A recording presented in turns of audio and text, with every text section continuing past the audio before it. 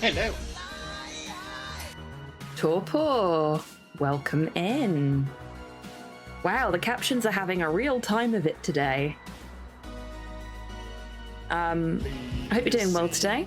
Congratulations on claiming first. And, House Calcifer just subscribed for 69 months. Could you pick me up so I can bite you? thank you for the treat as well, Torpor. And Mum, welcome in.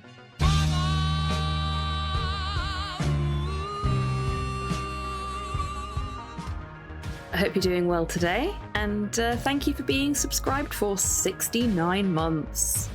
Nice.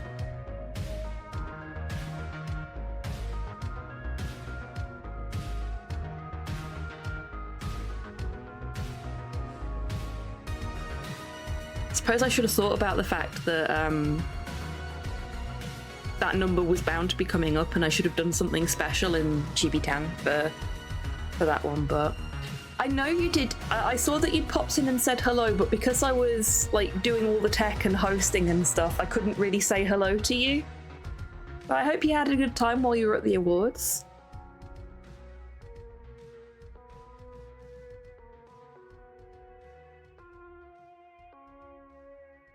We had a couple of technical glitches, self-inflicted. But it largely went quite smoothly, I think.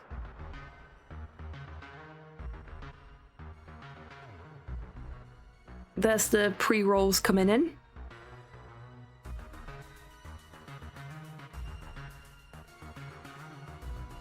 Ooh. Oh gosh. It took it out of me though. Tired today.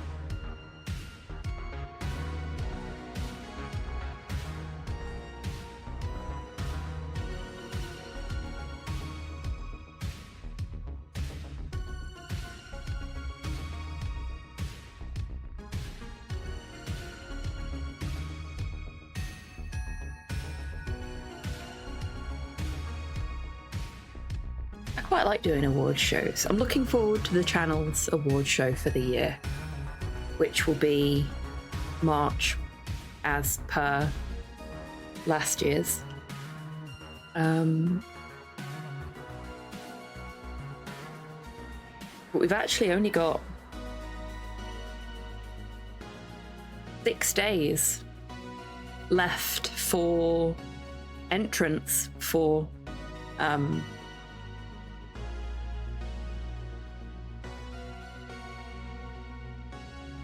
this year's award show, because I need a month for folks to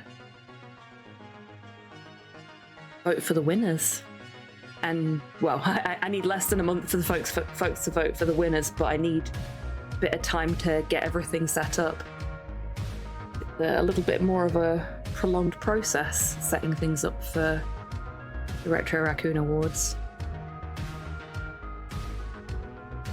A lot more moving parts.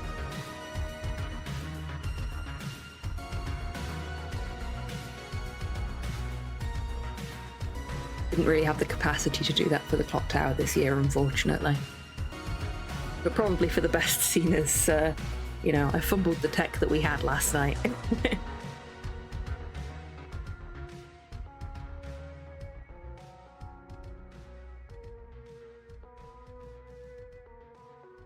That also means that the game we're playing today will be eligible for this year's awards, because it's like just within the threshold.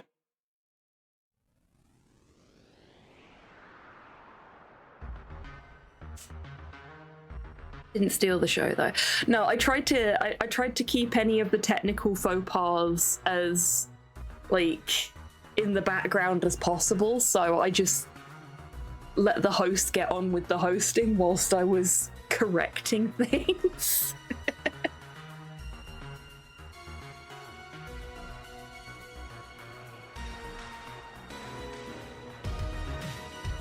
And that's the important thing. The show must go on, as they say.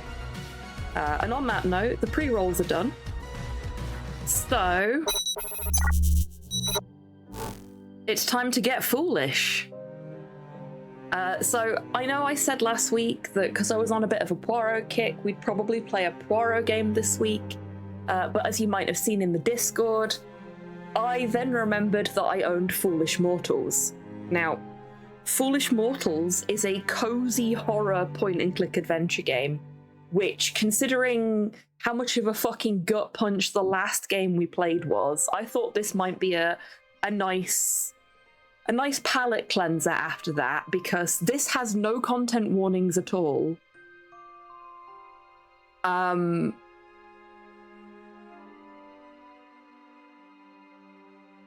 So I'm hoping it's going to be a nice chill time for us, but it's going to be a nice chill spooky time. Getting back to the Hob Ross days of the late night lounge when I did that by myself.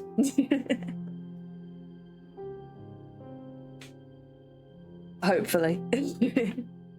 But it's stylistically it looks a lot like things like the original Broken Sword, which really is getting me hyped for this, because I love that era of sort of almost Don Bluth style 2D animation point and clicks. Obviously, The Curse of Monkey Island was one of my first point and click adventure games that I really understood to be a point and click adventure game. I'd got a little bit of experience with I Have No Mouth and I Must Scream and Clock Tower from prior to Curse of, but Curse of was, you know, my true entry into the genre. And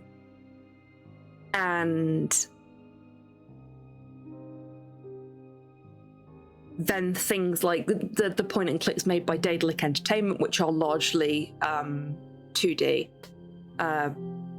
were another really formative part of my gaming experience. So something like this, a Broken Sword as well, of course.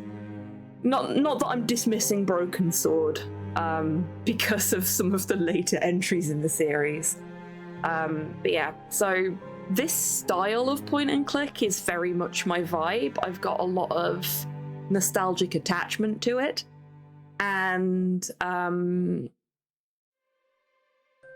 yeah, it's very exciting to have a game like this that has come out so recently, because I think this is either 2025 or like 2024. Pretty sure it's 25 actually, because I was hovering, waiting desperately for it to come out. Yeah, 5th of November 2025, so it's very recent. This is a contender for Best New Game for this year's Retro Raccoon Awards.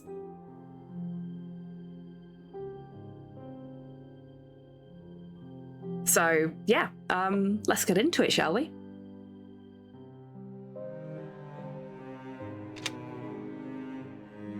Oh, it gives us a tutorial on how to actually play the game. It is typical classic point and click. Nice and simple. Left click, right click, double click. Easy peasy. A true point and click. Also, I want that mouse. That mouse is cool. We've got a fair bit of cutscene, but I have put the subtitles on, so hopefully They said there was a treasure on the island. Its location? Known only to the dead. I could see it in my dreams. How was I supposed to know that in order to find it, I'd have to die too?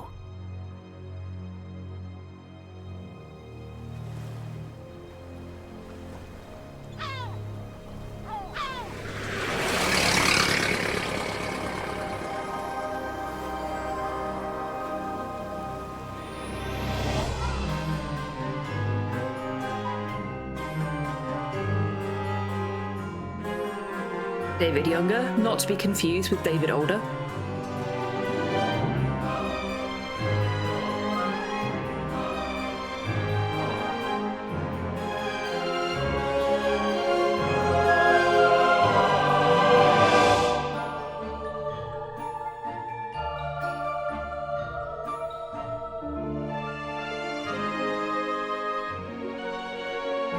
Sophie McCallan as the character that we play as.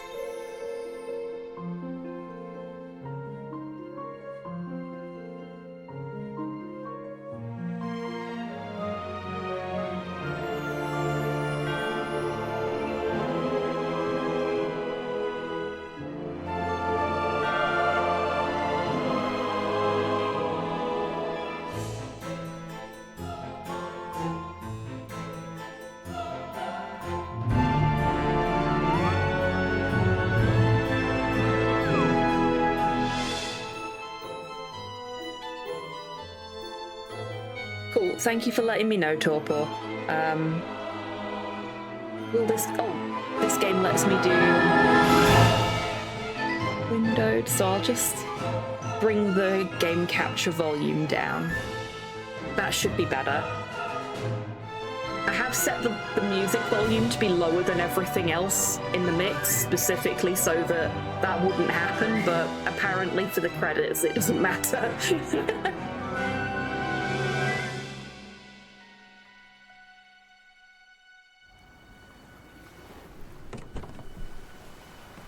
Well, I think you're a fool. Everyone on Devil's Rock knows what happened to that house. Over 30 years it stood empty now. Locals won't go near it. I say all it contains now is dust, cobwebs, and bad luck. I don't have time for ghost stories. Then what do you want with it? 33 years ago, the Belmore Trading Company was wound up and absorbed by the state. The owner's dead, the heir nowhere to be found. Money was missing from the company accounts, and it's still unaccounted for. I'm here to find it. So you're a treasure hunter? Not quite. I'm an auditor. An auditor? Records, taxes, all that stuff? Think of me as the adventurer of the accounts book. But on this case, I'm out of office and on location. At 8 a.m. tomorrow morning, the state's claim on that money lapses for good along with my commission. So I've got one night to find it. I'm overdue for a meeting with the parish comptroller to reopen the case. The comptroller you're meeting wouldn't happen to be Theodore Grimes, would it? Yes, I believe it is. Would be hard to convince him, I'd say. Why's that? I'm a good talker. He died about 4 days ago.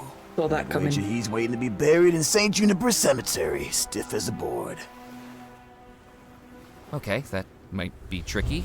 Talking to the dead isn't quite within my skill set.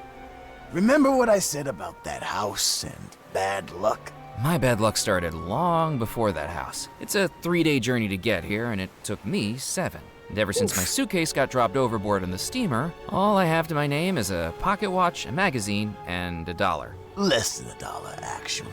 You owe me for the taxi ride. Well, shit. I really appreciate that you can see the characters' heads bobbing and their mouths moving while they're talking. It's a little detail that isn't necessarily that important in a scene like this, but it's nice that they did it. It was the only $1 I had left after traveling to Devil's Rock. It was the pocket watch I'd been given when I reached 5 years as an auditor. I didn't know whether it was to celebrate the fact or rub it in. Merry and Macabre magazine. The Vanished Wedding. Cost us 2 cents.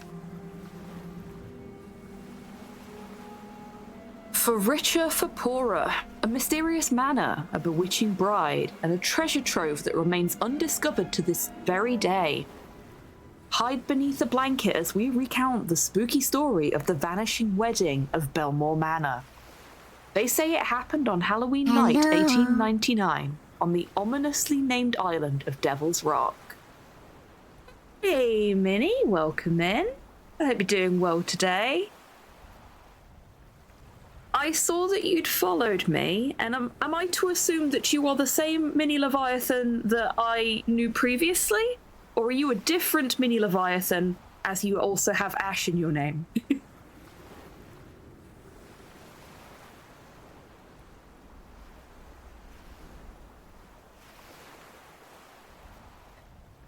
You lost the old Twitch account. Okay, it is you. I was going to say, it would be very strange if it was a different person using a very similar username, because that's a very unique username. It's good to see you. Long time no see. Hope you're doing well.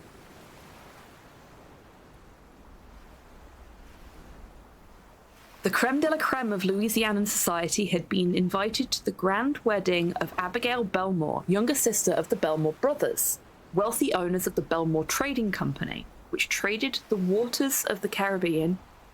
Okay. British by birth, the brothers took over the Belmore Trading Company upon tragic death of its original founders, their parents, while also adopting their young sister.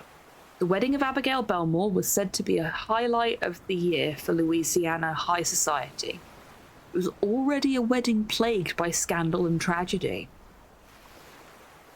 Abigail had declared her love for a sailor who worked aboard her brother's ships, eschewing the eligible bachelors across the South. Abigail was courted and proposed by a commoner. Unsure at first, but compelled by their love of their little sister, the brothers sanctioned the marriage and planned to make it a spectacle. But a fairy tale wedding this was not. In the months leading up to the wedding, each of Abigail's brothers, one by one, went missing, never to be seen again. This writer's theory? Murder. But who could accomplish such a heinous crime? The story takes a mysterious twist. Sorry, the delineation between these two paragraphs really threw me for a second there because of the amount of spacing between these words. The story takes a mysterious twist. The morning of the wedding, Abigail declared she would not marry the stalwart sailor, but would instead marry John Rackham, first officer of the Belmore Trading Company, and its director following the disappearances of the Belmore brothers. Was the bride stolen from the sailor? Was the bride rescued by the officer? Or were the two men simply pawns of a demonic debutante? The following morning came and no newlywed couple was to be found. Through the night, it is said that a huge green flash erupted from the manor house, and no one, not the bride, the groom, nor any of the guests, was ever seen again. The house was abandoned, the Belmore Trading Company broken and sold off, the island left to fade into obscurity. And yet the wealth of the Belmore family has never been found. Gold, jewels, or even more esoteric treasures all still lie undiscovered to this day. The house is avoided by anyone who knows its past and still stands at the heart of the Belmore estate, rotting away with its fading secrets still locked inside. What happened to the vanished wedding? What happened to the Belmore treasure? The story gets stranger still. Rumors abound that the Belmore brothers had an interest in the occult, and this dalliance with the dark arts may have seduced them. Could voodoo from the Caribbean expeditions have infiltrated Belmore Manor? On occasion, the night sky above Devil's Rock still illuminates with a green glow, a memory of that fateful night when an entire wedding vanished. Or perhaps it is a beacon to a priceless treasure, still waiting for an adventurer foolish enough to pursue it. Till death do us part. I keep hearing Belmont family. Close enough, isn't it? Maybe I've watched too much Castlevania, no such thing. And here we've got Yardley Belmore, the actor, a luminary of the stage on both coasts when his schedule allowed it, initially writing and performing plays, but in later years commissioning their production through his philanthropic efforts as his schedule was overtaken by the rapidly growing business. Xavier Belmore. Xavier?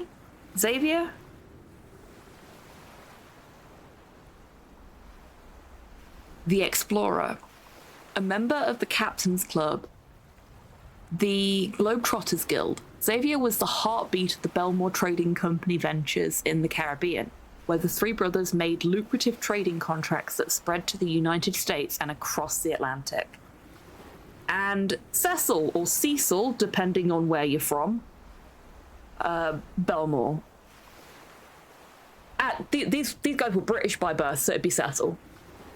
Cecil Belmore, lauded as a genius for his inventions and scientific rigor in the areas of electricity and transportation, rumors abound about possible technological discoveries that would have been announced if only he had not disappeared. And everything you need to make your own kazoo, plus a sheet of music, a book of sheet music. Impress your friends. Gotta love those kind of trashy magazines. The taxi driver's small eyes peered expectantly over his flushed cheeks. He looked like a balloon animal that had been overinflated.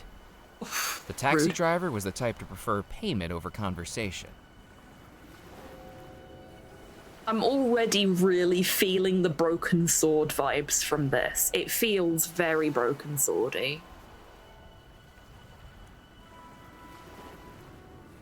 And here's your change.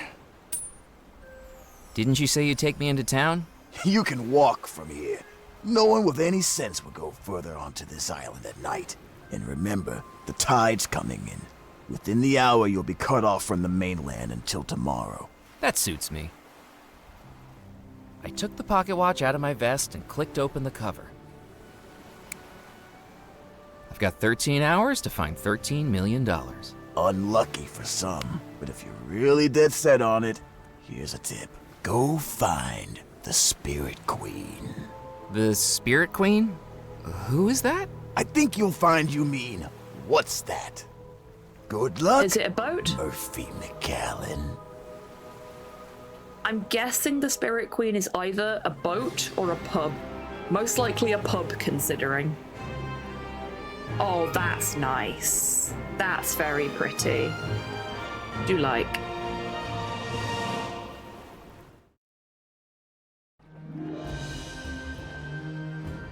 Oh, wow. Oh, this is Walking into the port town beautiful. of Dead Nettle, I could sense its history in every stone, brick, and plank. Echoes of merchant ships loading and unloading all manner of cargo from expeditions throughout the Caribbean. Gold and treasure that may still lie hidden on the island.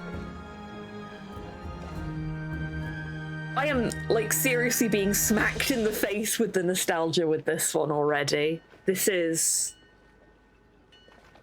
Yeah, it feels so much like something, like a point and click I would have played when I was, like, in my early teens.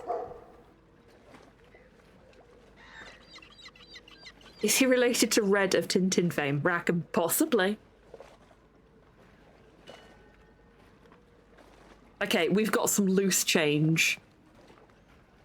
I have no idea. I think that's a cent, right? The little bronze one. And then I have no idea what this one is.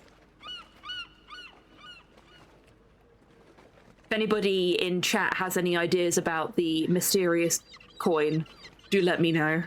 Trying to figure out how much money we actually have in our pocket.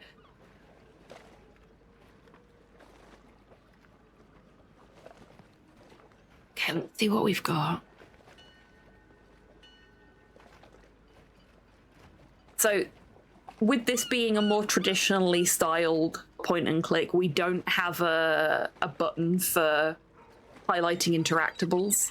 You all know I love a button that highlights interactables purely because pixel hunts are no fun for anybody, but I will give the game the benefit of the doubt and we'll see how it goes. Where was it? I got a thing that said island. Ah, here we go. Oh, right. Okay, so that's a... For now, I thought it best to explore the town and Yeah. see if I could find a local who could tell me where to find the Spirit Queen.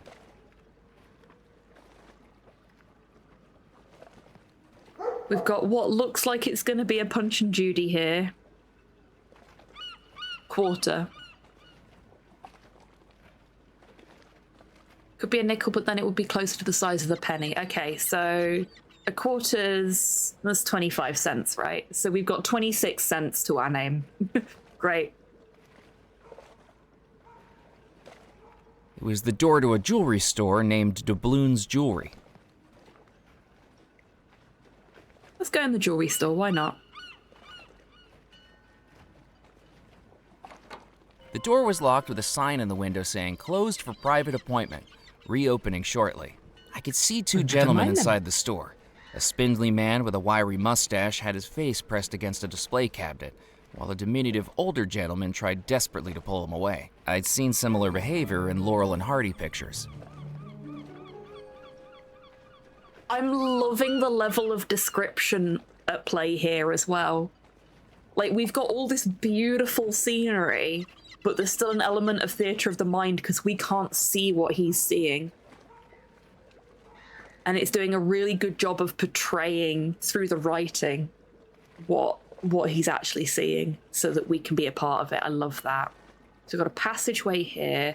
I want to go and look at the Punch and Judy stand. The sign read, "The Fantastic Fantocchio Brothers will be performing tonight. All ages welcome. Tips welcome even more." At least they're honest. Room and board available, inquire within. Okay. So this is obviously where we'll find somewhere to sleep.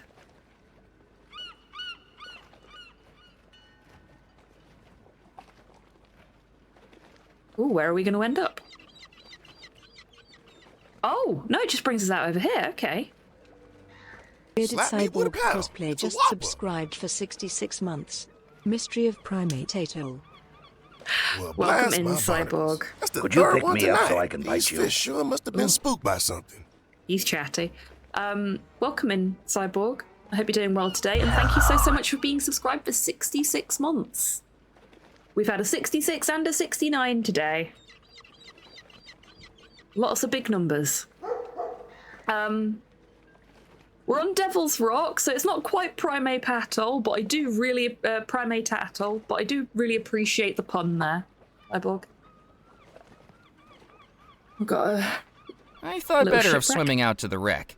As best as I could tell, all it contained was dock mud and the future promise of an antibiotics prescription. Be careful with that one, Minnie. It was my mum's sub-anniversary. We don't condone that here.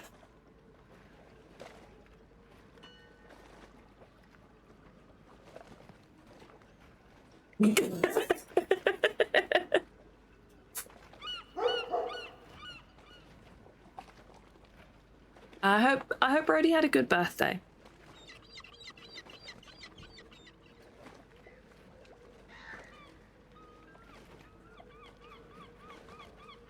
Well, we can just like... Huh. Alright then. It treats the dock as like a separate location within the... Are the fish biting? Not that's so well why. today, to tell the truth. That was the first nibble in hours. I'm Ned Kipps, by the way. I haven't seen you around here before. I'm here because I have a very important job on this island. A calling that only I can fulfill. Dark secrets that I need to uncover. Oh, you're a tourist. Now, why on earth would you choose Devil's Rock as the place to vacation? I must have done something to upset my travel agent. The name's Murphy McCallan. Nice to meet you, Mac. Not peckish, are you? You can help yourself to what I got here in my bucket if you like. Oh, thanks. My expectations nice of of a him. local seafood delicacy quickly unraveled when I plunged my hands into what felt like lumpy jelly. Ugh! It was a handful of fish guts. Ha! That's the best bait you get around here. They smell pretty bad, but the critters on this island love them. Who would have known they're good at suckering in tourists, too? We deserved that.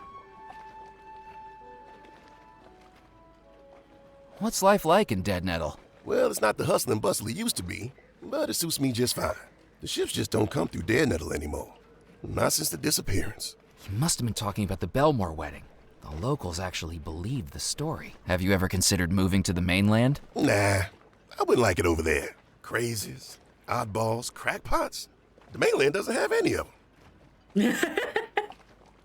I like this guy. He's fun.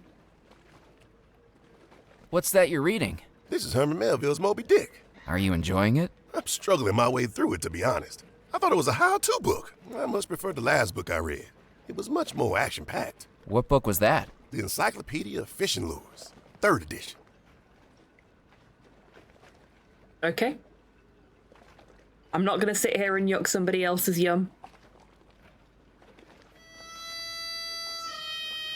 What in the broken sword of Monkey Island is this? This, Agent Sinister, welcome in, by the way. I hope you're doing well. is Foolish Mortals. This came out in November of last year, and yes, it is absolutely the Broken Sword of Monkey Island, and I am A-okay with that. It is, as the devs describe it, a wholesome horror game, a cozy horror game. There are no deaths in this, other than the potential ones that happened before the game technically started. There's no gore, no nothing like that. It's just like a proper chill classic point and click that was made in 2025.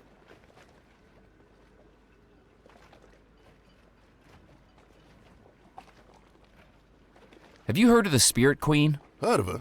Sure. But I wouldn't be heading out into the bayou at this time of night. If she's out there, that's where I need to go. Murphy, the bayou's dangerous. It's not the kind of place you want to go alone. I'll be careful. Well, if you're set on it, just take the western route out of town. Left that Pimlico Rock, and right on into the bayou. Without Docket gets in there, you'll see the lights guiding you the last stretch of the way. Just make sure the gators don't get too attached to you. Okay, so we've got the beach and then the bayous up here. Look at that map, though. Isn't that pretty? Right, I will deal with that treat now before any more talking happens. And I will deal with the one that you redeemed at the very start of the stream as well, because I forgore. So we've got a witch and a cola bottle. Thank you very much. I'll do the cola bottle first. Easy to eat. I'm going to get back to exploring the island. I wouldn't go looking for it if I were you, you know. Excuse me? The folks this island gets now either seem to be looking for something or running away from something. You look like you're doing both. You got your eye on that Belmont treasure, and I wouldn't be doing right by you if I didn't warn you to stay away from it. I know this island has a reputation for the macabre, and it's all fun and games in the beginning, but dig too deep, and you end up in a place you don't want to be. What makes you think Ned looked at me in a way that told me my playing innocent wasn't going to work. Okay, that's right, but I'm not a grave robber. I'm an auditor, contracted by the state. It don't matter what your reasons are, Mac. You need to be careful with that house. Us locals, we don't go anywhere near it. I appreciate the concern, but who can really say they've seen a ghost? I have, Murphy, and I'm not the only one. Ever since the disappearance, anyone brave or foolish enough to go up to their house has seen the same thing. You might say it was moonlight shimmering off dusty glass, the shadow of a tree branch, or a curtain blown by an unseen breeze. But deep down, we all know what we saw. What did you see? The Phantom. It's not something anyone will forget. Every poor soul who's seen the Phantom has been plagued by the most awful experience. Night after night of endless nightmares. Oh. Months of restless sleep. Just visions of faces. Evil faces. Laughing. It's like it can infect your dreams. And who do you think the Phantom is? Or was? Nobody knows. But it must have been someone at that awful wedding. Someone who doesn't want to leave the house. Or doesn't want to let anyone in. I appreciate your concern, but I have a job to do. I don't think my boss would be too happy if I report back that ghosts and ghouls are what's standing in my way. You're not the first to come looking for the treasure, you know. But if I find it, I could be the last. Whether you find it or not, I hope that's true. For everyone's sake. Ned's talk of nightmares was the last thing I needed to be worried about. Even if it was a job, ever since I read about the Belmore treasure, all I could do was dream about finding it.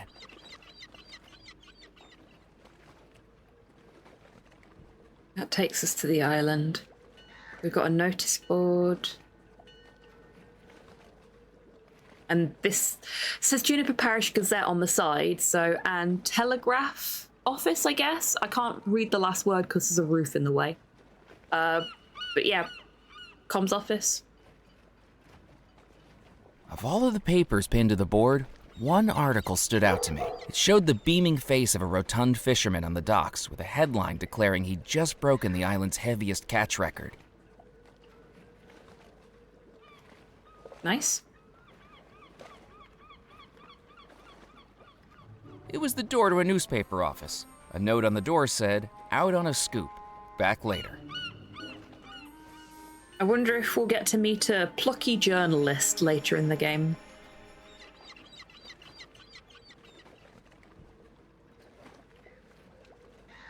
clothesline was decidedly out of reach, even for a person who wanted to steal someone's freshly laundered undergarments. I wasn't one of those people. I noticed the poofy pink dress, and I hope that that's a reference to Monkey Island 2. I really, really hope that that's just like a little nod to when Guybrush dragged it up for the party. And he fucking slayed in that dress.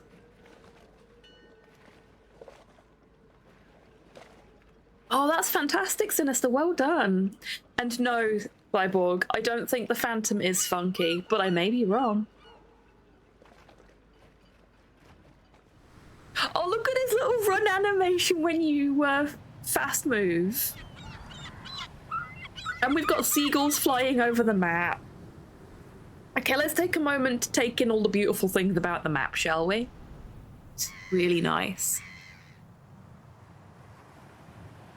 Like, the artwork for this game so far has been really fucking good. This must be the mainland over in the over on the side here that was talked about earlier. I wonder why they call the rock Devil's Rock. It doesn't look like a devil. Do you think?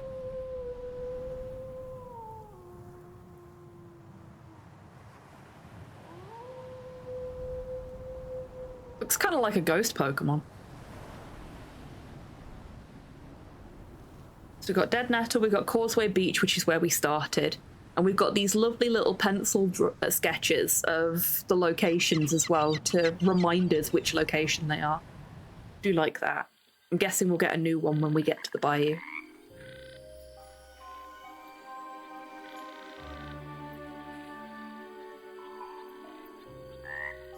Oh. After what felt like miles, the eerie darkness of the bayou gave way to the soft orange glow of a gas lamp. And beyond it, the last thing I expected to find in the heart of the swamp. Called it. Hand-painted lettering on the side of a paddle wheel revealed the Spirit Queen wasn't a person, it was a riverboat. Its hull sagged, the woods swollen and split from years in the swamp. Peeling paint curled like dead skin, and what remained of its once grand decks now tilted and crooked. It looked like a wedding cake that had been left to rot.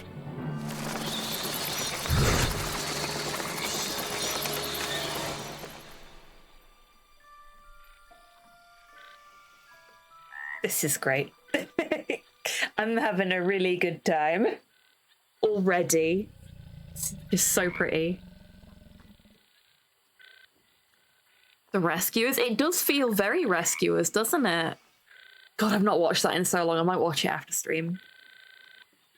I need to finish stream roughly on time today, not because I've got prior commitments afterwards, but because I want plenty of buffer time for like getting stuff ready so that I can go to bed nice and early, because I start my new job tomorrow and I am bricking it. Hello, Hans. Welcome in. I hope you're doing well today. Oh, that sounds like a very good plan, Hans. Well, thank you for popping in to say hello. It's always lovely to see you.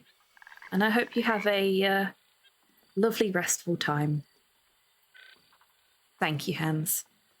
It's probably going to be quite, like, relaxed purely because, like, it'll be my first day, so I won't be expected to do too much in the way of actually doing the job. It'll just be, like, the onboarding training and shit like that. And meeting lots of new people. That's the bit that scares me the most, I'll be honest with you. I get tired after I've met a couple of new people, and I'm going to be having like a full day and possibly a full week of meeting new people. So I'm going to be very sleepy next week.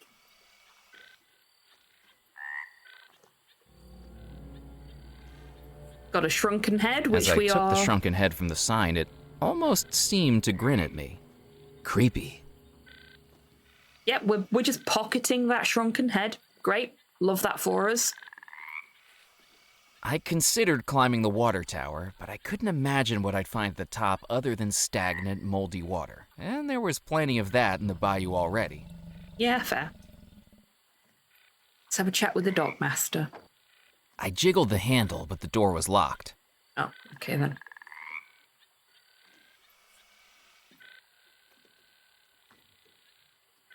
Yeah, not that kind of job, Cyborg. Not that kind of job. Ooh, okay. So it swings all the way around because we're a bit rough with it. Can we... Can we put the handful of chum that we apparently put in our pocket after the nice fisherman tricked us on That the didn't crane? work. No. Hand feed it to feeding the the alligator? alligator didn't seem like a good idea. What if it bit off more than I was offering? Okay, how about if we put the The shrunken, shrunken head was already disturbing enough without shoving rotting seafood inside it.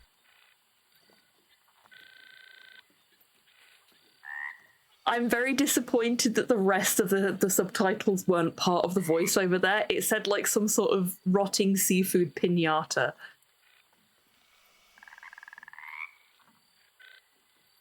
That didn't work. Do we have anything else we can interact with? Because our problem seems to be that the gator The is shrunken very head slow was moving. dry and desiccated. I doubted the alligator would want it as a snack.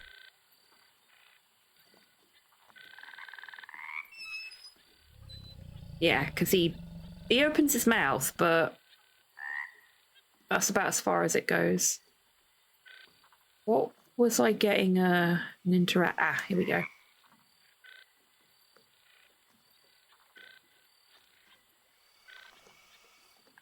I may have been new to the bayou, but even I knew that plunging my hand into alligator-infested waters wasn't a good idea. Yeah, that's fair. Jog. Jog, little businessman. The alligator snapped at me like a sprung trap, giving me more than enough reason to stay well away from those teeth. If I wanted to get across the jetty, I needed to make sure the alligator wasn't on it. Okay, so we already knew that. What we need is something to attach stuff to the crane. We can't just smear the crane in fish guts, it won't That let didn't us. So we need an additional item.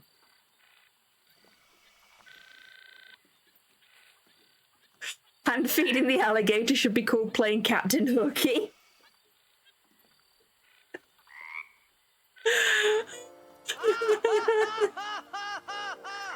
Bravo! That was fucking terrible. I loved it.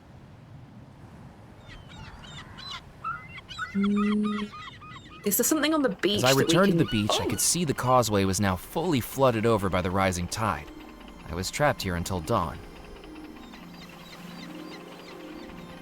Hello, little girl with a balloon and a tin boat. This isn't ominous in the fucking slightest. Hello? Little girl? You lost your mommy and daddy? It's late, there could be a lot of strange people around. Yeah, I think I'm talking to one. Maybe I should introduce myself. My name's Murphy McCallan. What's yours? Mallory Wisp, angel on the outside, malevolent force of disparagement, derision, and disorder on the inside. At least, I love that's her. what Mrs. Huxley wrote in my school report. Hey, do you know what an enfant terrible is? Do your parents know you're here? Of course they do. This is my happy place. I come here when I need to cheer up. What's got you down? It's my birthday, and I didn't get the present I wanted. Well, happy birthday. Is being out here helping? A little. It's a nice place to plot my revenge. This doesn't sound like an appropriate way for a little girl to spend her time. Little girl? Little girl? What am I supposed to like? Posies and princesses? Tiaras and tea parties? Those are not my thing. Poirot33 just subscribed for 23 months. Hello, Hobby. Hello, Poirot. Welcome in. I hope you're doing well today. Thank you so much for being subscribed for 23 months as well. It was a scheme to clone Big Boss. Oh, Guess hello. what? We found Big Boss's clone.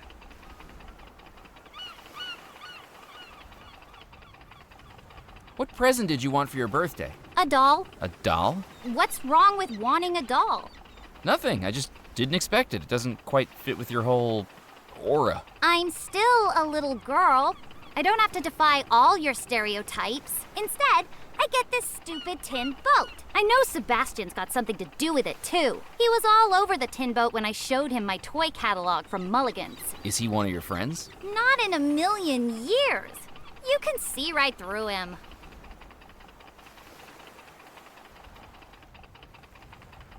How are you planning on getting revenge? I'm not sure. Currently, I'm at the plotting and ruminating stage of my plan. What are you plotting and ruminating about? How things would be different if I was in charge of the world. We had a school project last week. What we want to be when we grow up. Mildred wanted to be a baker. Bobby wanted to be a firefighter. What did you want to be? Queen of the universe. I guess Okay, no one can yeah. accuse you of lacking ambition. Do you think you could fix the world's problems and make the world a better place if you were in charge? Oh, absolutely not. It would be far worse. My patience is worn so thin with all the idiots around me. I don't know if it would be wise for me to wield that much power. You to the dungeons! You to the torture room! It would be very cathartic for me, though. She's precocious, isn't she? I like her.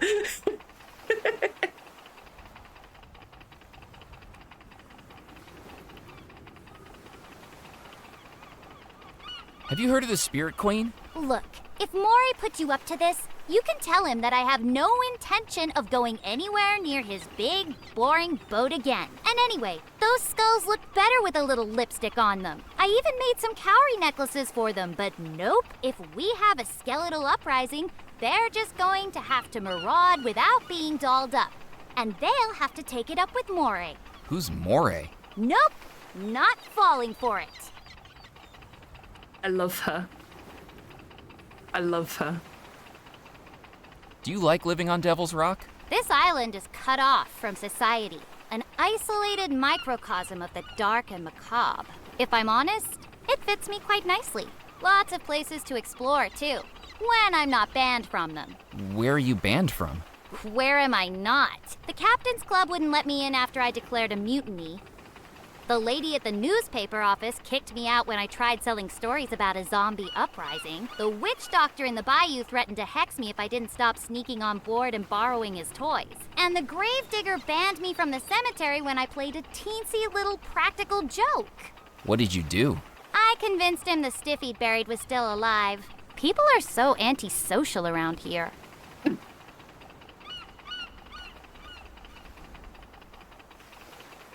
You snuck on board the Spirit Queen? You got past the alligator? Oh yeah, Mephistopheles is a big softie. I think he likes the smell of rotting fish in my hair. My dad works the trawlers. Our entire house stinks like the inside of a humpback whale. The gator's called Mephistopheles. What a great name for a gator.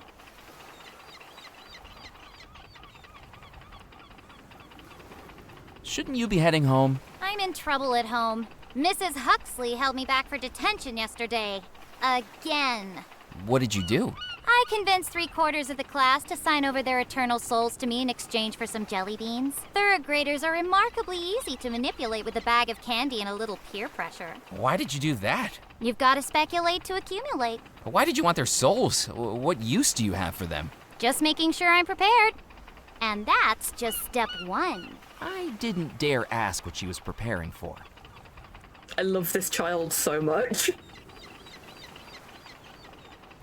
If you're not happy with your tin boat, could I have it? I'll tell you what.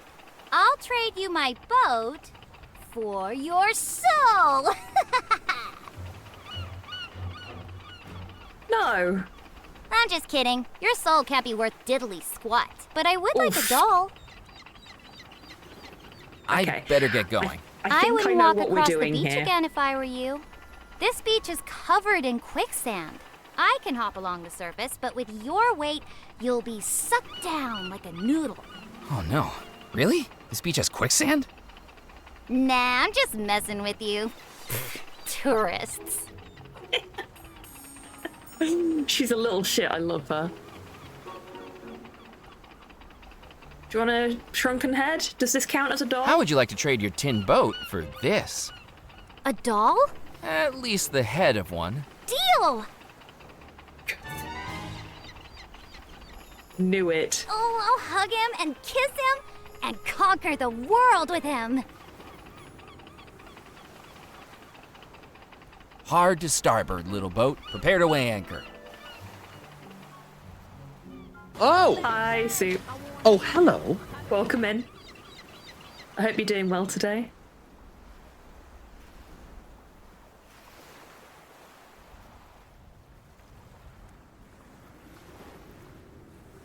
Yeah, market value on a soul is probably not great right now.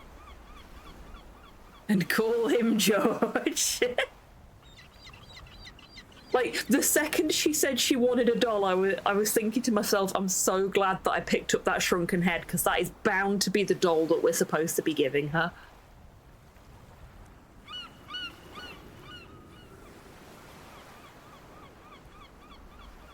There would be no thank way you to for cross the contributing. causeway back to the mainland until the tide had gone down. The Resist or Surf challenge, folks. Much appreciated. I peered into the tide pools, but all I could see was pebbles, sand, and seaweed. No.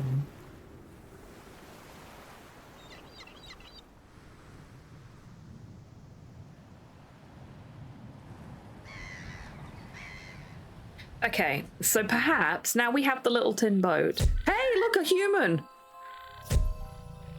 That's got to be the journalist, right? Who else would have Mr. a camera? McAllen, Fuck, she knows Yes? who we are. How do you know my name? it's a work assignment that brings you to the island. Am I right? She began staring at me with intense, hypnotic eyes. Disguised within her tailored outfit and tortoiseshell spectacles, she had the crazed look of someone not entirely in touch with reality. That's right.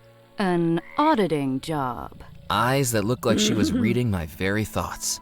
Yes. We've been rumbled. And you're late. Days late. I was beginning to panic. Ned had warned me about the supernatural on this island. Was this person standing in front of me equipped with psychic powers that could read my very thoughts? How do you know all this? Are you the witch doctor? The witch doctor? No. It was written on this telegram that came in for you. It came through a few days ago now. Your boss isn't too happy by the looks of it. Phil Bolam, the taxi driver, telephoned and said I'd find you out here. You're reading my telegrams? I'm a newspaper reporter. It's one of the best ways to get a good story. Now, do you want it or not? If you wouldn't mind. McAllen, you're late reporting in. I don't remember authorizing the reopening of a cold case, but you better make sure it pays off, or you'll be swapping desks back to the mailroom. Sid Sinclair, Sinclair Auditing Company. Do you want to send a reply? What was there to say? My only contact was going to be pushing up daisies by morning, and my one lead was the magazine I'd been carrying with me since heading out. Before I checked in with my boss, I needed some progress to report badly. You know, for now I'll just leave it. Suit yourself. Sounds like you're up to some fun on the island, Murphy. Be a sweetie and keep me updated so I have something to write about, won't you? She didn't even wait for a reply before she started striding back through the bayou. She hadn't taken a single thing from me, yet somehow, Hi, Tids. still felt like I'd just been mugged. Welcome in. It's lovely to see you. Yes, she's a reporter. She also operates the telegram office. Okay. I've had some messages that I need to check. And we've got a break coming in like 7 minutes. I know, Tidders, I'm sorry, you've literally just got here. But I'm just going to kick the break off now so that I can check these messages in case it's something that's time sensitive. Sorry, folks. Great time to grab a drink, grab a snack, have a stretch, get some fresh air, all that good stuff. And I will see you in 3 minutes.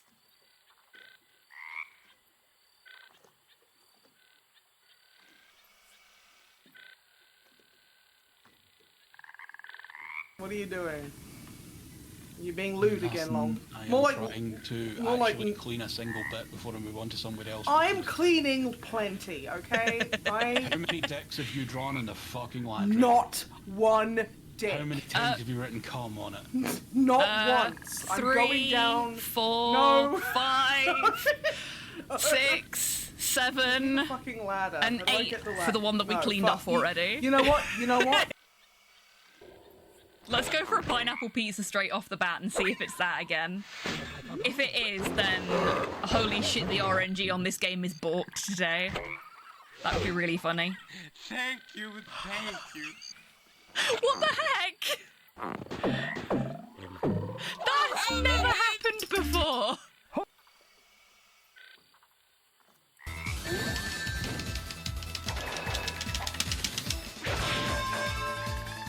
We just kissed him goodnight.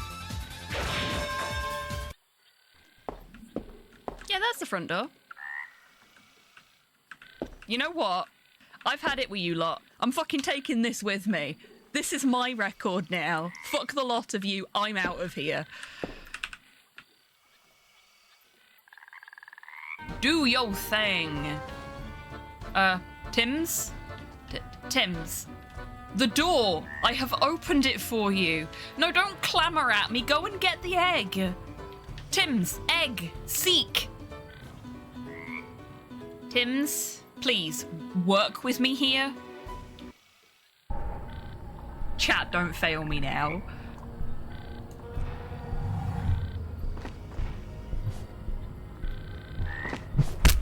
Oh, yes! That was really good form from Harry as well. Bravo, Harry. Muscles and sinew. Rude. What the? So, why? No!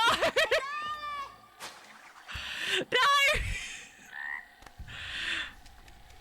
Oh my god, this is weird! All my timings are off!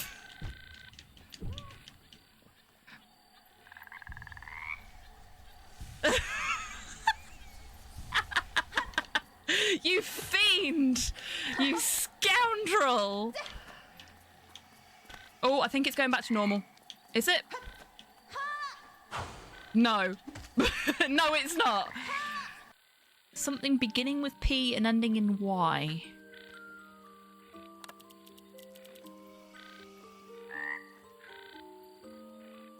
Clearly Jimmy Carter. Yeah, it must be Jimmy Carter.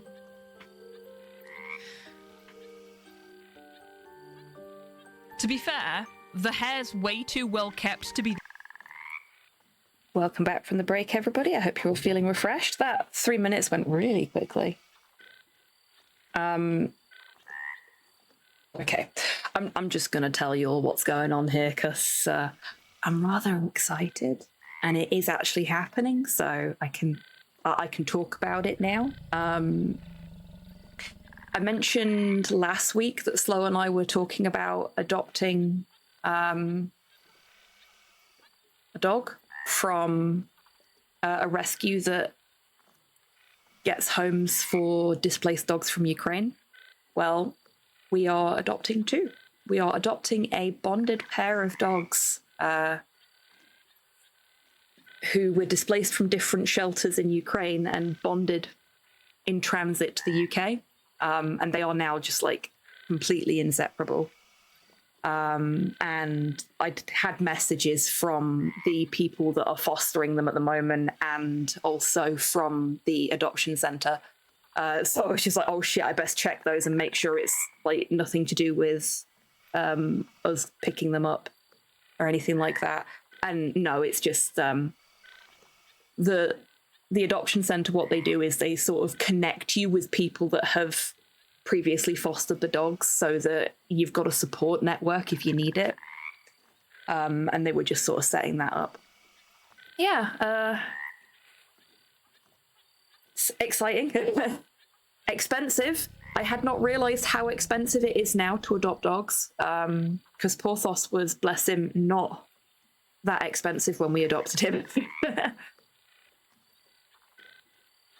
But then again, we got him from a stray rehoming centre that also operated boarding kennels, and the place we're fostering / adopting these dogs from is entirely a charitable organisation with no business attached to it. So it makes sense that it'd be more expensive. Yeah. It's going ahead. There will be doggos in the house again soon. Which is terrifying and wonderful all at the same time. It does also mean that I will have to get a new treat jar for them, because you'll absolutely want to give them treats, I'm sure. Yay for doggos. Yeah, I'm very excited about it.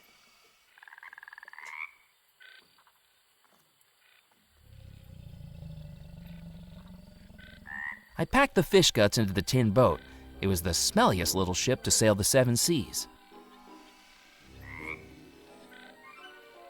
No, we are not. Time to childproof the house again. Yeah, kinda. There will be 2, Soup. There will be 2. They're a bonded pair. No worries, Tid. As you enjoy your time in the Lurkers Lounge, thank you for popping in.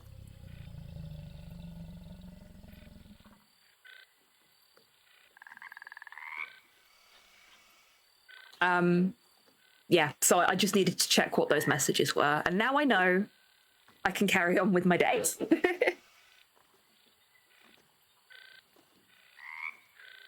We're, Slow and I are talking about whether we want to rename them.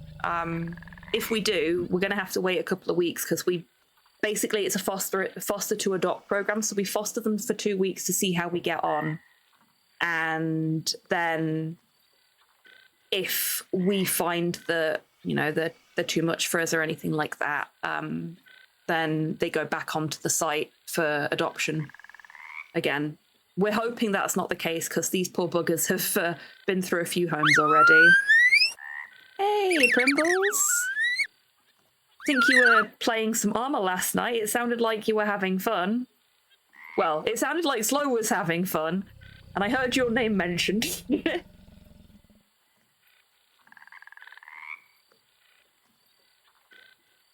Yeah, Slow's got some work to do in the garden just to make sure it's nice and secure for when they get here as well. Okay, I'm going to try putting the little boat in the bayou. Perhaps this would attract the gator's attention. The hulking mass of scales and muscles lumbered to the edge of the jetty and dangled its toothy jaws over the side, its nostrils flickering at each waft of fish guts. Look at his little face. And now we know he's called Mephistopheles. It's actually referring to him as Mephistopheles. Love that. Slow was your medic. Oh no, I'm so sorry. Ready? Oh, I'm sorry, Mephistopheles. With a splash that would be the envy of any cannonballing kid at a pool party, the irritable reptile disappeared into the murky bayou. I just hoped it didn't hold a grudge. Oh no, I know, Primbles. I was playing. Slow is very much like me in that regard. He likes playing the support roles. Oh, a taxidermied fish? Don't mind if I do. We'll just pocket that. The taxidermied fish looked like it was barely hanging on to the rotting wooden frame. Deciding it would be better coming with me, I picked it up. And in doing so, tore a long hole in its previously stitched-up seam. Oopsie. Oh, look! You can see all of the packing material coming out of it. Poor fishy. The plaque read, "My beloved Bernie, heartfelt wishes, now you sleep with the fishes." Oh dear. That's going to take us off the boat. We don't want that. Spirits Whoa. and specters from realms yet unknown, guide to me the wanderer who searches alone. Welcome, Murphy McCallan. How do you know my name? Have you been reading my telegrams too? I have no need for such trivial paperwork. I have eyes all over this island. Now it's time for me to see you for myself. Come, step into the light. I know a lot about you, Murphy. Unknown parents, a childhood spent in orphanages. I know things about you even you don't know. How do you know all that? My name is Dr. Morey. I am a conjurer, a shadow man, a controller of spirits that balance the line between life and death. And those spirits whisper to me. But for now, it's your time to talk, Murphy. Tell me why you've come to my humble abode. I've been told you could help me. That depends on what you seek. I kept telling myself that the doctor's theatrics didn't convince me. That there must have been a logical reason why he knew what he did. But with how skittish the locals were, humoring him seemed like my only chance of learning more. I'm looking for the $13 million that went missing from the Belmore accounts. I'm an auditor in the company I work for. Murphy, do you take me for a fool? I know what your mind sees when your eyes are closed. Tell me, Murphy, what do you dream of? Benoit Blanc voodoo man, a little bit, yeah. I like the octopus detailing up here. This is nice. Is it an octopus? Squid?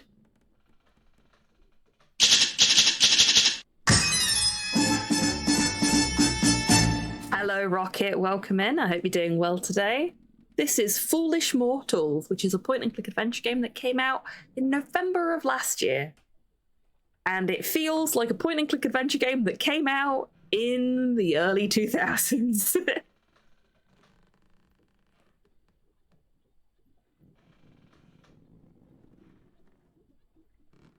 I dream about completing my work assignment. We've all been there, buddy. Sometimes you just dream about work.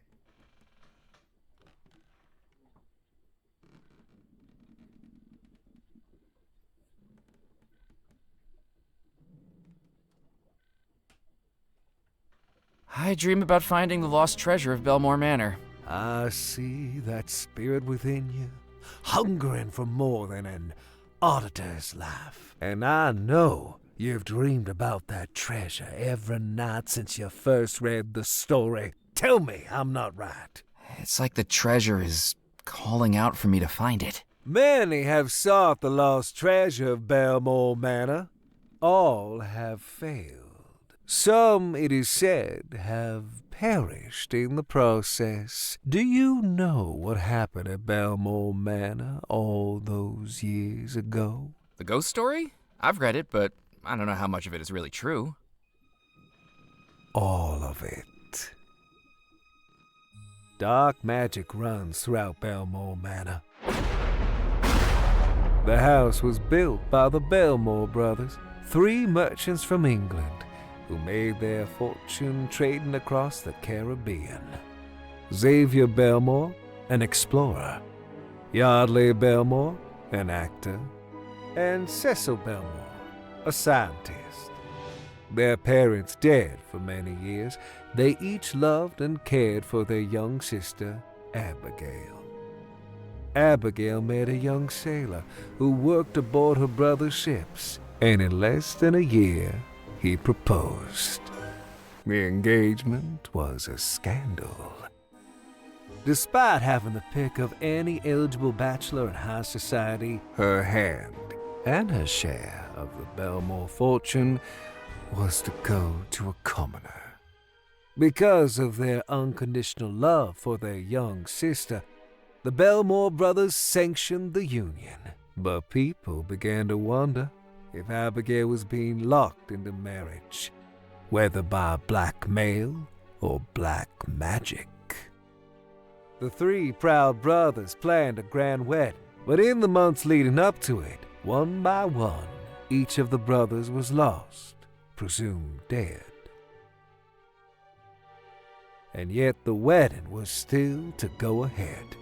And with Abigail set to inherit the entire Belmore fortune once she came of age, people began to wonder whether the sailor was not a perpetrator, but a pawn. On the morning of the wedding, Abigail summoned the sailor to her chambers. "I don't love you," Abigail declared. "I never loved you." and before the guests gathered in the house, Abigail declared that she would marry another on that same evening. John Rackham, first officer of the Belmore Trading Company, would be her new groom. Except that didn't happen. That night, everyone in the house suddenly and mysteriously vanished. Perhaps it was the last revenge of the scorned sailor. In the house that night was a heart that would be broken, a victim who would be tricked, and a force that would unleash evil. But no one knows exactly who each was. If you want to find the treasure, Murphy, you'll have to find out.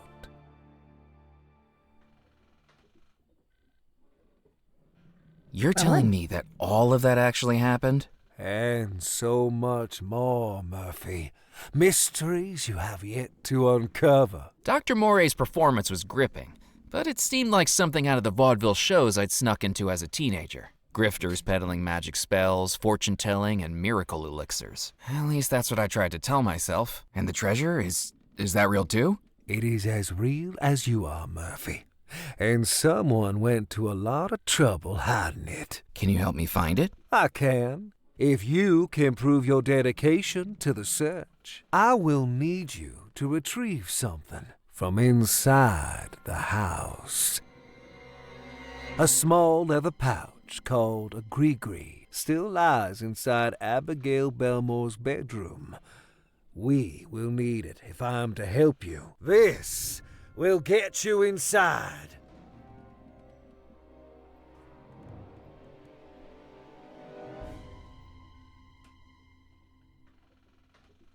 You're not gonna pull a rabbit out of your hat for your next trick, are you? I do not do tricks, Murphy McCallan.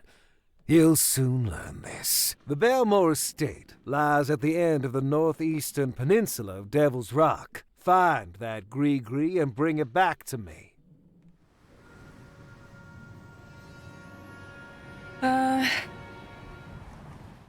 I'll be here when you return. And Murphy, okay. This ghost story, now it's your story too.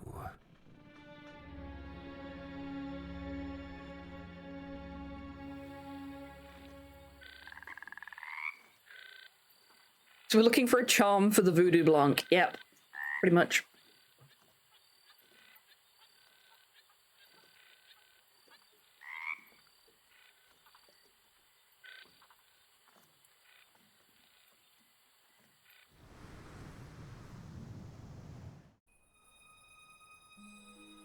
Framed by trees and lit by moonlight, Belmore Manor stood imposingly in the still night air. Even without any lights on, it felt like something inside the house was calling me, or warning me.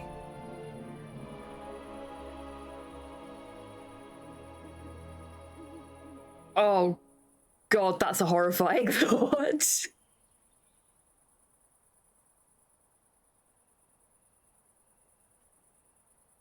Harry From the Dubois outside, just I get couldn't drunk at the spot any funeral. clues to the location of the Belmore treasure.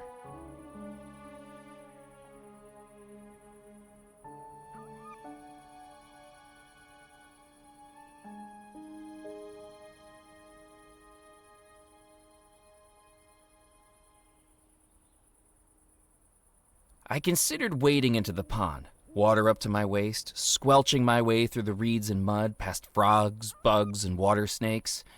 Then I realized I had absolutely no reason to do that.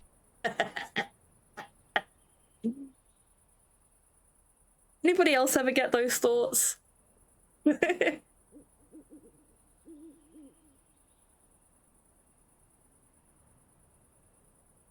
All the time, yep.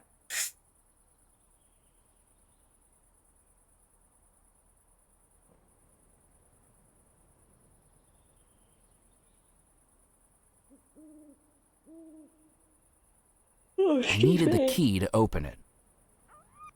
I've got the key. Okay, so this is one of those situations where we actually have to use With the a things deep in our breath, inventory. I placed the key into the lock of the house I'd been thinking Good to know. about for weeks and turned it.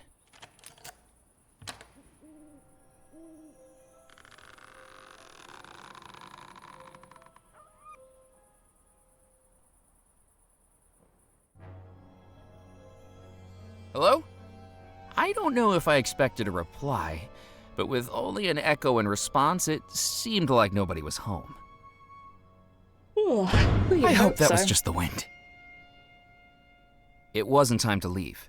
I needed to explore the house. Okay, so we don't get to check if the doors have locked themselves. Let's see what we can see in this room before we start moving on. An orb appeared seemingly from nowhere, glowing and shimmering with energy, simultaneously captivating and terrifying. It was like it had a presence, an aura that I couldn't explain. My first instinct was to look for smoke and mirrors, but this illusion was right before my very eyes, one that I could reach out and touch. Broso! Hello, Cypher. Welcome in. I hope you're doing well today. Okay, it wants us to go that way. We ain't going that way. Because what do we say about the critical path? It was a painting of Abigail Belmore, hauntingly beautiful. Oh, you don't need to do like exclamation mark and then have it all one word. You can just type critical path and it does it. It was a painting of a gazebo overlooking the sea.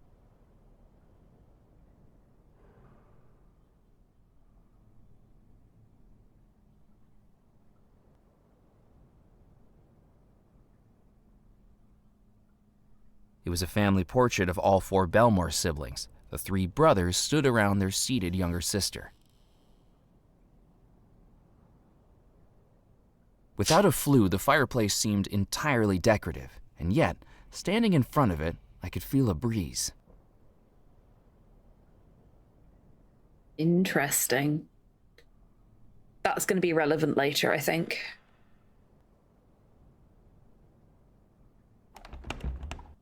With neither of the doors appearing to open, I peered through the crack between them. I couldn't tell if I was imagining things, but it looked like shadows dancing.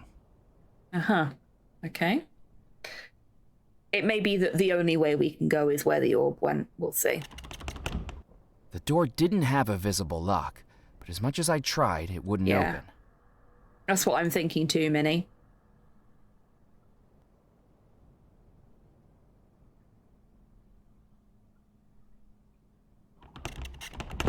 Like the other door, this door had no keyhole, yet still seemed to be locked too. Okay. It's the only way we can go. That's fine.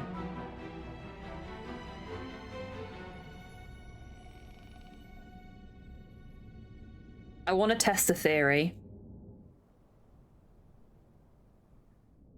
Yes! Another thing they didn't need to do, but I'm glad they did. It remembers which door you went through and brings you up the correct side of the stairs.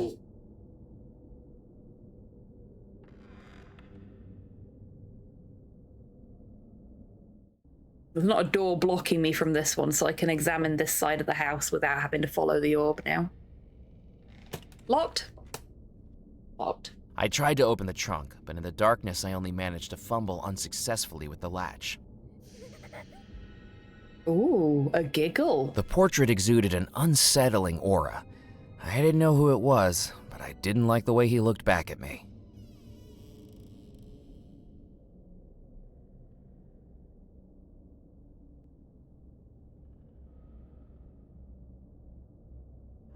There was nothing behind the curtains. The door was locked. The door was locked. The door was locked. Boo! All the doors are locked.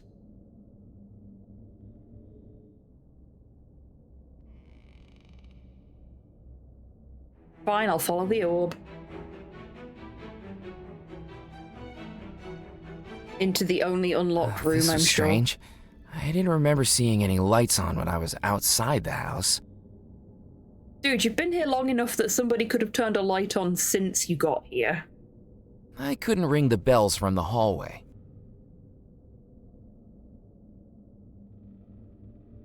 I know what's going to happen, but I'm going to try anyway. The door was locked. What kind of point-and-click game player would I be if I didn't? The door was locked. I looked behind the curtains, but there was nothing there.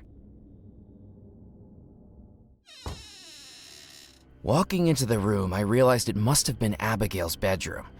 I was in the right place. Somewhere in this room was the Gree-Gree, and I needed to find it. A poker. I took the poker from the hook. Get out. I hope that was my imagination. Ooh.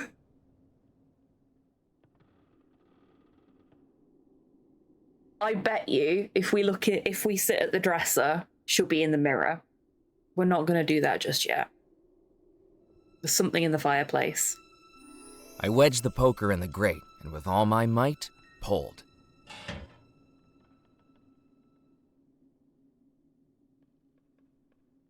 I picked up the object that had been glinting in the fireplace and discovered it was a jeweled brooch. Ooh, it was an pretty. ornate brooch that had tarnished with age. What should have been a sparkling gem was now grimy and dull. The sheets lay flat on the bed, undisturbed for more than 30 years. The Gree-Gree wasn't going to be there.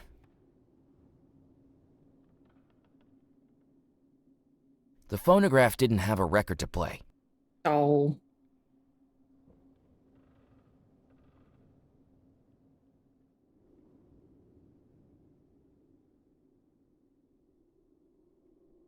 It was best to leave the vase where it was. There was nothing I could do with the tabletop. So it's a good job we did the fireplace first, because that's clearly a spot for the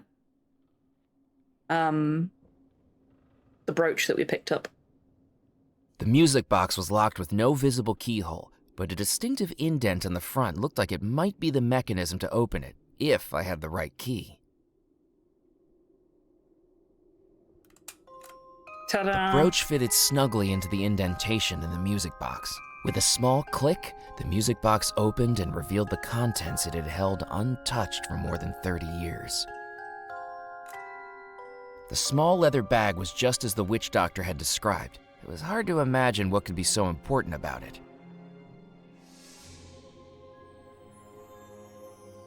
Oh, there she is. You should not be here. Wait, I can explain. You don't belong here. I don't mean any harm. Get out. Get out. Ouch.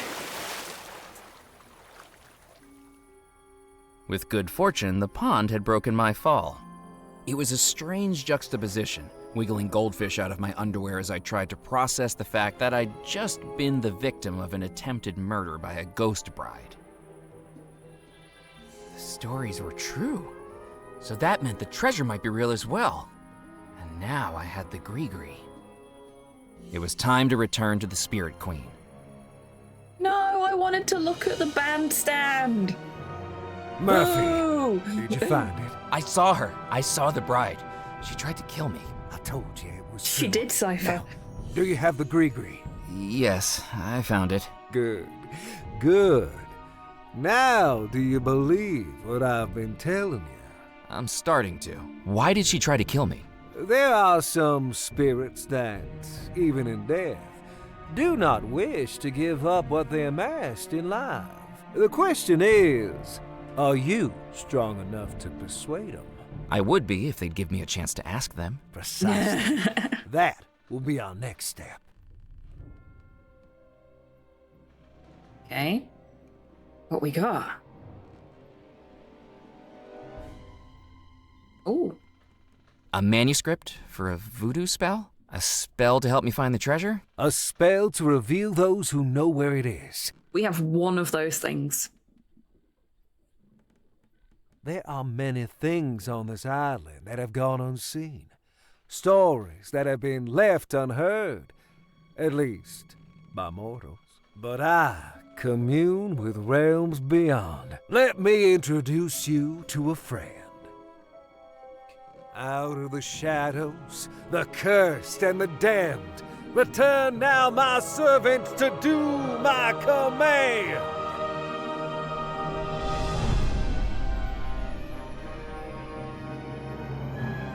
I have returned to you, Master. Loa, this gentleman wishes to find the lost treasure of Belmore Manor. Tell him how this can be done. Fucking Loa, just popping up. Only What the inhabitants fuck? of the house know where the treasure lies. Their spirits still within its walls, trapped between life and death. To ask them, those spirits must be pulled back to the mortal realm. And that is what our spell will do, Murphy. A summoning spell to unveil the ghost trapped within the house. 7 ingredients place inside, tie closed and then unseal. Within the focus what may hide, this spell will soon reveal. Once you've collected all 7, we can summon the ghosts of Belmore Manor. Once we've summoned the ghosts, we can ask them exactly where the treasure was hidden. You have served me, Loa. Begone.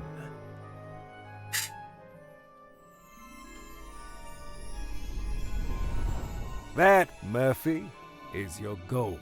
Find the 7 ingredients named in the Voodoo manuscript, place them in the Gree-Gree, and return to the Spirit Queen. Are you up to the task? I think so. Excellent. Then there's just one thing left to do. The Gree-Gree that you carry is not yours. It was stolen from the spirits.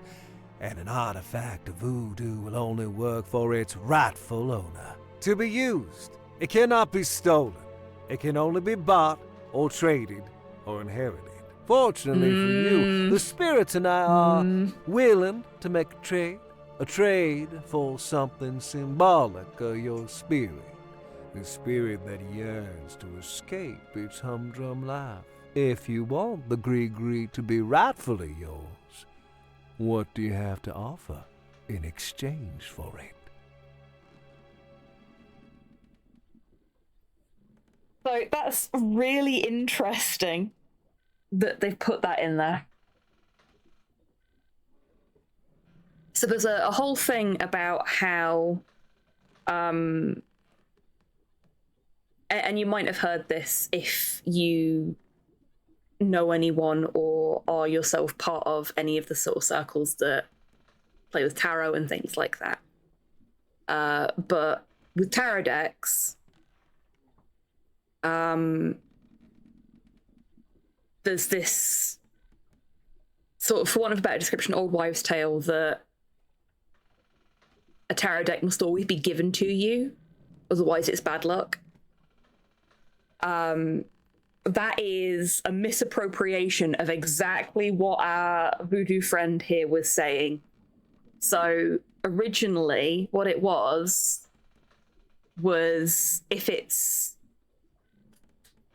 so tarot cards weren't something that was mass produced originally. So if you had a tarot deck, it was either something that you'd made yourself, something that you had commissioned, or something that you had inherited.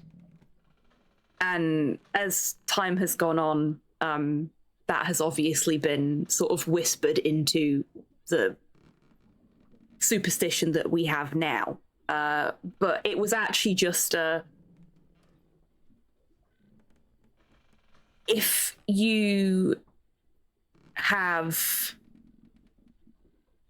are of a lower class, as it were, and you have obtained a tarot deck, you have likely obtained it through unscrupulous means, which means that it's got a lot of negative energy attached to it, because something bad has happened to make it be in your ownership.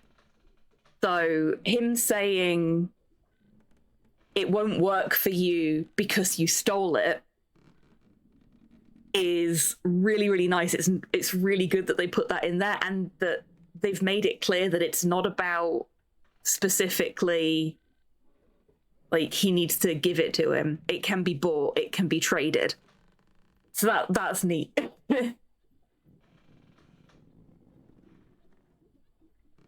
There's a Fortnite tarot deck now? Damn. I've got a Welcome to Night Vale tarot deck. You can get tarot decks based on anything now, but that's because it's a lot easier to mass produce those kind of things now. It's a lot easier to commission that kind of artwork now. It's affordable for people in a way that it never was when tarot was being practiced in those early days when this superstition came about.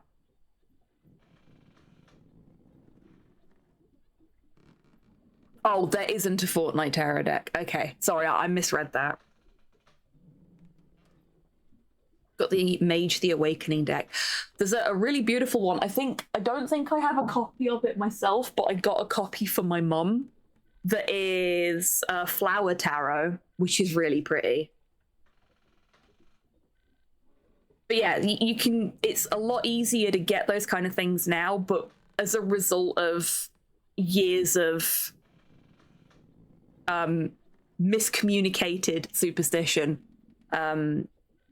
people often believe that it's bad luck to use a tarot deck that you've bought for yourself, but it's actually just bad luck for you to use a tarot deck that you have gained through means that you shouldn't have.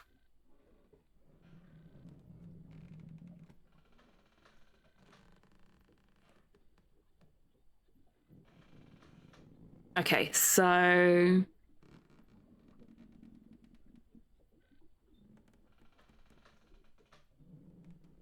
would the spirits trade the Grigri for this? A valuable we also brooch stole that. indeed. But I seek something that represents you, Murphy. Okay, something that represents me. My pocket watch?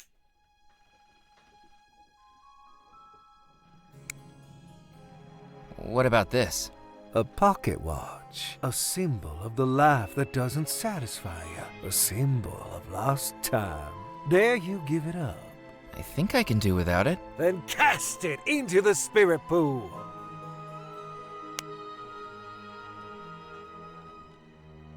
I think they have trademarked it, but it's not really their thing. They've trademarked it as a board game.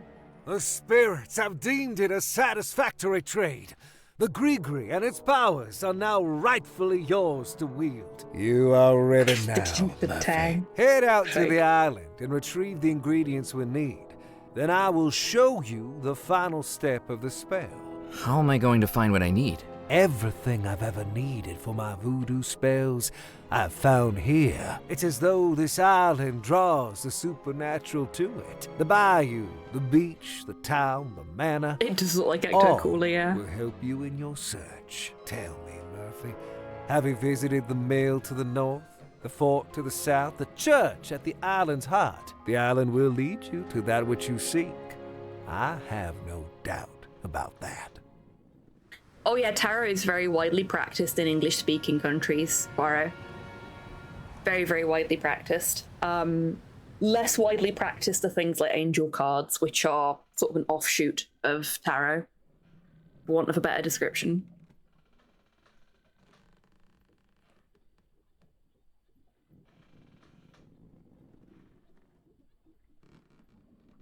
Mm-hmm.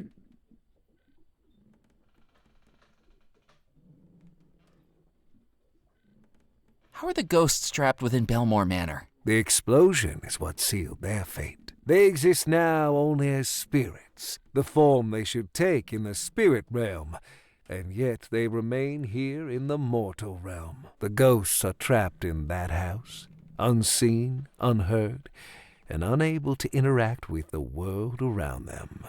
This spell will change that. How is the bride able to attack me when she's supposedly unseen and unheard? Voodoo works best when attuned to emotion, and the strongest of those emotions can sometimes push beyond the known limits. She must have been very angry with you. If I summon the spirits of the house, won't I also summon the bride again? Very true, Murphy. Best be a little more persuasive this time. I don't think she was angry with us.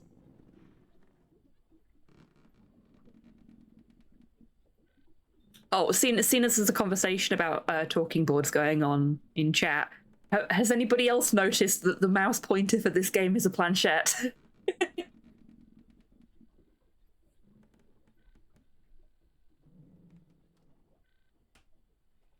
Yeah, absolutely, Primbles. It's the same with anything like that. It ends up getting very, for want of a better description, commodified. Yeah, I don't think the bride was angry at us. I think she was worried. I think she was trying to get us out of there for our safety, not because she's angry at us. I don't trust this guy. I don't think we should have given him our pocket watch. I don't make a habit in my personal life of trusting strange voodoo men on broken down riverboats that tell me that they can solve all of my problems if I just, you know, sacrifice important things to me into their pots of ecto-cooler. The whole thing feel, as the kids would say, a bit sus. I'll try anything once. Hey, if it gives us untold riches, I'll put whatever you like in the ecto-cooler, mate.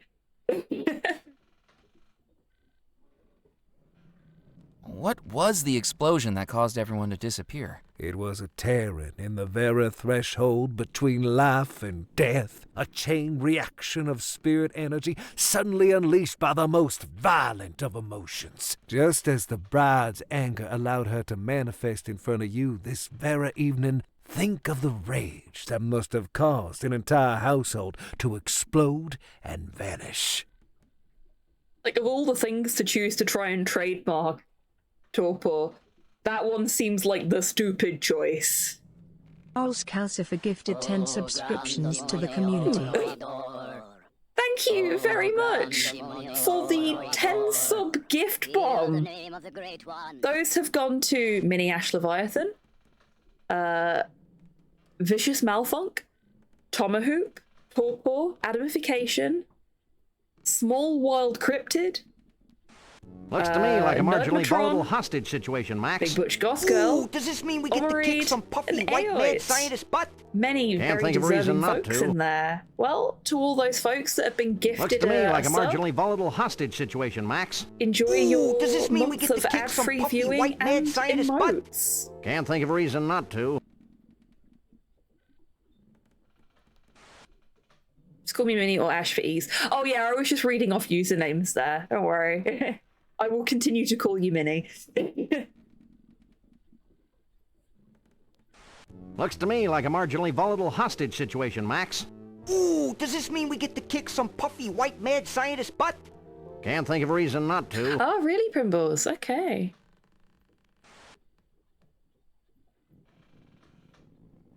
Who are we up to? We're up to our Adam. We're about halfway through. Chibi didn't even want to bother putting anything on the TV for that one.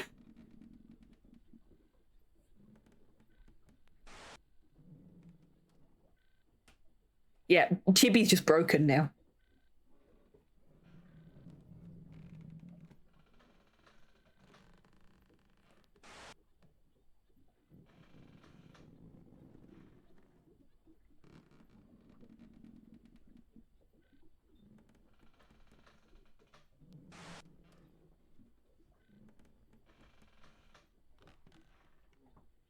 Chibi got into the moonshine again. Yeah, absolutely. I think that was the last one. Hype train started. Oh shit. We've got a hype train. I still haven't managed to fix the fucking hype train thing. I mean, we all know it was my mother that did it.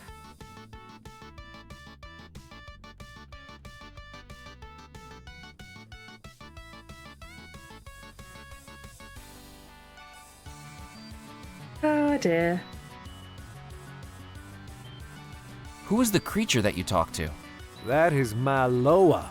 The Loa are the mysteries, the invisibles, the messengers. Is it a ghost? No, they are the intermediaries between humans and the supernatural. There are two planes of existence, Murphy. The mortal realm and the spirit realm. Loa can move between them both. With my powers, I can command them when they do. Could be so grossly incandescent. Hey, Tomo, welcome in. Congratulations on your gift sub.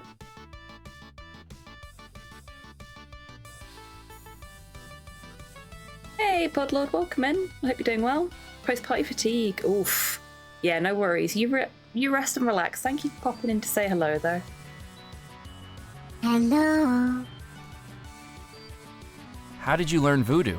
I have always been adept with the mystic arts. Just as you dream of treasure, Murphy, I dream of power. I came to Devil's Rock many years ago, drawn by its voodoo energy, and no sooner than I arrived, the spirit realm began to reveal itself to me, pleading for me to be its master.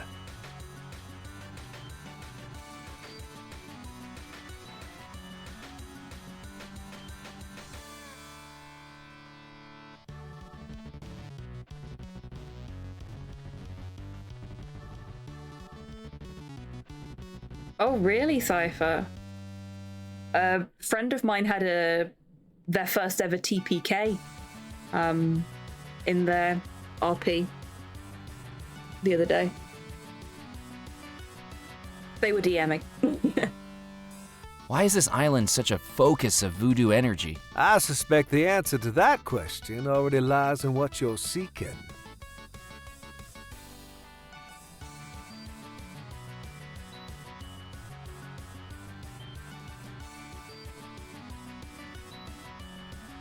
What's this riverboat we're aboard? This is the Spirit Queen.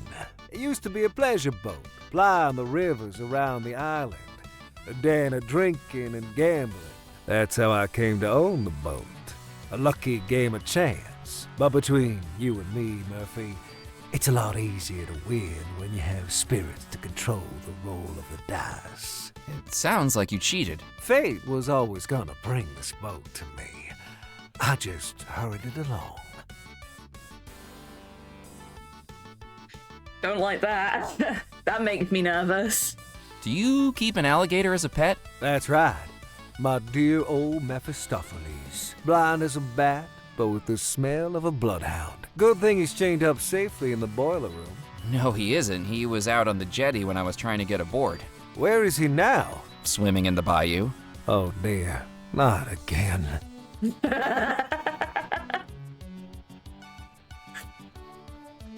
I'm going to go and find the voodoo ingredients. We're back.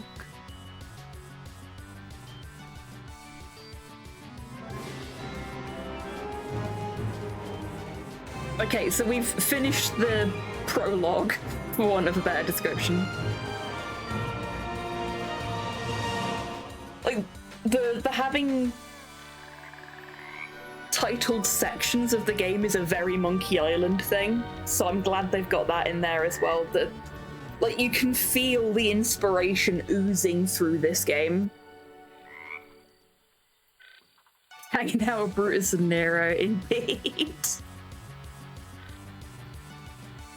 Yeah, you can absolutely feel the inspiration just oozing through this game. It's in its DNA. You can really see it, but it still doesn't look or feel like it's copying those games, if that makes sense. It still feels like its very own unique thing. Yeah, that was what Torpor was saying earlier, and he's very right. It's very Rescuers. The hype train is over. And for those that were involved in it, congratulations on the new hype train emote. Choo choo.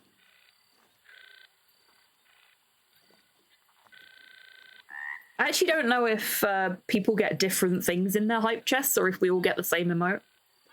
I think we get different ones, depending on what we've already unlocked. Chibi's very tired now, bless them. They were dancing for like 3 minutes.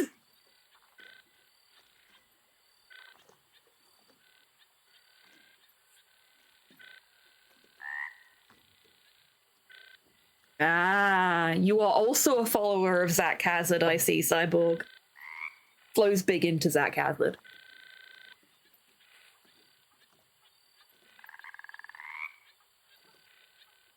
my reaction to that was, you watch other raccoons?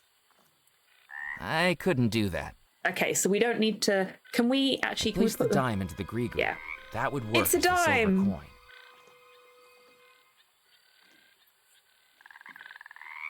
Okay, so we've got our silver coin. The other things we need are... It was a manuscript that looked hundreds of years old, with the instructions to a spell that summoned things hidden within. Yes, very, very true, Cyborg. Oh, good, we're going to cross them out as we find them. So we need gunpowder, black feathers, chalk, coffin nails, a bone fragment, and rum.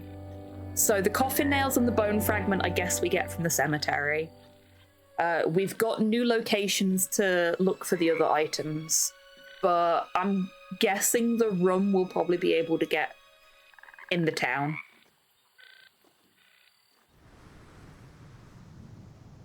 Spirit Queen, the hardcore cousin of the Dairy Queen. Apparently the Dairy Queens are dying out.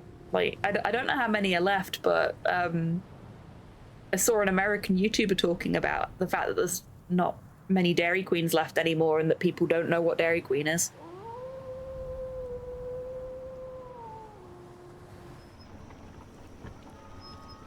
Oh, wow. Check this place out. This is beautiful. This game is so pretty. Cluck, cluck. Buck, buck, buck. Cluck. I tried to persuade the chicken to come outside, but clearly I was out of cluck. Hey, that was terrible.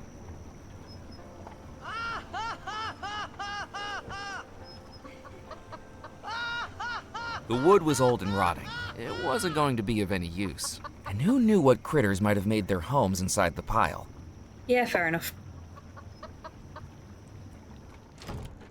Let's go inside The then. inside of the lumber mill smelled like sawdust and grease. Judging from the overgrown weeds, it clearly hadn't been used in a long time, and yet the lights remained on.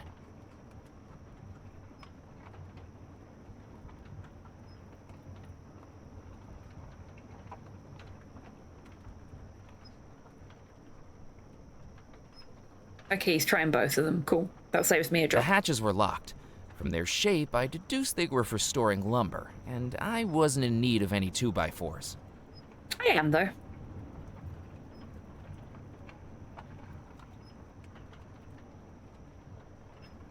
Dimes are smaller than Tried the pennies. door, but it Picture was was locked. confusing.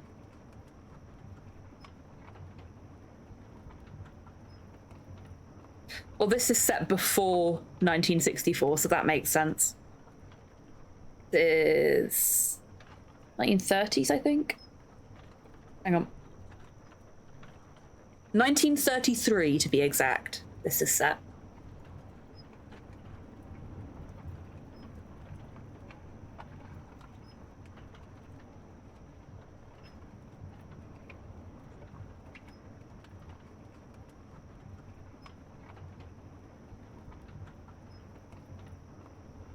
The saw blades were rusted, dull, and would surely have precipitated the need for a tetanus shot. Hmm. Oh, we've got an If I touched the auger grease over with my bare hands, I'd be spending hours trying to wash it off. there. Yeah, that's fair. I picked up the auger from the tool shelf. I didn't want to make... Oh, okay. Hmm. Greasy fish? I couldn't do... No, okay. Okay, let's leave here for now. Because I'm not sure there's anything else we can do right now.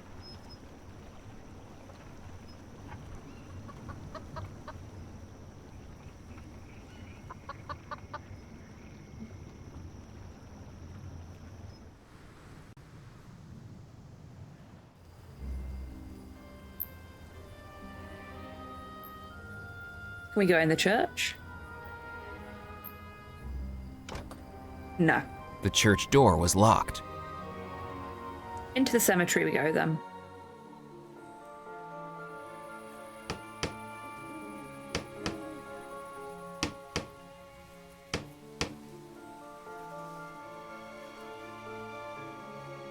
props to the scene designer for this game. Every single scene so far has been fucking beautiful.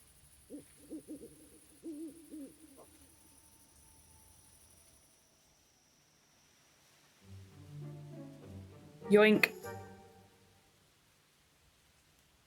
The tin was full of nothing but holes. Oh, okay. The coffin lid had been nailed down securely. I wasn't going to be able to open it.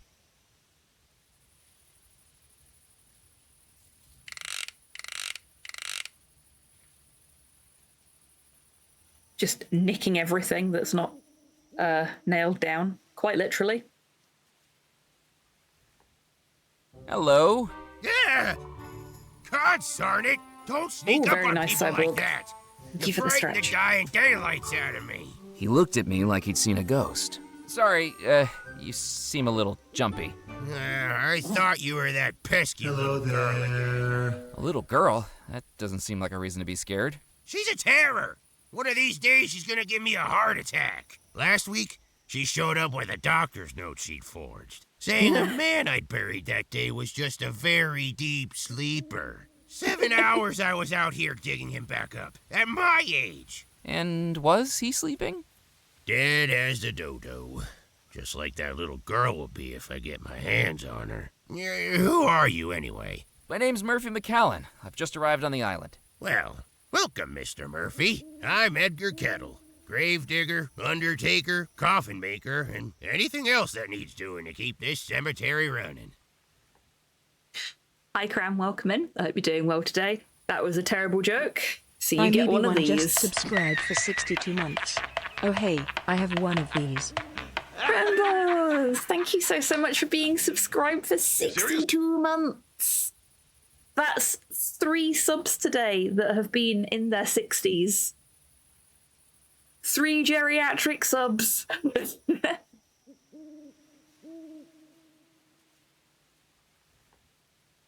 How do you do, fellow kids? Indeed, Cyborg. Old subs. It's shocking to me how long this channel has been going.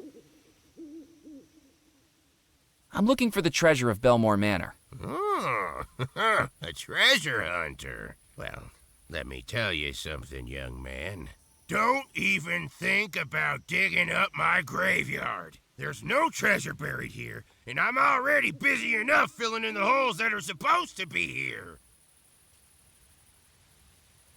Do you know anything about the disappearance at Belmore Manor? I think it's important to let the dead rest in peace. But what if they're not in peace? Well, you got me there. Listen, I think there's more to that story than meets the eye. As You know do I. the 3 brothers went missing, right? Well, if you ask me, I think Abigail Belmore was behind it. She was engaged to a sailor, but nobody like her would go for a commoner. She might have loved him. She could have loved somebody with a big bank account, too. I think she must have been using him, pretending to love him so he'd do her dirty work for her, bumping off her brothers. Then afterwards, she drops him and goes to marry the officer of the company. Fiendish. Do you have any proof? Yeah, just a feeling, that's all. But when you work with cadavers, you kinda get a sixth sense about things. It could also contain robots in disguise, Prime B. Well done.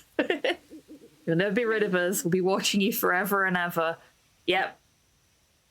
I'll stop streaming when I'm dead, I guess. And maybe not even then. I will haunt Twitch.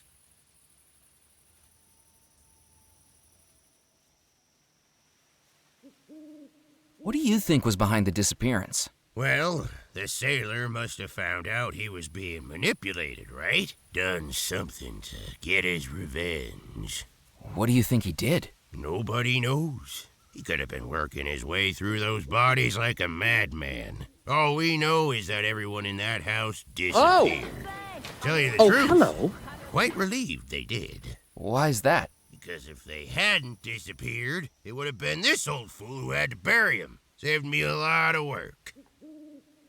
Hey, Aggie, welcome in. I hope you're doing well today. Oh, no, you're fine. You're fine.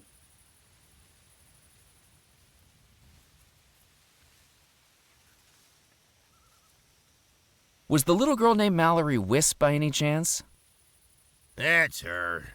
The peril in a pinafore. She got the whole town thinking I was burying people prematurely. I walked past the school the other day, and they'd made up a jump rope chant about me.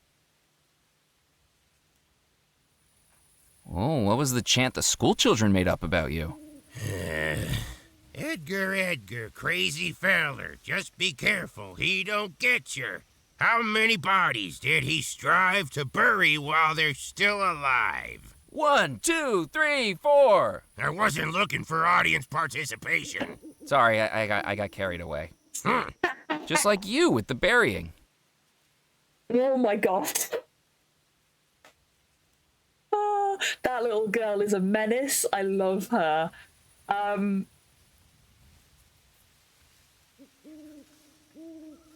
I have a strong urge to play the Broken Sword games. Yeah, this is very Broken Sword. It's very Curse of Monkey Island. And it only came out at the end of last year.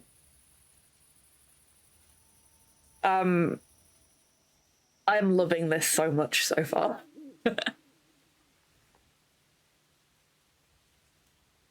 Adding to wish list, absolutely.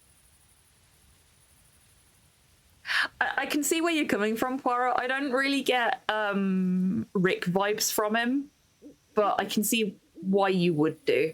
Trying to think who he reminds me of. He reminds me of a character from a Disney film, but I can't think which character or which film. Oh my god, it's the cat from The Rescuers. Going back to The Rescuers again. I swear it's not because we're playing a game set in Louisiana.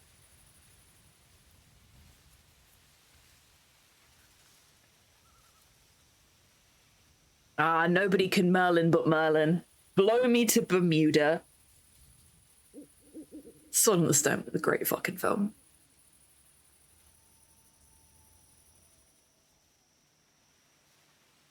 Did you make this coffin? I sure did. But this is no more than a pauper's coffin by anyone's standards. The finest the parish pension can buy. Lock them in lumber, leave them to slumber, that's what I say. This'll end up 5 feet under by the end of the night. I thought it was supposed to be 6 feet. You're not the one doing the digging. 5 feet means I get a tea break. Oh dear.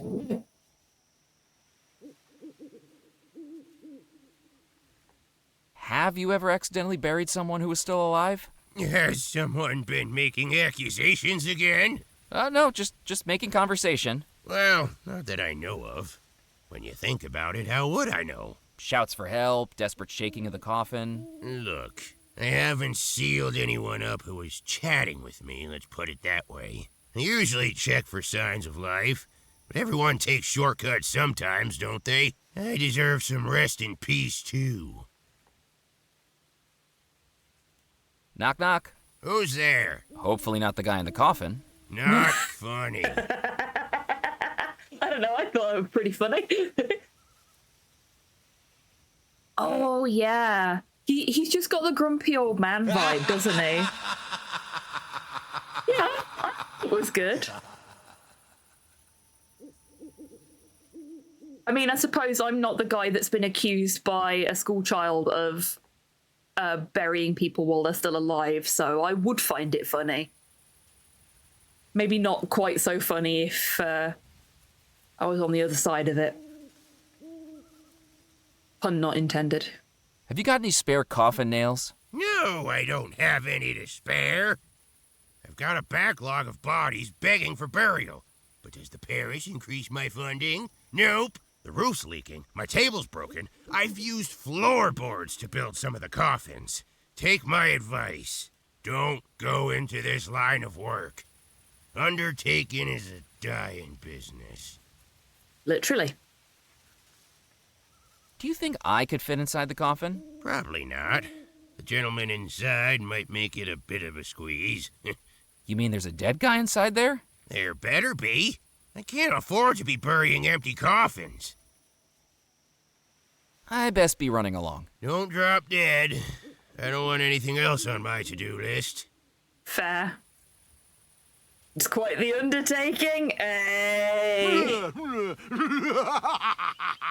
Now, I took the jack out from under his table, so I'm hoping that next time he hammers a nail into the coffin, the table's going to break and we're going to get some free nails.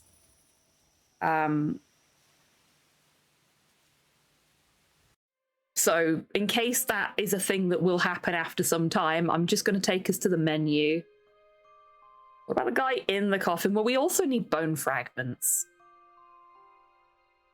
But we do have a break starting in less than 30 seconds. So now is a great time, everyone, to grab a drink, grab a snack, have a stretch, get some fresh air, all that good stuff. And I will see you in 3 minutes after the break.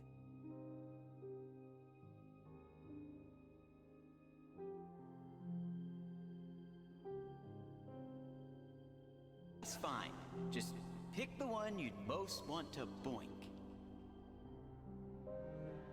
Okay, Tidders, get ready with a poll, I think. I think that's how this is going to end up going. They ruined my life. There will be no boink. Okay, no, I'm dead. End the stream. Oh, fuck. This is the latest masterpiece of fantasy storytelling from Lucasfilm's Brian Moriarty. Why, it's an extraordinary adventure with an interface of magic, stunning high resolution, 3D landscapes, sophisticated score, and musical effects. Not to mention the detailed animation and special effects, elegant point-and-click control of characters, objects, and magic spells. Beat the rush. Sit down and watch me stream Loom today. I haven't the slightest idea what you're talking about. Now, So we haven't actually... I call the conductor and have you confined to the lunatic car. There's a lunatic car? There's a lunatic car? Forgot he says that.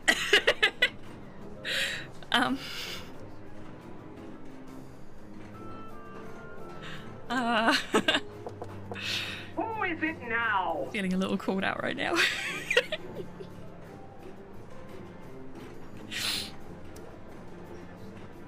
HobbyTan is literally Max confirmed.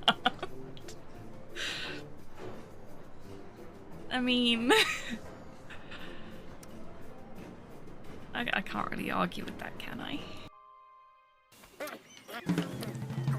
I'm gonna rub my watering eye whilst I... Oh no! Do not rub your eye during the speedrun!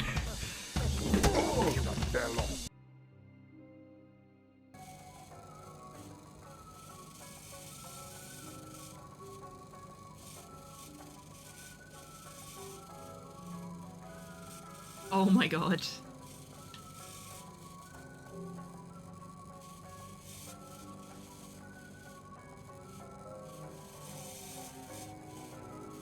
I'm doing this.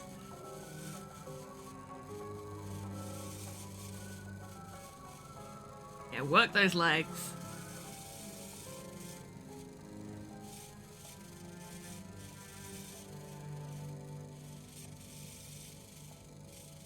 He can definitely pelvic thrust, Jerry can.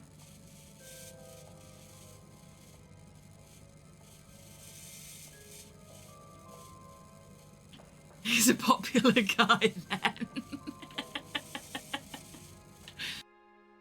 We can get some water.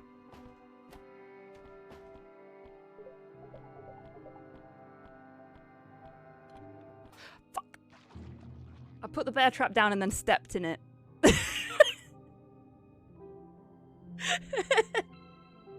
I am a failure. Oh, that was embarrassing. Do your thing. Tim's?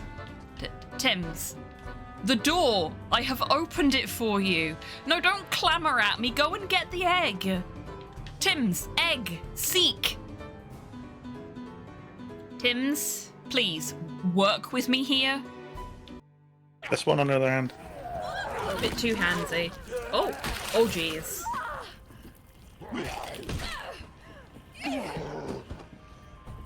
Off he goes.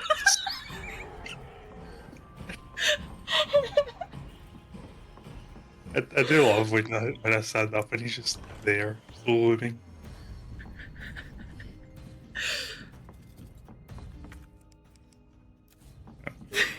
Yeah, just politely waiting his turn in back. Mr. X likes to watch. That is the single most powerful lich in all of D&D. That looked like a sore one. I was really hoping you didn't see that.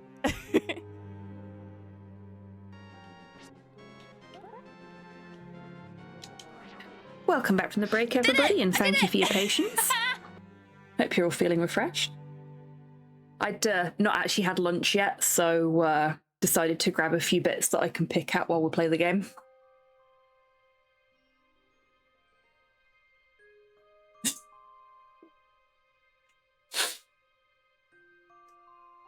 I've been walking around the house thinking, my trouser leg feels really weird.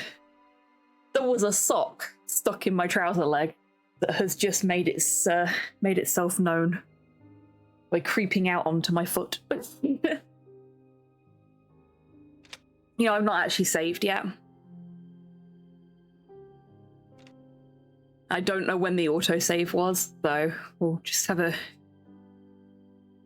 That's an early morning lazy day vibe, yeah. I literally just put my clothes on as quickly as I could before stream. When that happened. As long as it's just a sock, yeah, it was just a sock. I've got these, like, really nice, thick, they're supposed to be, like, boot socks that I was wearing around the house yesterday as if they were slipper socks. And one of them had just decided to take up residence in my jean leg.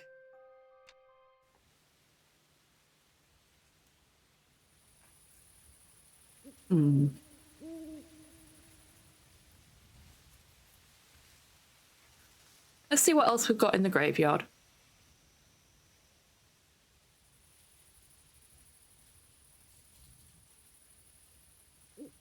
I scanned the headstones for anything of note, but didn't know what I was searching for.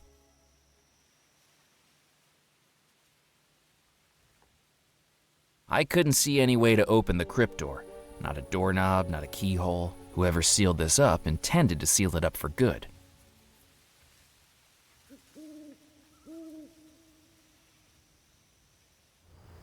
Hurry up with the barrels, Morris. We gotta get these unloaded before anyone sees us.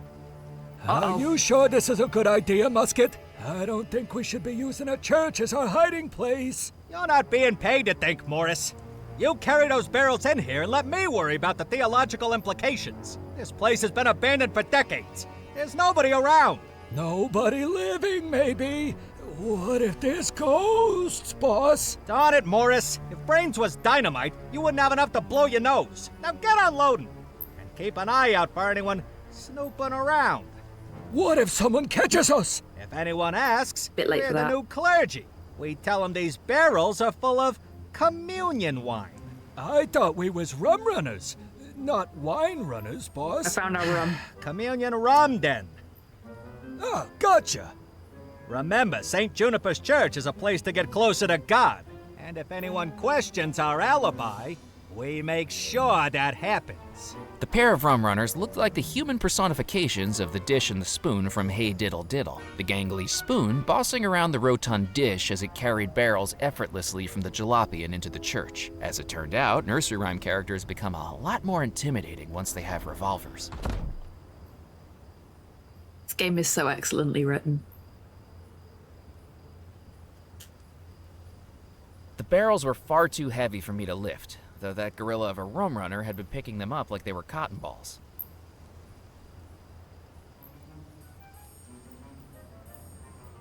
Using the auger, I drilled a small hole in the barrel, and out poured rum. I don't have anything to put it in.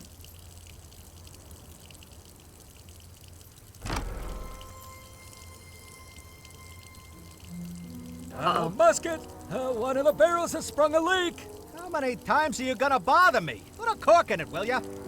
Oh yeah, that'll work.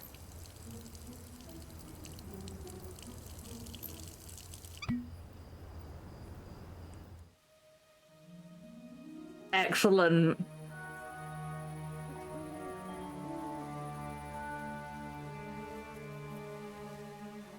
The tin was full of nothing but holes. Hello, Edgar. Yeah. Do you know there were a couple of gentlemen up by the church? Rum runners, they are. Dealing with them is not in my job description. As long as they don't mix up the stiffs I'm burying with the stiff drinks they're smuggling, I'm keeping my nose out. Curiosity Fair killed enough. the cat, you know. And I really miss Mittens. Just a mouth over the leak. I best be running along. Goodbye. Okay, so he's not going to do anything about them. Cool. I really appreciate the fact that the game has gone, so you've figured out the solution to part of this puzzle, but not got the rest of it yet. So we're just going to leave this here so that you can still solve the puzzle later. It's very nice. Kitty! Here, kitty, kitty. Psst, psst, psst, psst, psst. It was no use. That cat was clearly more entranced by shiny things than the stranger outside the gate. Want a stuffed fish? The fish had been dead for years, was primarily comprised of stuffing, and smelled faintly of formaldehyde. The cat wasn't going to be interested in it in the slightest. Yeah, fair enough. I needed to think of something. I didn't mean to use the fish on that. I meant to pick it up. Use the... No. The coat of arms depicted 4 lions surrounding a central flower, topped by a medieval tower.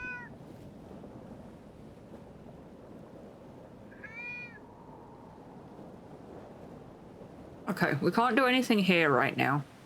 The plaque read, Fort de l'Amour, no public access. For further information, please contact the lighthouse keeper. Okay.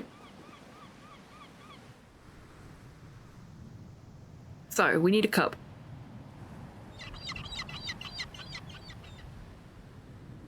The description for this game, Cyborg, says that there are no deaths in it.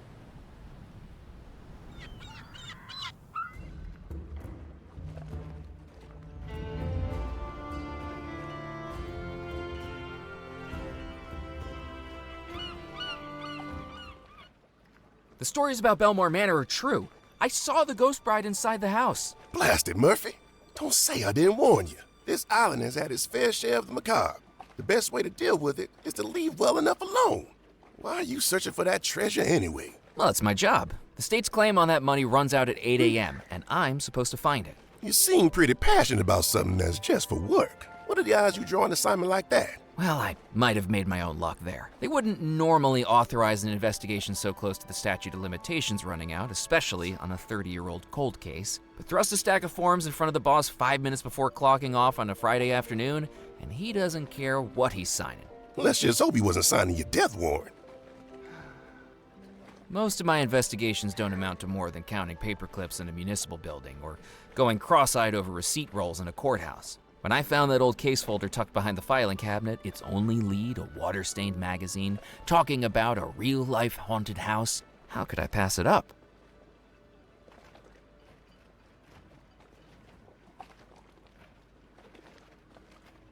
What do you think happened at Belmore Manor? Now there's a tale I don't like to tell. Can I persuade you to tell it anyway? I have a feeling I ain't gonna get any rest until I do. You know about Miss Belmore, the bride, engaged to the sailor? Nah, the way I hear, Mr. Rackham was over the moon with her. Such an upstanding fellow. I won't have a bad word said against him. Now he realized that the sailor was going through terrible lengths to ensnare his bride, and Mr. Rackham tried to save her. I heard that the sailor caught on to this and tricked Rackham into giving the lady a gift. That's what made everything go topsy-turvy. What was the gift? There are places in the Caribbean that trade things more elusive than gold. Ungodly things. Do you think the disappearance was caused by voodoo? And that's what my mama used to say. If you're not careful, that stuff can go to your head. Why won't you hear a word against Mr. Rackham? He gave me my first work on this island, right here on these docks. And I'm still here to this day. He may have worn a scowl, but you don't judge a banana by its peel with people like him, Mac. When I looked into his eyes, all I saw was ambition.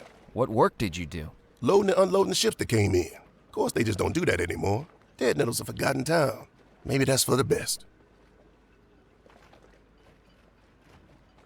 No luck fishing? Not a bite, Mac. The Pengoza fish just ain't snapping for me today. Shame, too. because I'm planning on firing up my grill later. And the tastiest catch in these waters. How do you catch a Pencosa fish? With hours of patience and decades of practice. You ever wrestled a rod before? Just the once. I went fishing on Lake Erie, but the only thing I caught was a cold.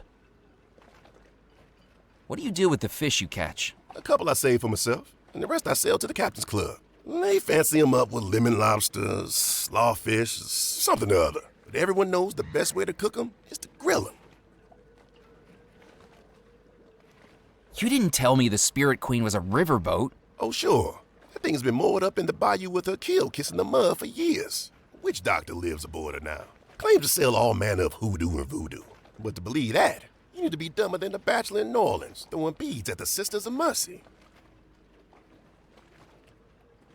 Told you I didn't trust him.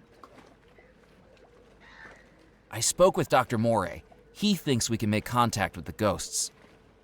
Moray is a charlatan and a fool. Only got into hoodoo and voodoo a few years ago. Before that, he was an actor over at the Calliope Theater, and not a very good one. He's the only person I know who directed and starred in a one-person production of The Pirates of Penzance. And that's because all the rest of the cast dropped out rather than work with him. He's always been searching for respect and recognition. Who would have known he'd find it by living in the swamp and reeking of incense? I adore the writing of every single character in this game so far. Don't you believe in voodoo? I certainly do. I just don't think Moray's got any more control of it than the rooster has control of the sunrise. His understanding of voodoo amounts to whatever he's gleaned from one of those horror pictures Ventura Studios puts out at the movie palace. My mama used to know all about it. God rest her soul. Voodoo isn't some made-up Hollywood magic, Mac. Voodoo's a real religion.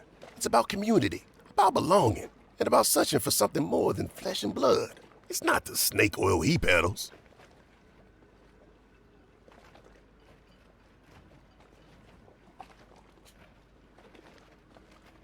Gold stars to the devs for not falling into the trap that a lot of games that have elements of voodoo in do, and going down like the whole satanic panic route. They are actively calling out that the way it's depicted in Hollywood, the way it's depicted in a lot of video games is bullshit, and I fucking love that. Catch you later, Ned. See you around, Mac. Hey, Ned, do you mind if I borrow your knife? If you need it, Mac, just bring it back to me later tonight, would you? If I'm lucky with my catch, I'll be firing up the grill. You're invited to join me, of course.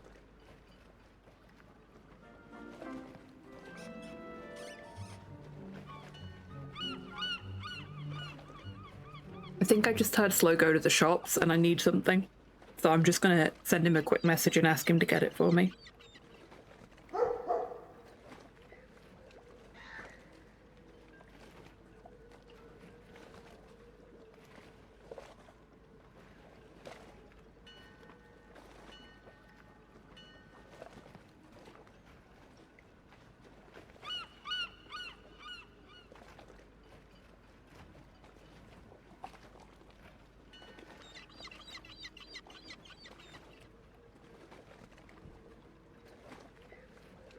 Sorted.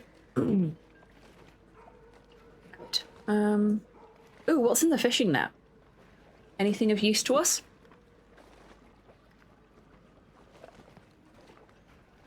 The fishing net was worn and useless. Using it would have been like trying to catch soup with a sieve.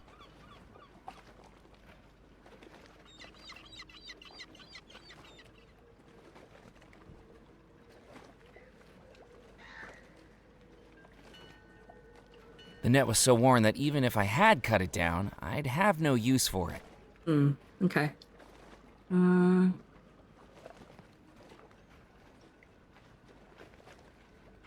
can go in the...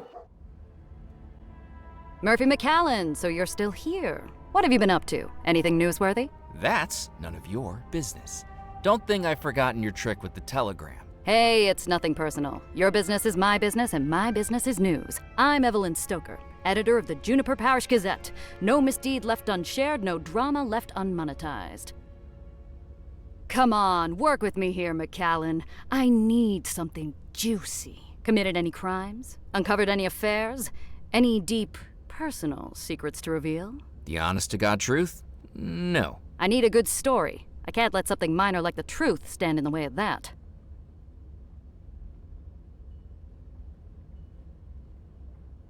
I picked up the twine. With her stunt at the bayou, I figured she owed me one. Taking the scissors too. I picked up the scissors. Maybe she owed me two. We've got a printing press that we can interact with, a canister. Ooh. I didn't want to get ink She all does, over yeah. me trying to carry the canister around. Right. We're gonna make our own black feathers. I had a feeling we would be, but that's clinched it for me. I wonder. The fish was already ripped open along the seam. The fish was all...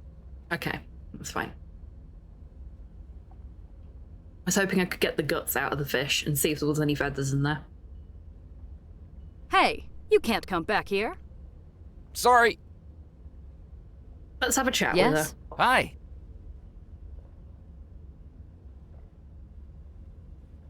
What are you working on?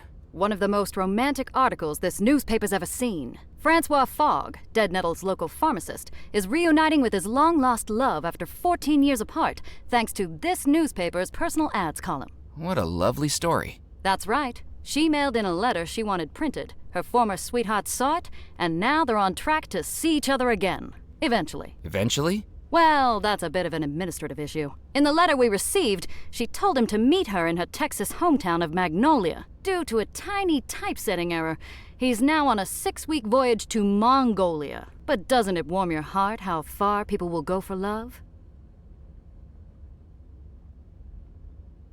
Don't you have more interesting stories to write about? The crackpots this island calls a population wouldn't know something interesting if they paid for it. Which they hardly do. Believe me, I've tried to get juicier stories. Scouring the island, doorstop interviews, hiding under windows. You eavesdrop on people through their windows? It's called investigative reporting.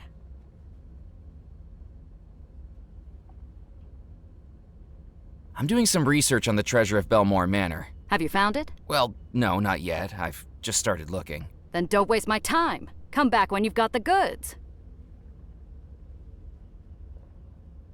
You might not believe this, but I saw a ghost inside Belmore Manor. You know what? You're right, McCallan. I don't believe it. Really? You've been on this island how long? And you're already starting to sound as loopy as a local.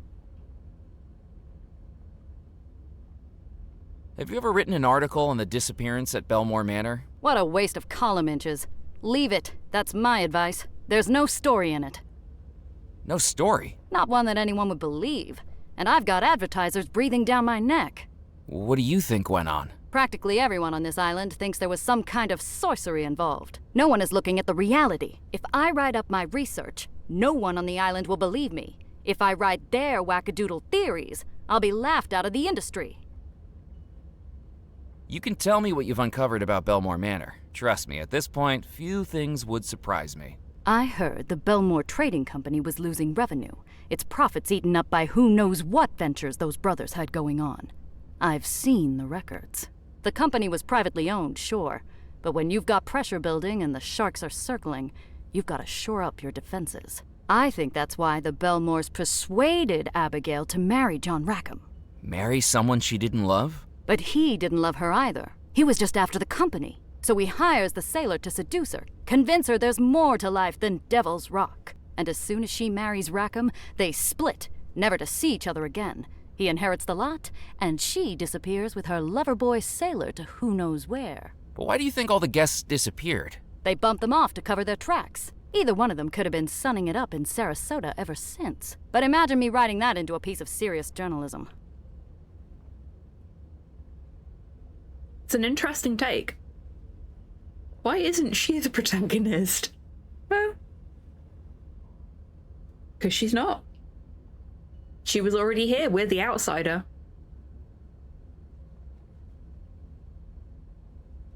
I do find it interesting that it seems like we will be able to ask every single character what their thoughts on the disappearance are, and we're going to get a different story every time. I love stuff like that. Did you know Comptroller Grimes? How could I forget him? The guy was a walking, talking migraine generator. Surely you shouldn't speak of the dead like that. Why not? I spoke plenty worse about him when he was alive. Anyway, I'm sure everything happens for a reason. And hopefully that reason is to increase my circulation numbers. Everything's connected, you know? Have you ever heard of the butterfly effect? I suspect it works for moths, too, because I can never get the damn things out of here. Some people say that if a man breaks wind in Alabama, it can cause a hurricane in Fiji. I think I shared a train car with that guy on my way here.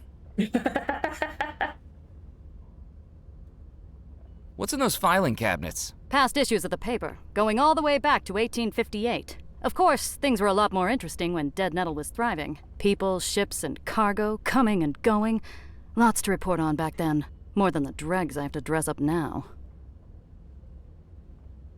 Why did the ships stop coming to Dead Nettle? The Belmore Trading Company was the heartbeat of this island. After the disappearance, there was no one left to run the company, and it all got sold off. When that folded, so did pretty much everything else.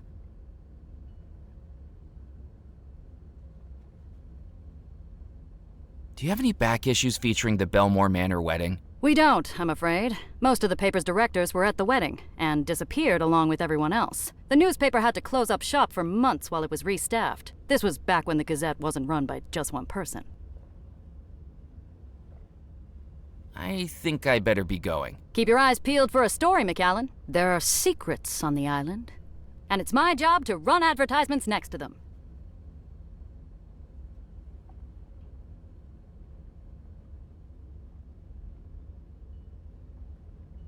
Again, I say, I love the writing of every single character in this game so far.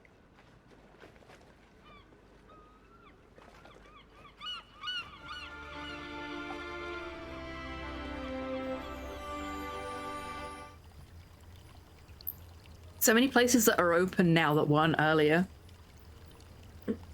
There was nothing in the fountain except a rim of moss and dirt that made it look like a stained toilet. Yeah. I glanced at the ledger on the podium. It was mostly empty, and the words I could see were written in such an unreadable scrawl that looked like a centipede had dipped its legs in ink and skittered across the page. Good evening. He looked past me like I was invisible, as though if he ignored me hard enough, there was a chance I'd disappear. I said good evening. I'm sorry. I didn't realize you were talking to me. There's no one else here. Wishful thinking on my part. Have you taken a wrong turn, sir? I'm just having a look around. Well, make it a quick one, and I shall need to know your name. Murphy McAllen, and who do I have the pleasure of speaking to? My name is Felix Greer, maitre d', bartender, and acting manager of the Captain's Club. When Mr. Perkins has the night off. Right. What is this place? This, sir, is the Captain's Club, a private members club for current and retired sea and riverboat captains. We are highly exclusive. Are you a captain? He asked with a smugness that told me he already knew the answer. I thought not. Then may I recommend a swift exit? You'll find a convenient egress to your starboard side. If you like, I can give you a good swift kick in the right direction, sir. And don't feel the need to stop walking until your ankles get soggy. What a prick. What makes you think I'm not a captain? For one thing, you lack the grizzle, the crustiness, the essential R of a captain. How do I get those? Years of exposure to saltwater and a sullen, uncooperative crew, I should think. Do you even have a boat? Actually, I did have one earlier this evening, but an alligator fell on it. Admittedly, it was only 3 inches long. It isn't the size that matters, sir. It's the motion of the ocean. Tell me, have you ever captained a three-rigger through a tropical typhoon? Have you ever run the rapids of the Mississippi without hitting a single reef? Wind in your sails, Just fire in your subscribed for 60 sails, months. waves beneath your keel. Uncooperative crew. Well, it's a little complicated. In what way? I get seasick. Hi, Dee. Welcome in. Hope you're doing well today. A sullen, uncooperative crew. You rang. I did, apparently. Hope you're doing well today, mate. And thank you so much for being subscribed for 60 months. Another geriatric sub. Today is the day for geriatric subs.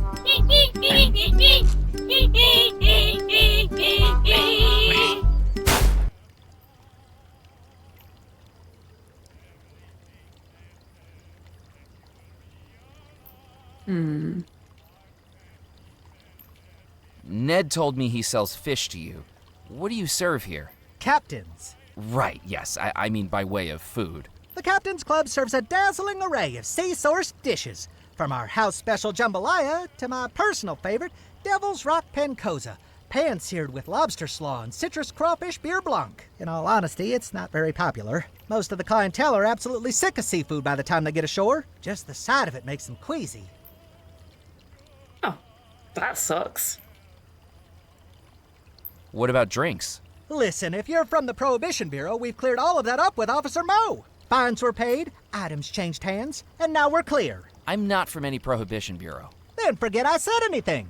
The Captain's Club is strictly teetotal. Oh, bless you. Thank you, in Dee. line with federal law. Now, if certain members wish to bring in their own medicinals, then we're happy to provide the accompanying aids. Ice, tonic, mixers, and the like. But we serve no alcohol on the premises. I hope you have grown many, many Ranarr, seeing as I believe that'll be what you're growing. Maybe some Snapdragon?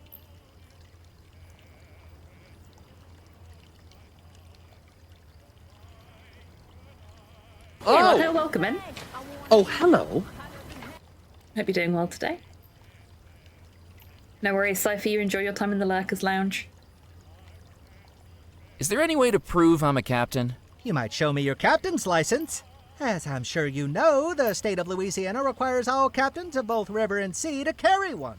But don't try to foist off a fake on me. Last week, we had someone present a license with a photograph distinctly unlike their contemporary appearance. The photograph was clearly of someone a good deal older than them, with more facial hair, and most importantly, one less eye.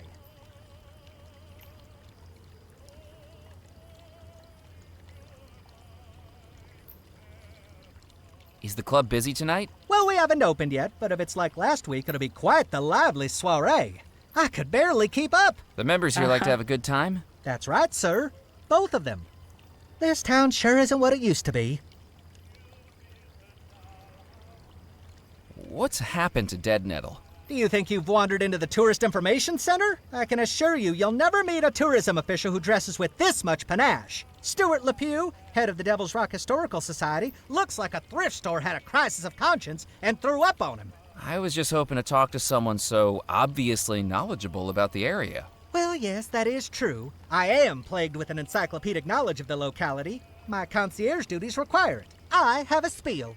Felix pushed out his chest like this was his moment in the limelight, his eyelids half closing as he performed before imagined crowds. Welcome, hardy traveler, to our quaint port town of Dead Nettle. Once this town you see around you was a hub of commerce, a beacon for ships bravely navigating between America, Europe, and the Caribbean. With the unfortunate dissolution of the Belmore Trading Company, our town has settled into a quieter life, perfect for the sailor ready to hang up their cap.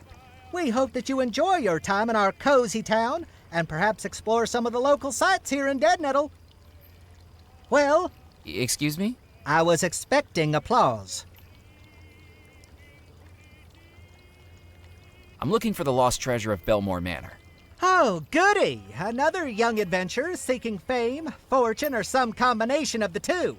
Just the local color Dead Nettle has been lacking. What do you know about the lost treasure? Do you think you're living in a storybook? Weathered maps, talking parrots, X marks the spot? Grow up, you silly boy. Captaincy is a noble skill that doesn't need to be trivialized with childish tales of lost treasure. Wow. You must have some thoughts on the disappearance. On moonlit nights, when the waves crash against the rocks, the captains of this club trade yarns about this very mystery. Did you know Abigail Belmore's fiancé was a sailor who worked on the ships? Some of the old boys here even worked with him. They say he loved her, as true as a captain loves the sea. But she was a temptress, a siren. She scuttled that sailor's heart, consumed by a voodoo premonition that she had to fulfill. More beautiful than a mermaid, and twice as fishy. What did she do?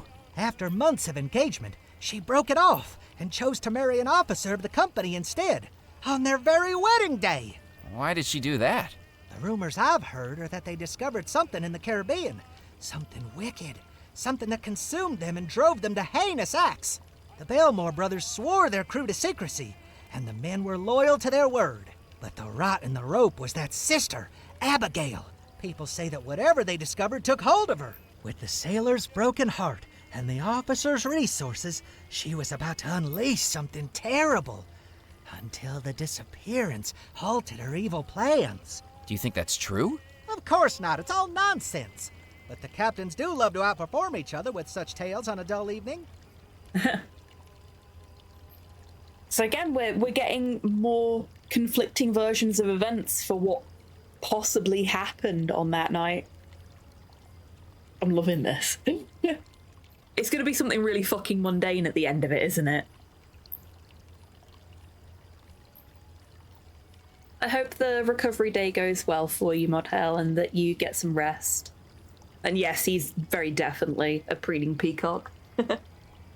Oh, and somebody get Modhel a coat. He's streaking through the bar.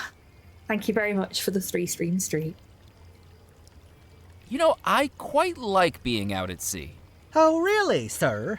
Bobbing along the ocean waves, up and down, like one of those roller coasters at Lunaland. Up and down and up and down.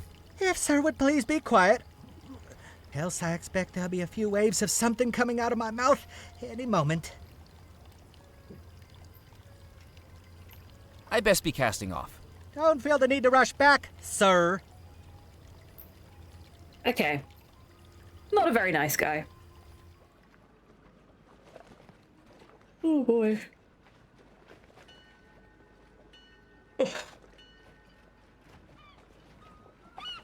Ah, good. I thought as much. I figured the jewelry store would be accessible my second now. customer of the night. I don't know if I can handle such a rush. Welcome, young man, to Doubloon's Jewelry. Oh, the riches to fill your breeches. Jewels, silver, gold, the finest things for you to behold. Whom do I have the pleasure of meeting? My name's Murphy McCallan. Oh, a pleasure to meet you. My name's Jasper Crumb, owner and proprietor. Are you looking for something valuable while you're here on the island? Funnily enough, I am. Is there a special someone in your life? Looking for an apology gift, perhaps? I've sold more missed anniversary necklaces and drunken fumble earrings than I can count. Oh my. No, I don't need anything like that. Then how about something for yourself? You look like a working man. Could I interest you in a pocket watch? Actually, I had one up until about an hour ago. Traded it to a glowing green guy for a magic pouch. As the words left my lips, I realized I sounded like a character from Jack and the Beanstalk. Pardon me? I'm just here to browse. Browse away, young man. I'll be here if you need me. Okay. Key. There was no way I could carry a fishbowl full of water and a live goldfish around with me. I don't want to. I want to know what the fish is called. The cabinet was filled with used jewelry. Rings, brooches, necklaces, and more. Even secondhand, I would have had to save for years to afford any of them. It's not the mayor. He's not got the mayoral necklace on.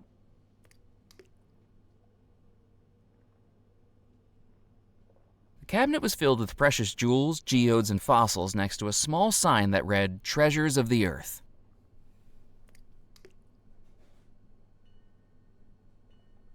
Sorry, itchy eye. The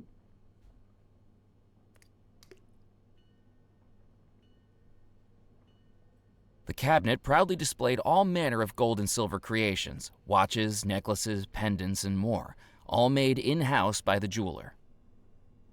Nice. Can I give him the brooch?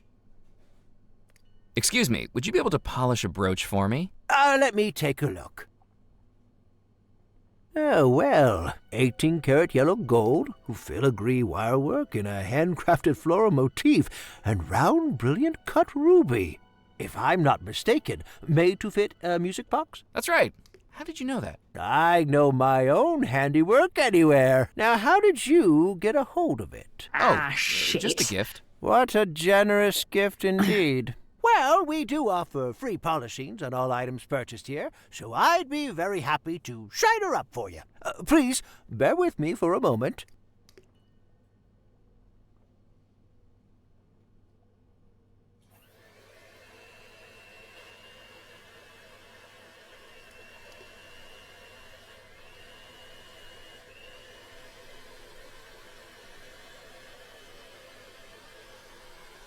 We're supposed to do something while he's doing that.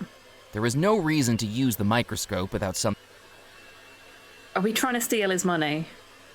Robbing a jewelry store really wasn't my style. That wasn't going to work.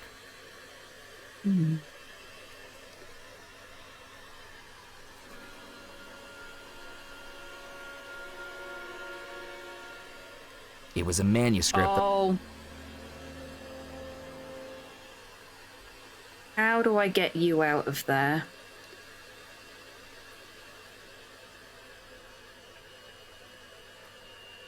I didn't want to... Robbing a jewelry store... I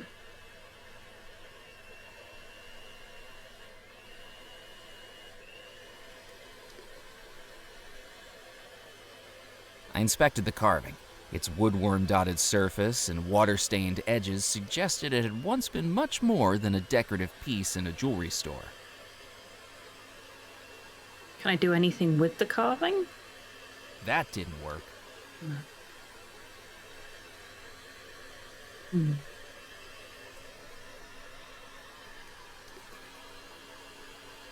I'm just gonna leave him polishing the brooch, I think. Oh, okay, no. There we go, shining like a firefly's rear end.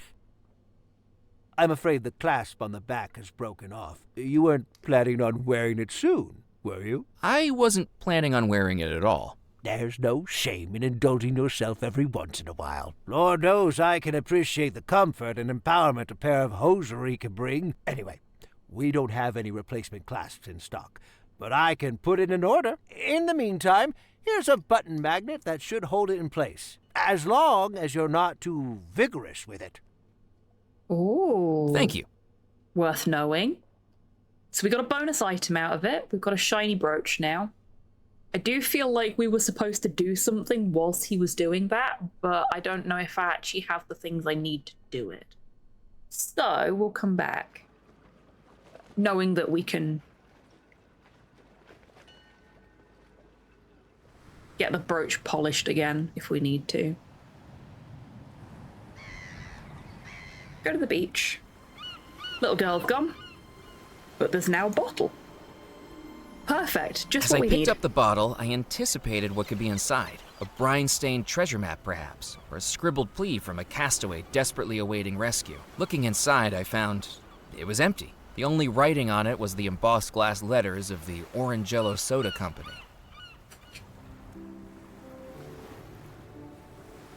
This is not a bad thing. We needed a bottle. If we go back to the church.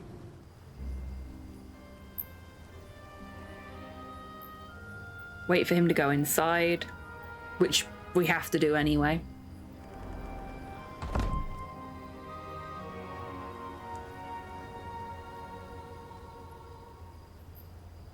I needed to think of something else. Oh, do I have to punch a hole in a different barrel?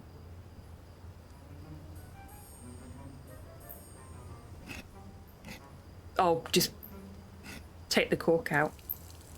Okay. Do we get the cork? No.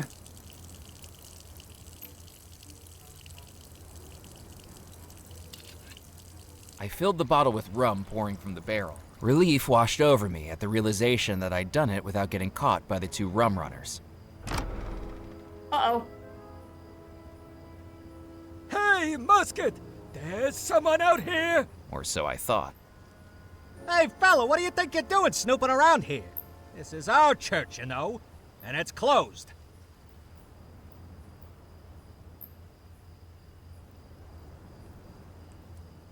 I'm just here to do some praying. Mainly praying that I get out of this situation without a puncture wound. He's being a wise guy, Musket. Time to fill him full of lead. But boss, it's bad luck to bump someone off in a churchyard. Now where'd you hear a nonsensical thing like that? I thought churches was hallowed ground, where sin and immorality would face supernatural punishment in this world or the next. Where do you get this stuff from? I told you, I do the thinking in this partnership. Well, the game is living up to its no deaths so far.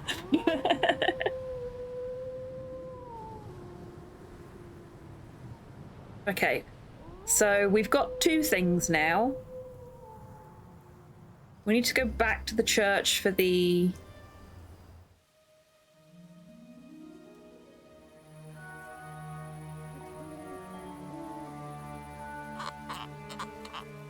A mischievous idea began to form in my mind. Hey, I here we think go. the guy inside here might still be alive. And why would you think something like that? The coffin was just shaking around. Maybe you should open it up. Well, I didn't see it move. The gravedigger had me in a conundrum. I could hardly start shaking it right in front of his eyes. And unless the body inside starts jiggling around, I'm not opening up that coffin. Okay, we need to...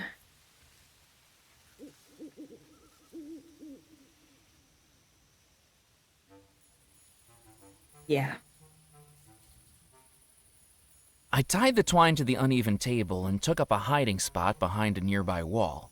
It was time to wake the dead. Hello? Hello? Why is it so dark in here? Huh? Who's that? I'm stuck! Help! Help! Mallory, if that's you again. Get me out of this thing! Oh no, not again. And there we get the truth.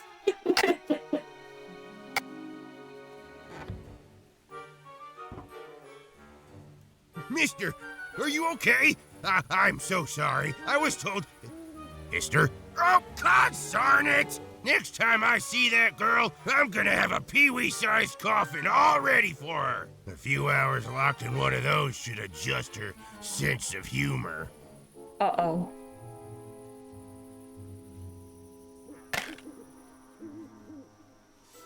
Well, that's our nails sorted.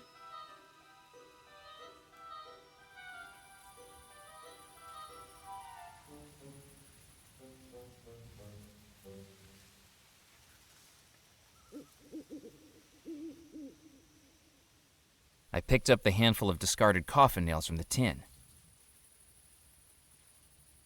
Searching the dead man's body was not something I wanted to do. Okay. That's fine. We've got... I placed the coffin nails in the greenery.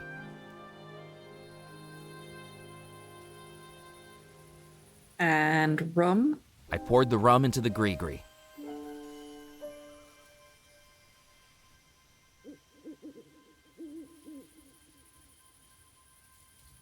I wonder what we're going to use the magnet for.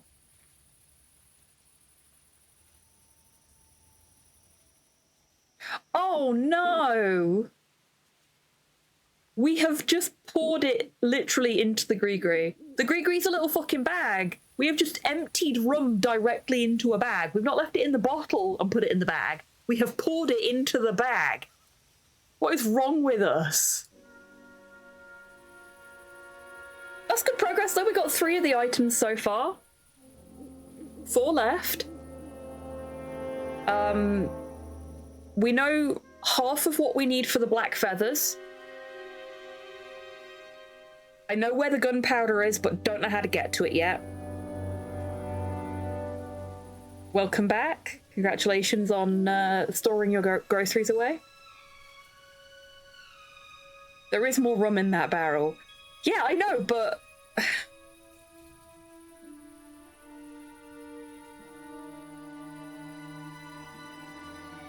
It bothers me that we just poured the rum into the bag.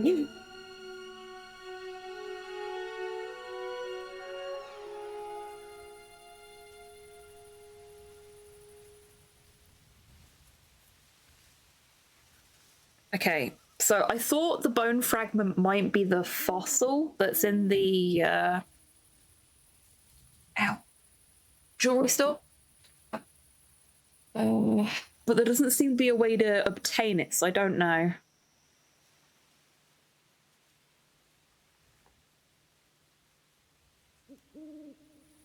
Fair enough, Cyborg. It was a manuscript that looked hundreds. Oops. Didn't mean to do that. I do want to do this, though. Bone. Okay, it doesn't give us anything extra. I thought the bone fragments would be something we'd pick up from here, but maybe not. I didn't need to warm my hands on the stove. It was already a humid night, and the fire was more useful at keeping bugs away from the shack than keeping anyone toasty.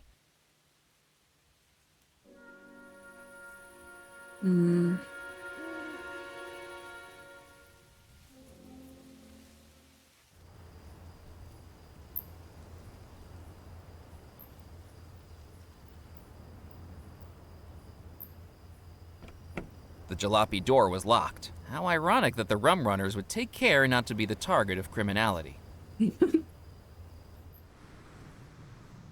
So I'm pretty sure we get the gunpowder from here. But we first have to be able to get in. Yeah, gunpowder right here. I could have tried squeezing my arms through the bars, but I already knew the barrel was too far away to reach. Even with the poker, I wouldn't have been able to reach the barrel. Okay. I couldn't do that.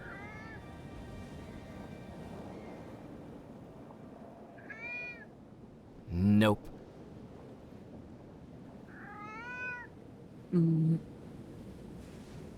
I couldn't do that.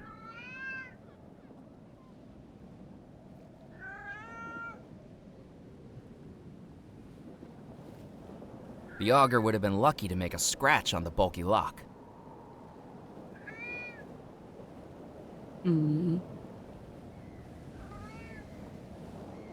I couldn't do that. Okay, I'm still not sure if we've got everything we need to get in there. So we'll move on for now. We've not been back to Belmore Manor. So let's see if there's... This is what I wanted to look at before and it wouldn't let me. From the patina of rust, it was clear the patio set hadn't been used in decades. Ouch! Ow. So much for good luck. I picked up the horseshoe that had assaulted me. It was heavy, as the bump on my head attested. That wasn't going to work. So we've got a horseshoe. That didn't work. What could we do with a horseshoe? Attacked by a gazebo. Yep. The meme comes full circle. What's up the path? Oh, we've not been here. There's a skull there, so we've got another source for a bone fragment. The wheel was too heavy to move. Okay.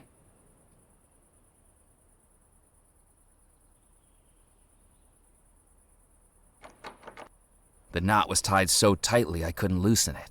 That's okay, we have a knife.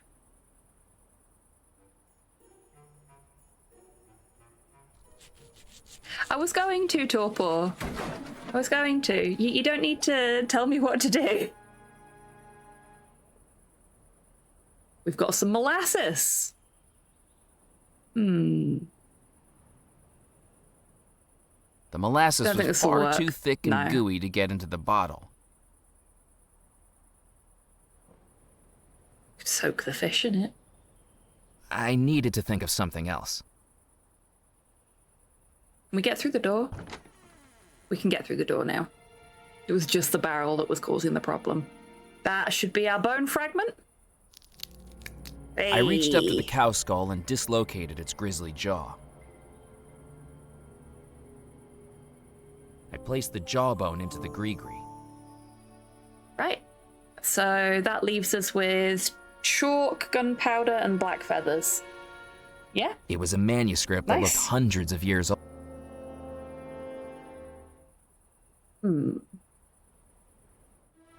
Looking out over the tranquility of the Oh. gardens, its Oh, magnolias no. lit by moonlight, nothing could take my attention away from the macabre sight dangling from the oak tree. A hanged skeleton, its wedding suit little more than tattered rags clinging to bone, and its skull seemingly watching me with hollow, unblinking eyes. An eternal groom without a bride. Oh dear.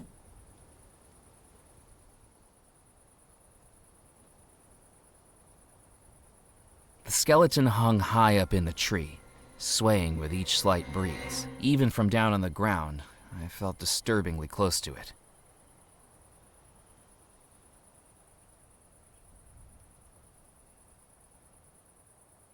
Oh, D.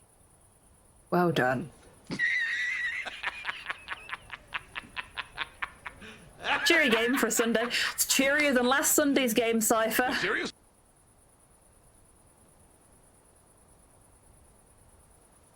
The stark trunk of the tree didn't offer any possibility of climbing it.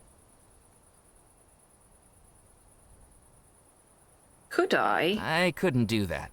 Oh, okay. Thinking like a makeshift grappling hook.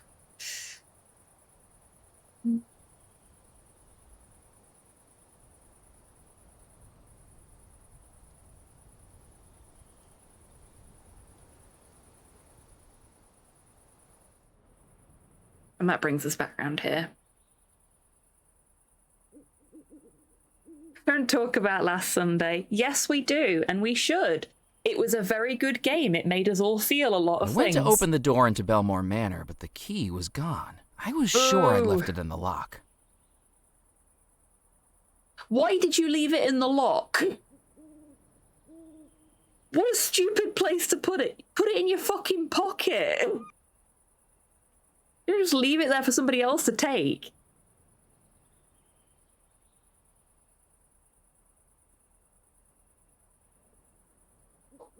I wasn't trying to use the fish. I was trying to use the horseshoe. I suppose twine's not exactly going to be all that helpful for holding my weight, though.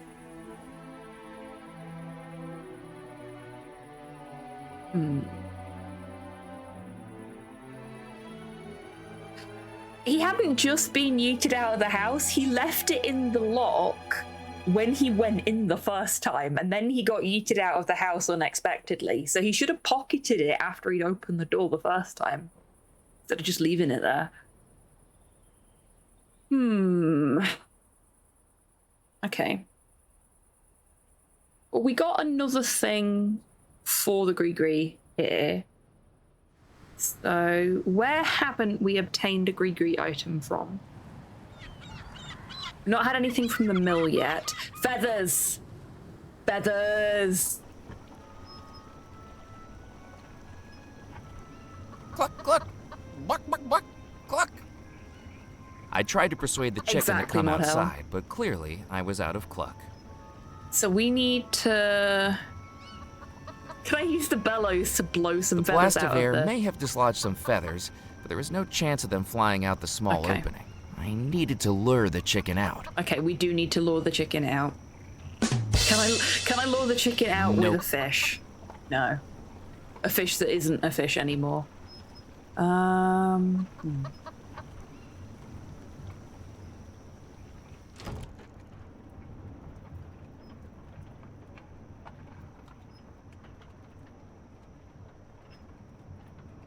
I need to feed the chicken something. What do chickens eat? Corn?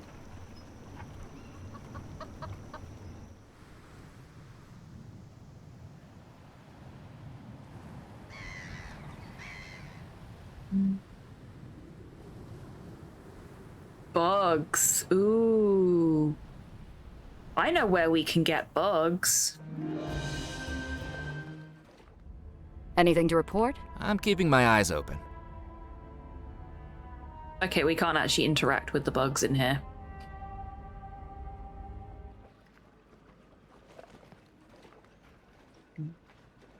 Corn, grains, bugs, lizards, smaller chickens. Yeah. I forgot that chickens can be cannibals.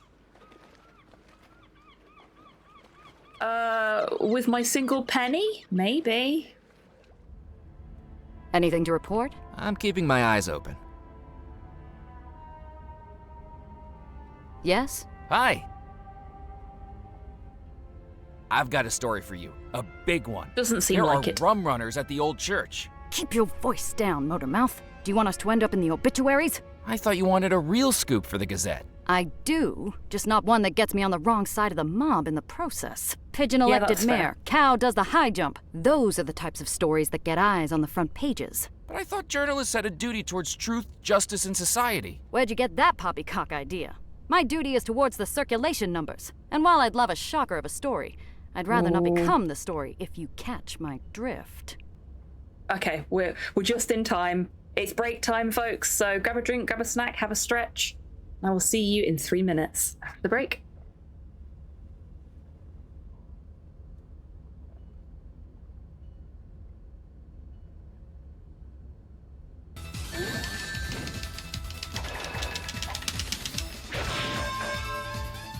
We just kissed him goodnight.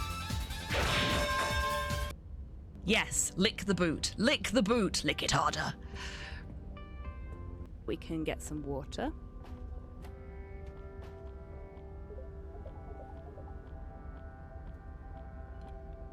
Fuck. I put the bear trap down and then stepped in it.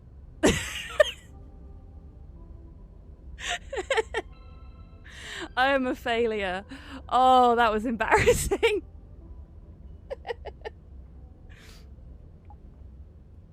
I will be reading This Be the Verse by Philip Larkin.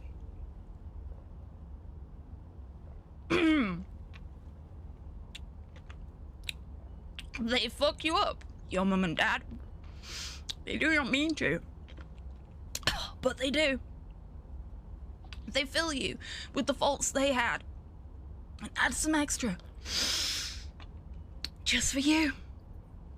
But they were fucked up in their turn by fools in old-style hats and coats who half the time were soppy stern and half at one another's throats. Man hands on misery to man. It deepens like a coastal shelf. Freedom. Get out as early as you can. And don't have any kids yourself.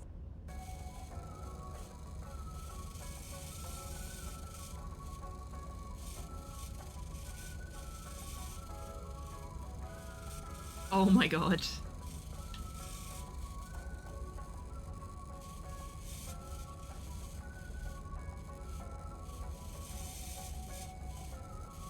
I'm doing this.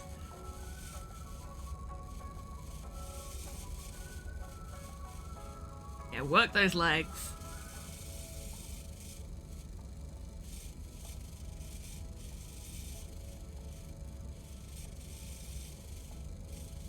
You can definitely pelvic thrust, Jerry can.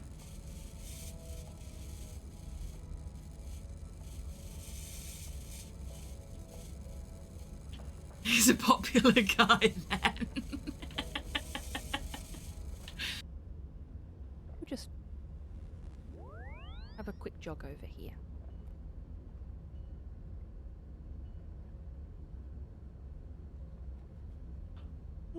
Oh, too far. No. Oh, shit! I'm so sorry! Oh, I accidentally punched a gnome to death. I'm gonna give you a proper burial. In the appropriate place. Welcome back from the break, everybody. So I hope you're all sorry. feeling refreshed. I think I better be going. I've got my eye on you, McAllen.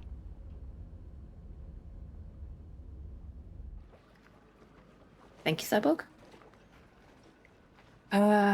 Okay.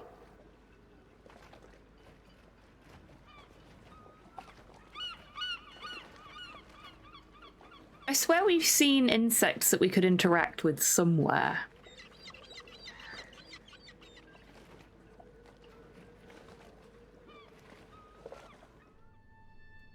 Welcome back.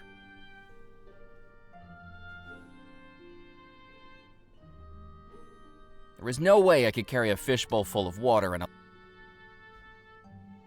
the neck of the bottle was far too narrow for the pudgy little goldfish to swim through. Okay, so at some point we are going to need to abduct the goldfish, because otherwise there would be no point in him being able to say things like that.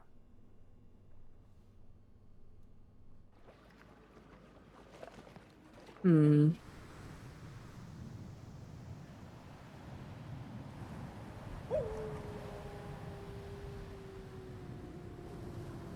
No, leave the old man alone. Let's go back to the Spirit Queen. We've not been back to the Spirit Queen in a little while. What's in the sack? I didn't want to make a hole in that. Okay.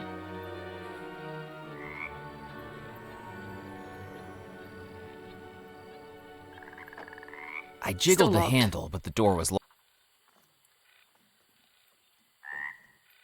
Window The also damp air of locked. the bayou had swelled the window in its frame. It would need more force than my bare hands could supply to open it.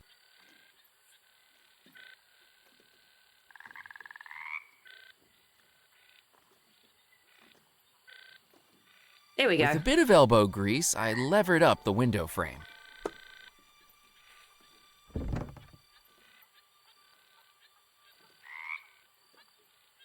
Pressed against the inside wall was a dusty desk covered in spiderwebs, and to top it, one thing lay undisturbed, a small folded document which I picked up, along with an inadvertent eight-legged companion. Ugh! Ghost stories and haunted treasures I could handle, but spiders gave me the creeps. Damn it, we could have fed that to the chicken. Captain's license. Okay, so we can get into the captain's club now. There's no picture. Cornelius Knott.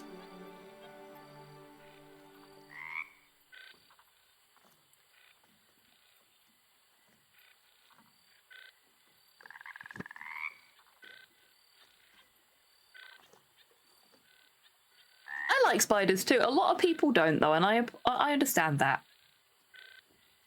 With We the can gator swing this round disposed again. of, I turned my attention to the Oh, okay, sack no. hanging from the crane. There was no apparent way to open it, but by the feel of it, it seemed to be filled with some kind of grain. I thought it might be. Okay, so it's probably going to be the knife rather than the scissors.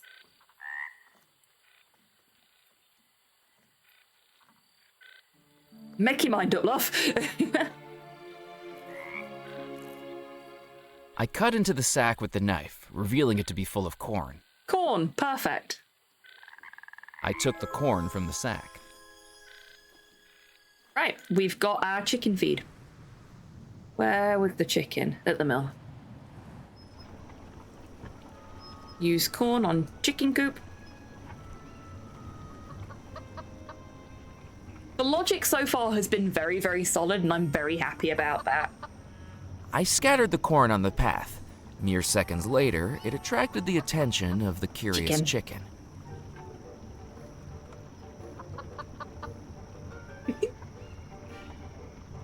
I'm liking the chicken's music.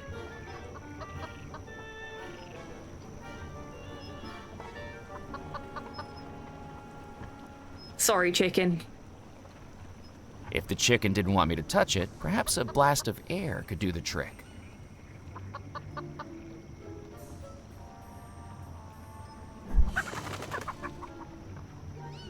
Sorry, chicken.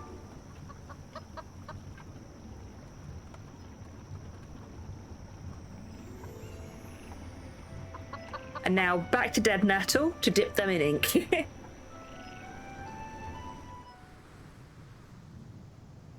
So I'm suddenly reminded of when we had to do a voodoo spell for one of the Monkey Island games and we couldn't get the exact ingredients, so we just fudged it, and it made the voodoo spell not work properly.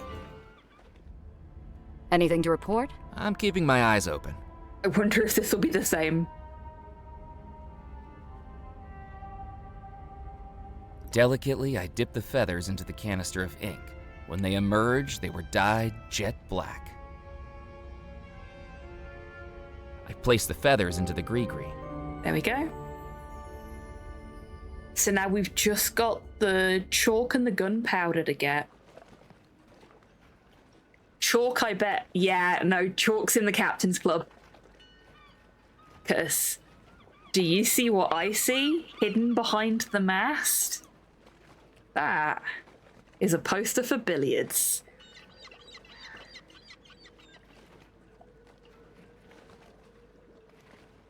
It did say it was black feathers, but the poster advertised billiards at the Captain's Club, with 3 billiard balls and 2 cues framing a cube of billiard chalk.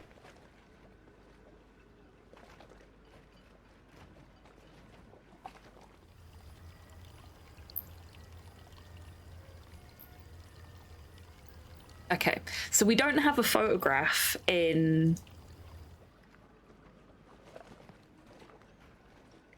But we do know someone with a camera. Anything to report? I'm keeping my eyes open.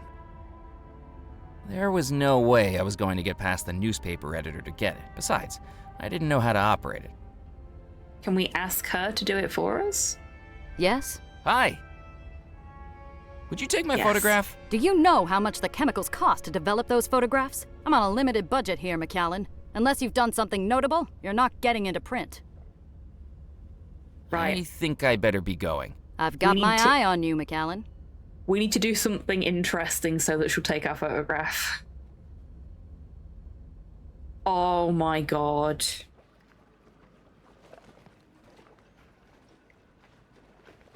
I think I know what we need to do. And we've had the thing we need in our pockets for ages. 3D spell with creative substitutions goes wrong. Papa Legba appears somehow dressed in a neon pink ballet dress. Yeah.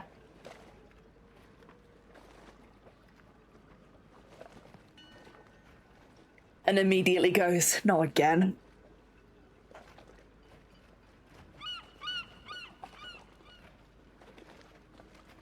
I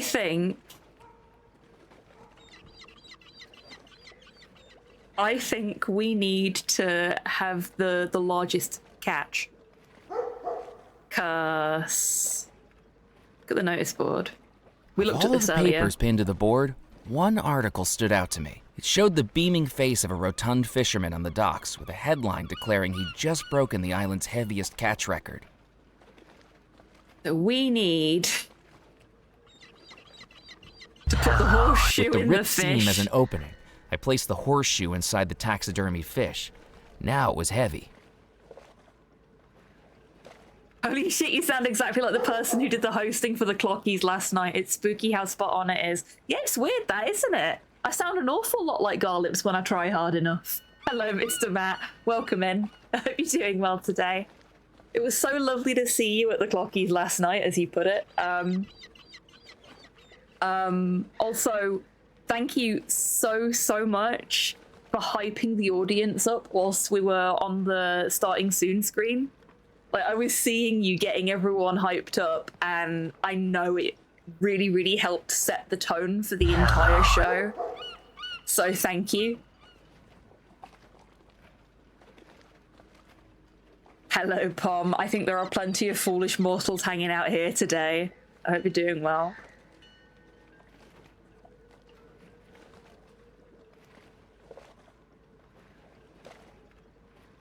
Okay, so I guess we only needed to put the... Oh, okay, no, I get it.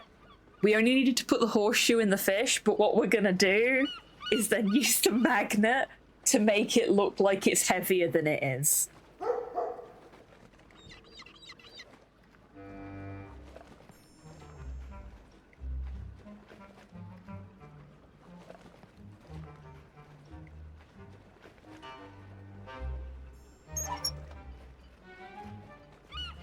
Mac, does that say what I think it does?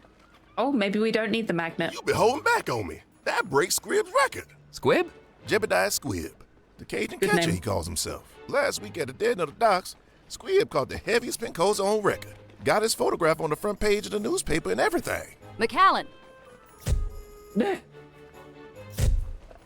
How does it feel to have decimated the town record in your first few hours on the island? How did you hear about this so fast? It's my job to know about things fast. Now, I'm asking the questions here. Where'd you get the fish, McAllen? Well, it was a mighty battle on the southern coast. Its fins strong as a motor, its mouth as fierce as a tiger's. I paused dramatically to allow my fishing prowess to wash over them. What rod did you use? Wooden one? I mean, what make? You know, I didn't use a rod. You caught the fish without a rod? It was more one-on-one. Mono, fisho. You wrestled a fish? And I won.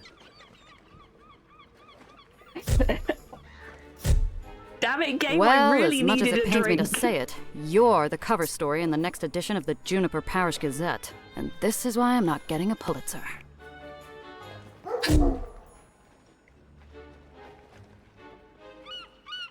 I've got to hand it to you, Mac. That fish is a whopper. I don't know how you got it, but as long as it keeps Squid quiet at the porch party tomorrow, I ain't complaining. Excellent. Murphy! Have you seen the cover of the evening edition? I think we caught your personality perfectly in that photograph. Naive, simple, unsophisticated. Makes it all the She's more such a surprising that you delight. actually accomplished something. I wonder if I should have it framed. That'll cost you.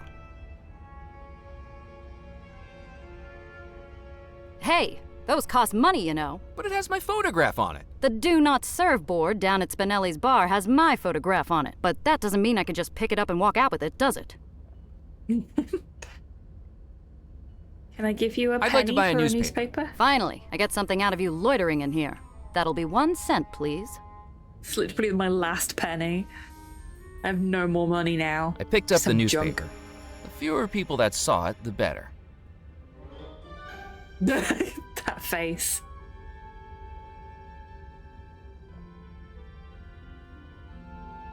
Island newcomer breaks fishing record. Last week's record-breaking catch of the Pencosa fish by local fisherman Jebediah Squibb has been rapidly smashed by a newcomer to the island, State Auditor Murphy McCallan.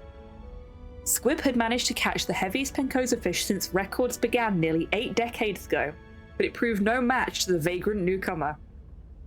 With a face dribbling with naivety, simplicity, and bewilderment, Murphy McLean... That's not our name. That's not our name! Where's my red pen? I need to circle that. Struggled to find the words to communicate his unlikely accomplishment. Was it beginner's luck? Foul play? Whatever it was, we can be confident it wasn't something. Oh, fishing prowess. As Murphy McCarran, circle that one as well, looks the type more likely to be at the hook end of a rod than the handle. Murphy McCullers, circle that one too, presence on the island is sure to provide amusement for us all, and we wish him well on his investigations here. But how long will his record last? Information wanted about a missing The headline read, "Island Newcomer Breaks Fishing Record," with my photograph printed in black and white.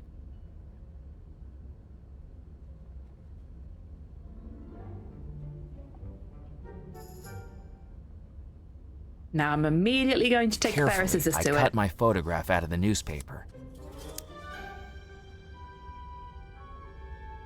Your name is whatever's on the captain's license, surely. Well, absolutely.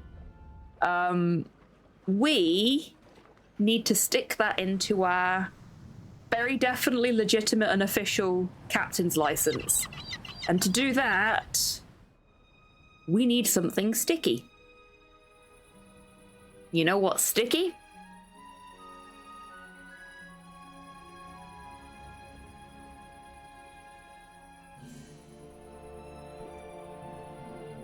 I touched the back of the photograph to the molasses. Well done, everybody. That community brain cell doing double time right Thanks there. to the stickiness of the well molasses, done, DMAC and the Agent photograph Sinister. adhered nicely to the captain's license.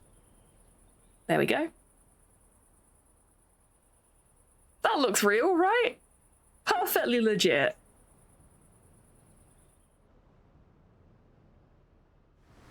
Big brain, absolutely.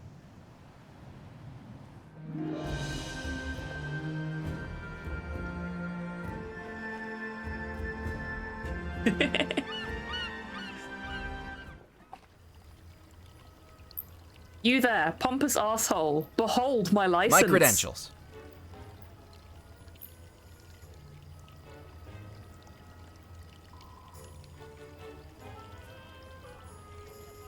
You're telling me you are a captain? I trust it's all in order. I thought you said your name was Murphy McCallan.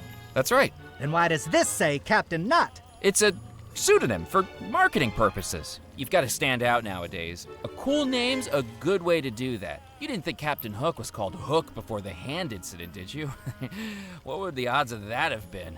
Look, Sonny, the bylaws of this club only allow the club manager to verify a captain's license. And Mr. Perkins is enjoying his backgammon soiree with Mrs. Perkins and the ladies this evening, with strict instructions not to be disturbed. So I'll accept this for tonight, but try this again tomorrow night and it'll be another story.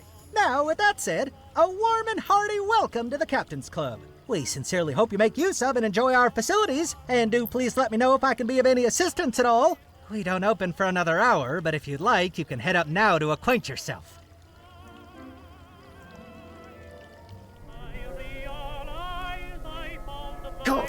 Chalk! I picked up the cube of billiard chalk from the edge of the table. I placed the chalk into the gree-gree.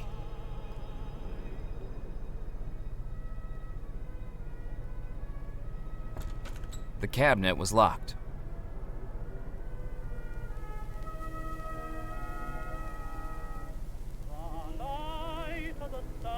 While I was trapped on Devil's Rock, a map of the world wasn't going to be much use to me.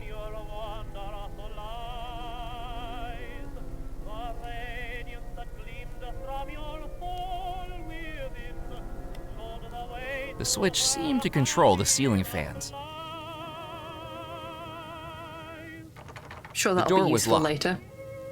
Okay, so this door is locked, this cabinet is locked, everything is locked. I considered playing a game, but the lack of balls and cues was going to be a roadblock.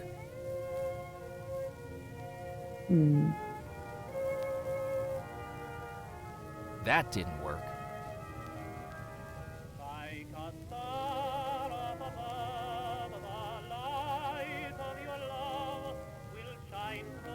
What kind of shithole pub is this? It's not a pub.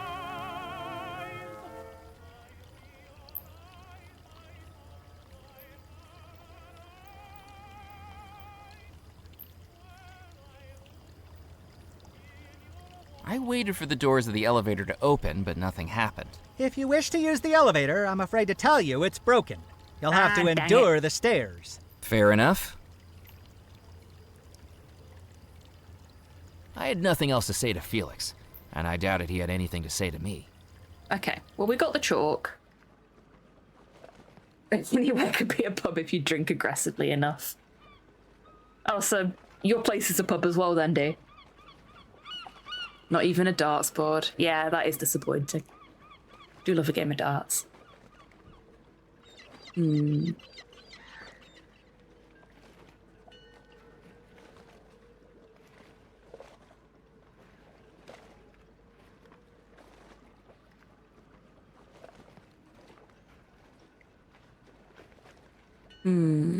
Okay. So, we need to attract the attention of the cat.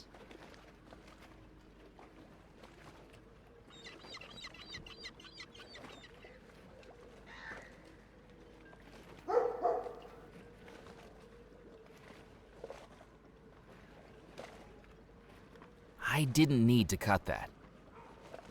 It was just a thought. So the problem with the bottle... Oh, maybe because it's shiny now, yeah. We'll give it a go. I think we're closer to this exit. We'll go that way.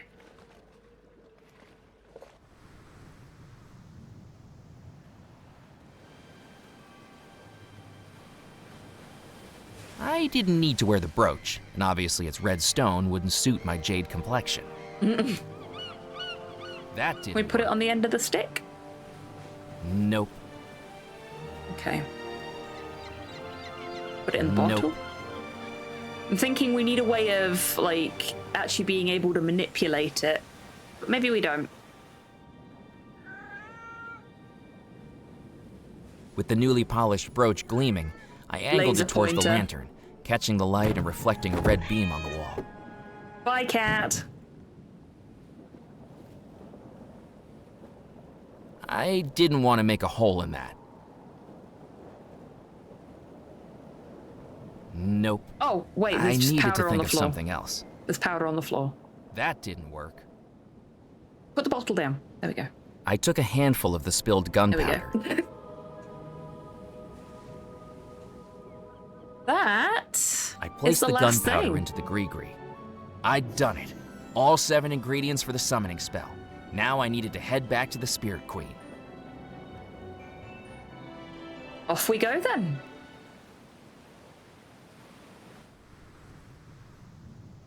Yes, it was Cyborg. We were at Fort Delamort. I thought I'd find you out here, fuming right McCallum. now. Yep, absolutely.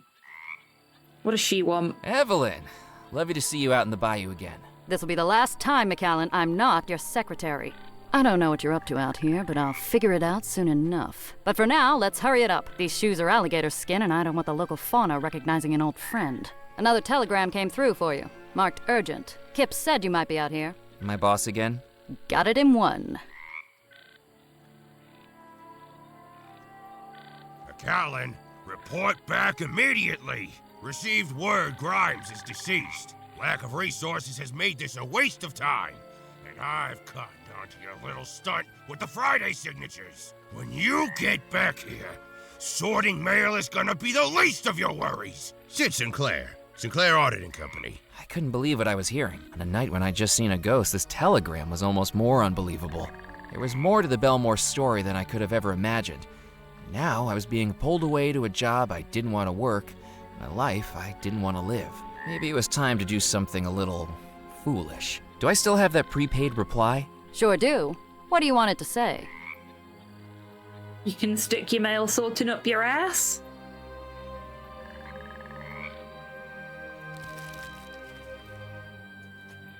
Tell him I quit. I couldn't believe what I'd done. I Close quit my enough. job and opened the first chapter in my own adventure. But without a job, I didn't have a Hello, salary. Valcion. Without Welcome a salary, I wouldn't have a place to live. And it suddenly became more important than ever that I find that treasure. For me this time.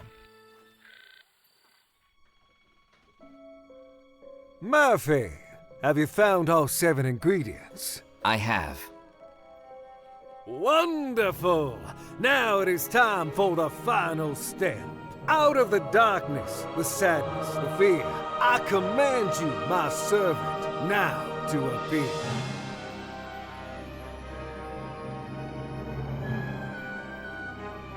Hi, Loa. I have returned, Master. What is your desire? The ingredients have been gathered. The final step of the spell is ready. The focus. The focus of the spell is whatever you are casting it upon. Belmore Manor is where the ghosts reside. An image of Belmore Manor is what you must use to direct the spell. Murphy, do you have an image of Belmore Manor we can use? You mean the voodoo guy? We were saying that he sounds like he's doing a Benoit Blanc impression earlier.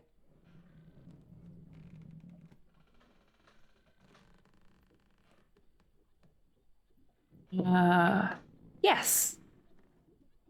Yes, Murphy, that will work. Place it inside the gree-gree as the final ingredient. Also, finding out that he's only been practicing voodoo for like maybe 5 years tops. I folded the magazine cover and placed it inside the gree-gree. It all makes Spell is sense. ready. Finally, the ghosts will be free again. Open the gree-gree, Murphy, and that will cast the spell. With some trepidation, I took the gree-gree from my pocket and with a deep breath, opened it.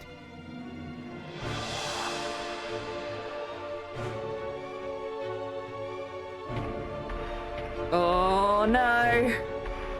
They're awake! At last, I am free. Servant, Pretty what's much, happening? Marvel. I was never your servant. I am your master. You shall do There we my go. bidding. I command you. Foolish mortal. You have served your purpose. No longer do I need to manifest as an ephemeral specter. Now my true spirit form is freed. Loa, do as I say. You are of no more use to me.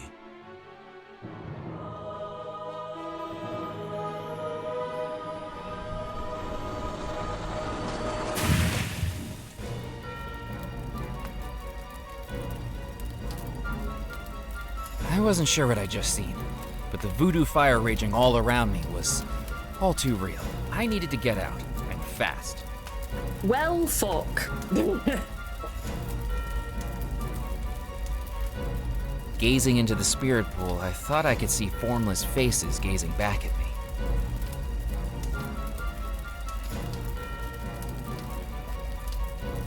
I filled the bottle with water from the spirit pool.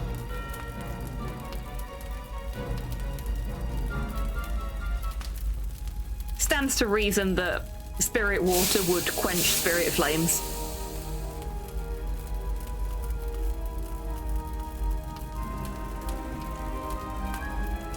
There she is again. I bet she's not mad.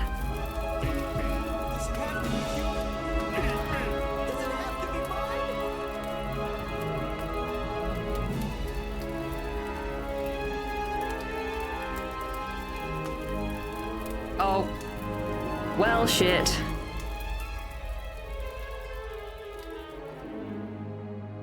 Oh, the entire building is made out of zinc. Valcion, thank you for the treat. I'll deal with that in a sec. In fact, I think I can deal with it now. Yes, we're on to part 2.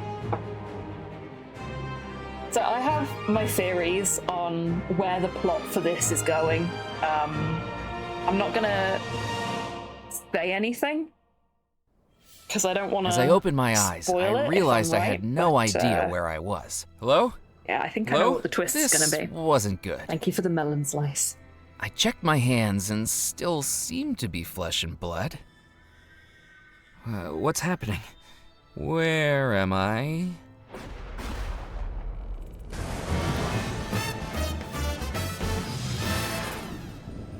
Welcome back to Belmore Manor, Murphy McCallum. We didn't expect to see you again so soon. What's going on? Am I dead? Don't be so overdramatic, Murphy. You're still very much alive. But you're the only person in the house that is. I'm afraid your actions have caused a good bit of trouble for us inhabitants of the house. What's happened? Let's see if you can figure it out. We're about to play a song, and Murphy McCallan, this one is for you. All right, all you Belmore Manor ghosts and ghouls, let's take it to a place where voodoo rules.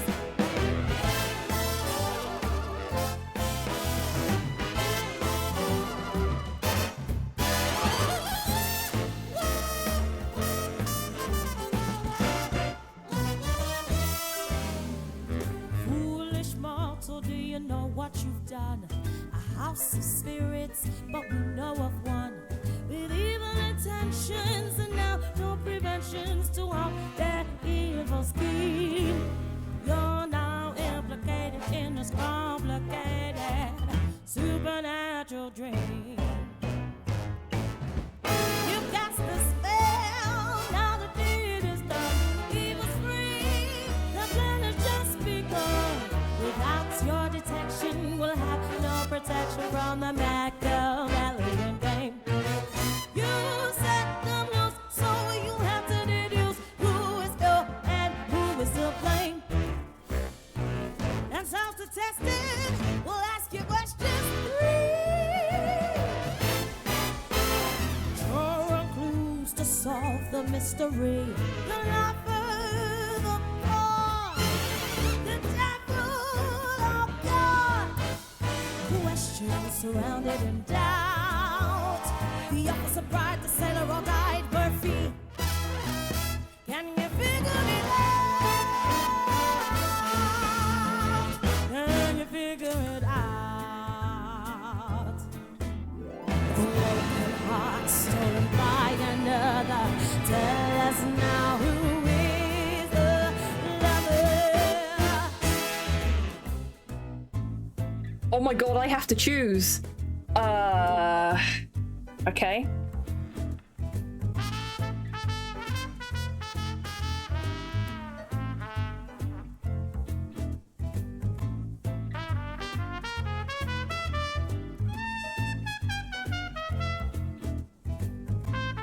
I think the bride was the lover. See if we're right here. A girl in love and a dream to wed, but does she know what cannot be said? Are the people around her just there to confound her? A love that must end with them dead. A sunset life, no chance for dawn.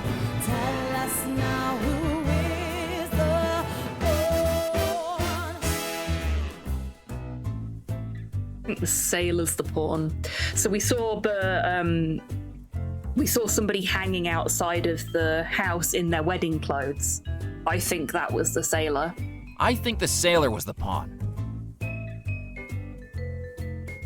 Let's see if I get any of this right.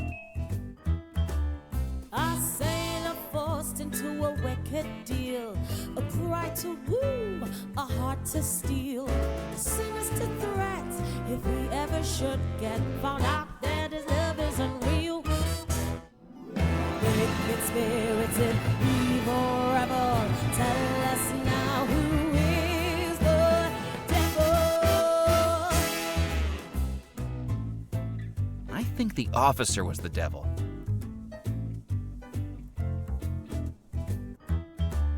The Belmont fortune his work has grown.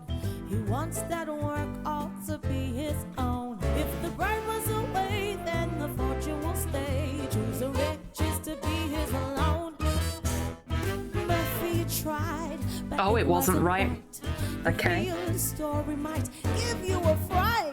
You gave your best guess, but it's not a success in these paranormal days. We'll sing a song, try to see where you're wrong. Okay. While your hopes still remain. Okay. So it doesn't punish you for getting it wrong. Stolen by another. Tell us now who is the lover. See, it says a broken heart stolen by another. That makes it sound like it's the bride that is the lover, because stolen by another. So did I only get the other two wrong? Was the officer the pawn and the sailor the devil? It's the sailor the lover. I know Cypher thought it was the sailor as well. I'm just stolen. Unless the stolen by another isn't about the broken heart, it's about what caused the broken heart. That would make sense. Yeah. There was a comma there as well. Yeah, no, that makes more sense. I think the sailor was the lover. Someone in love and their love is true. Is it return? What is there to do? They're caught in the middle of baffling riddles. Is love what can carry them through? A sunset life, no chance for dawn. Tell us now who is the pawn. I think the bride was the pawn. Yeah, that's what I said, Cypher. A bride in love, but in some evil curse, immersed in voodoo and things perverse. She cannot protest, and her mind's not possessed of things that only get worse. Wicked spirited, evil rebel, tell us now. We only have one choice here. who is the devil.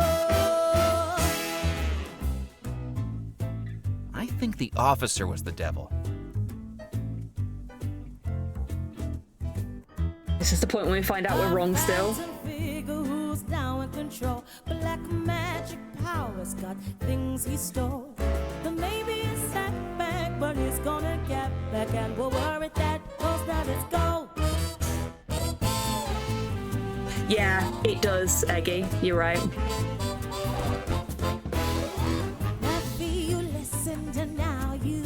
There we go. You took the gamble and you have won it. A bride in a spell and a sailor's farewell. And an officer pulling the strings. A hostage filled with voodoo. And yes, we know like you do. To fix it, we'll take some strange things. To test it, we asked you questions 3. Who gave us that one? Hands up the mystery. The officer, bride, and the sailor all died. Questions surrounded in doubt. Love with the pawn, the devil are gone. Murphy, you figured it out. And dance you must, the fool is false. Blind treasures trapped in hidden vaults. You may think you are done, but it's all just begun. It's time for the ghostly debut. So say trick or treat, 'cause there's a goal to defeat. And Murphy, we hope that you do. Or guess what? You'll have to lie to. Gold stars to whoever they got to sing this.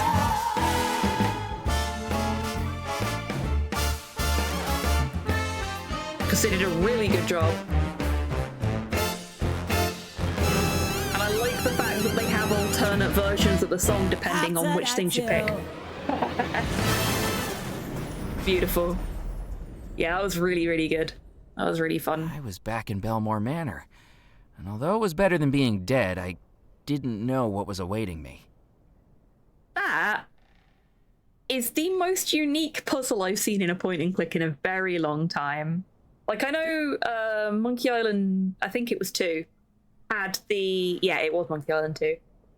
Had the dry bones segment, but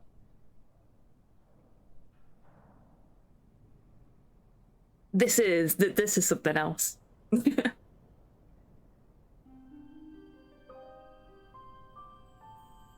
Who wanders to this ghostly trick? The prey that prays it will be quick. Do not blame that final try, for once he's in, he's sure to die. Another ghost? Oh, this can't be good. Welcome back to Belmore Manor, Mr. McCallan. My name is Cordelia Lockett. I do hope I haven't scared you. To be honest, I've had my fill of ghosts for today. Perhaps I should be running along. I'm afraid you'll need to come with me. There is someone you need to meet. Who? Miss Belmore. You know, I don't think that would be such a great idea. We met twice already this evening, and I don't think she's taken much of a liking to me. What with throwing me off a balcony and pulling me into a spirit pool. Attempt to kill me once? Shame on you. Attempt to kill me twice? Shame on me, you know? I'll just go. It'll be like I was never here. It's too late for that, Mr. McCallan. I really must insist. What have I gotten myself into? I Miss don't Belmore, think she was trying to Mr. kill him McCallan on is here to see either you. occasion. I don't see anyone.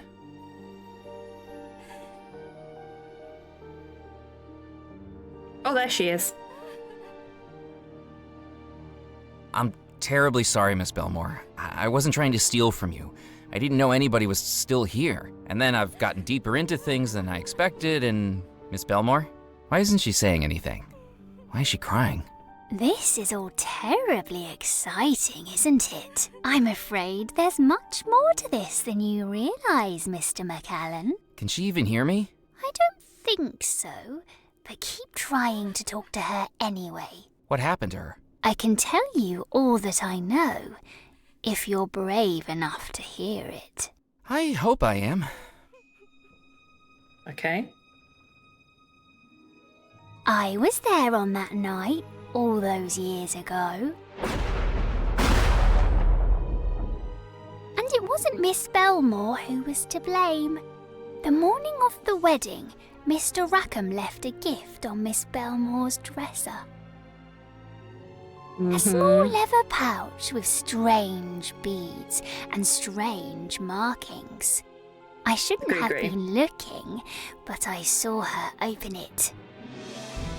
It was black magic. Everyone had heard the rumors about Mr. Rackham, but I saw it with my own eyes. Miss Belmore panicked. She threw the pouch into her music box, slammed down the lid to lock it, and threw the brooch into the fireplace. But it was too late. She was losing herself. I could see it in her eyes. Minutes later, she asked me to bring her fiancé to her room. It's bad luck to see the groom before the ceremony. She told him she didn't love him, but I don't think it was her speaking. He begged, he pleaded, his heart broke in two. He was devastated. I saw him head up the staircase to the balcony overlooking the garden. Yeah, but there oh we dear, go. I didn't know what he was going to do.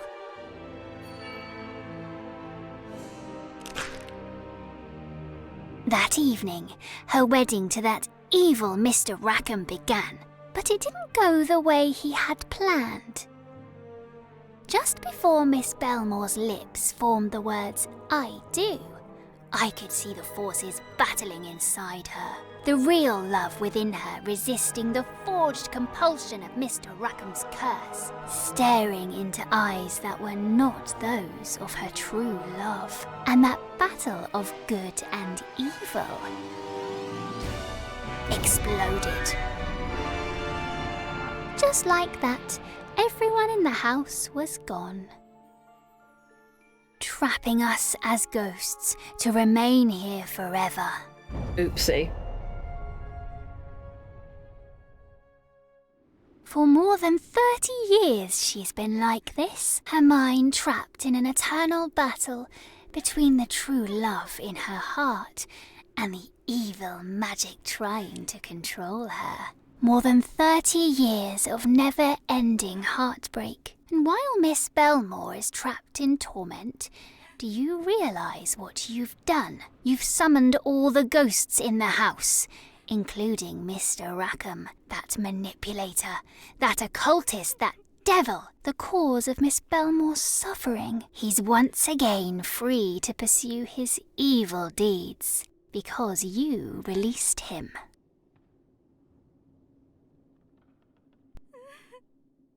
If Abigail is under a spell, how is she able to attempt to kill me twice? Well, it's never happened before. Maybe she's losing the fight against Mr. Rackham's curse, and the evil inside her is growing more powerful. Oh dear, it's almost too terrible to think about, isn't it? Why is Rackham doing all this? What does he want? He's after the same thing you are, the Belmore treasure. But he's willing to do a lot more to get it. And he doesn't care who gets hurt in the process. I'd say he's a lot more committed than you are. I have to do something. How can we stop him? I'm afraid I don't rightly know. But Miss Belmore might. She managed to break out of the spell once, just at the moment of the explosion, when Mr. Rackham tried to carry out the wedding. Perhaps if you take her back to that moment, she might be able to break out of it again. To do that, you'll need to create a love antidote to Mr. Rackham's curse. How can I create a love antidote? Look in the mirror.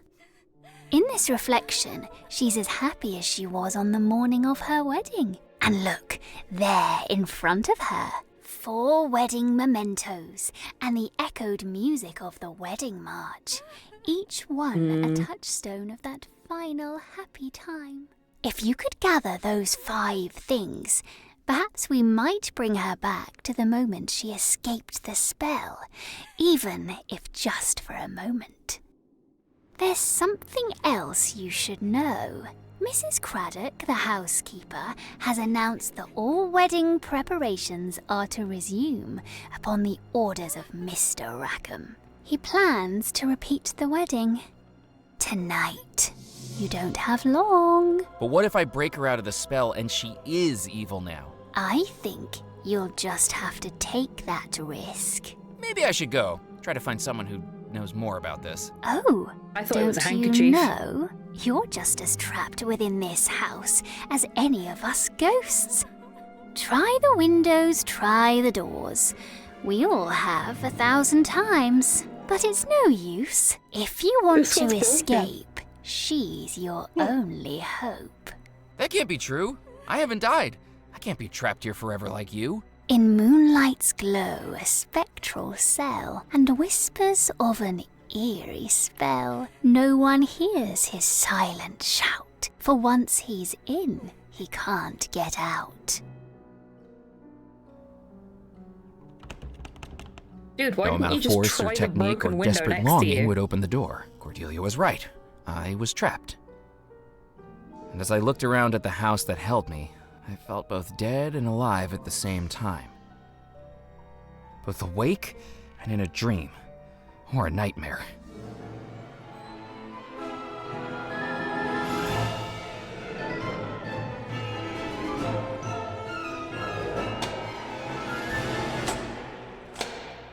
Bravo, Modell. I didn't see where the The orbs only went way I then, could but I'll possibly figure free it out. myself was to gather the 5 items to awaken the Ghost Bride, perhaps giving her a third and final opportunity to kill me. Ah, well. Could be worse, right? Hold it right there. The dance is about to begin. I shall deal with you afterwards. What?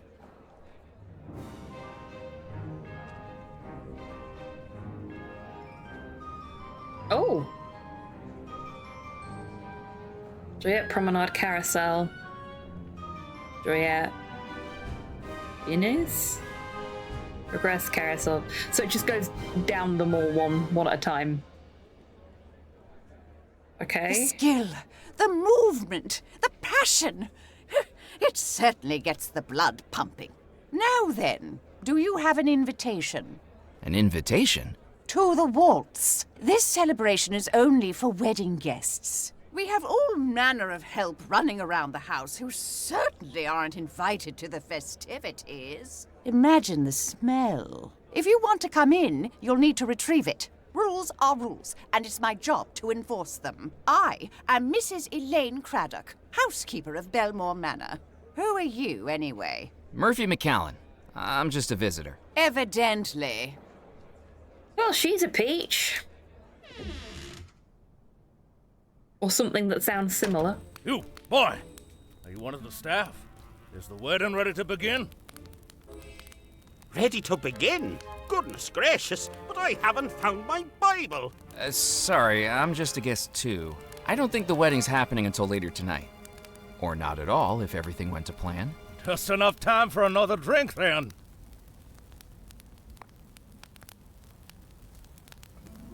I picked up the vase. From the delicate porcelain and hand-painted ornamentation, it looked like it must have been worth a fortune. Ming Dynasty, perhaps? False. Does the captain's license mean nothing to these people? Chamber pot. I have absolutely no idea. Or perhaps not. Oh boy.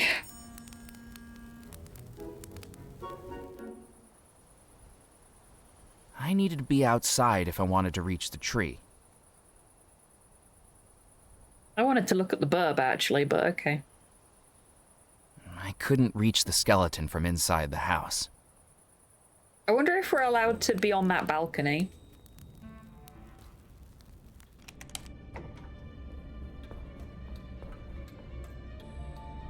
Stepping through the doorway, I found myself in an ethereal black void that stretched in every direction. Draped in green fog, all I could see were staircases floating in all directions, and in the center, an eternally ticking clock.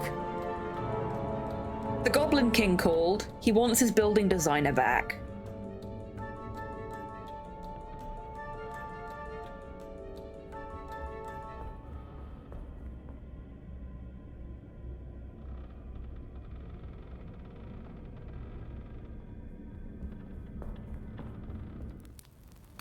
Is that Well, little that was whippersnapper helpful. playing on the staircases again?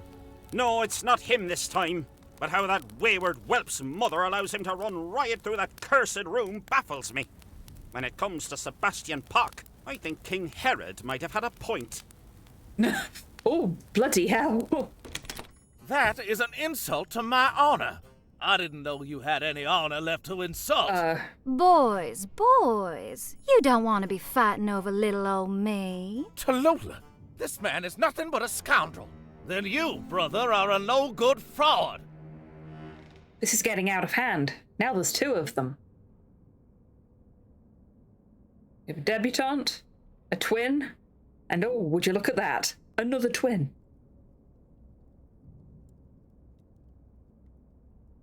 Hello. Beat it, bud.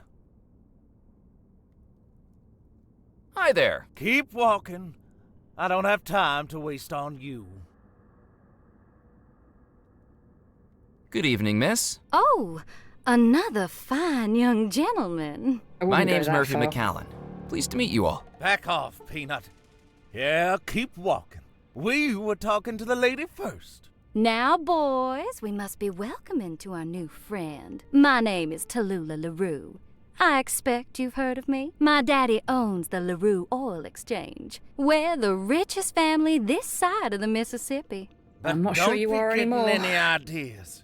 Tallulah, don't you think this gentleman is a little beneath you? He looks so poor, he probably waves a popsicle around and calls it air conditioning. Let's not be rude to him just because he's less fortunate. You boys be welcoming and introduce yourselves. If we must. I am Humphrey Tallulah. And I am Orville Tallulah, of the Tallulah Textiles Company. I think you made the pants I'm wearing.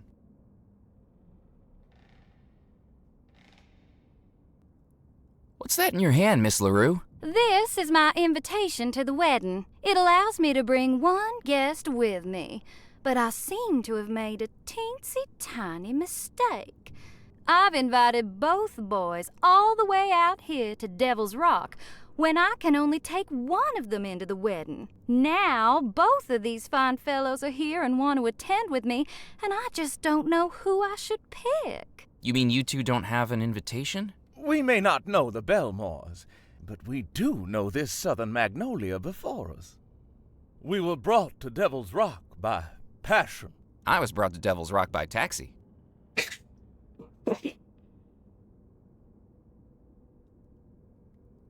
If you're not using the invitation, perhaps I could take it off your hands? I don't think so, knucklehead. Miss LaRue is going to need that invitation for when I accompany her. Over my dead body? Have you seen yourself? You're already dead. These two gentlemen seem pretty heated. I just hope it doesn't come to blows. I'd be happy to marry either of these gentlemen one day, if only I could choose between them. If you did end up marrying one of them, would that make your name Tallulah Tallulah? That's right, and my middle name is Beulah. Rolls right off the tongue, doesn't it? Sure. How are you going to decide who to take to the waltz, Miss LaRue? I just don't know if I could decide. I think I'll have to leave it to the boys to decide for me. Choose me, Tallulah. I'm the one who inherited our family's good looks, I assure you. Good looks? Your reflection hides when you walk past a mirror.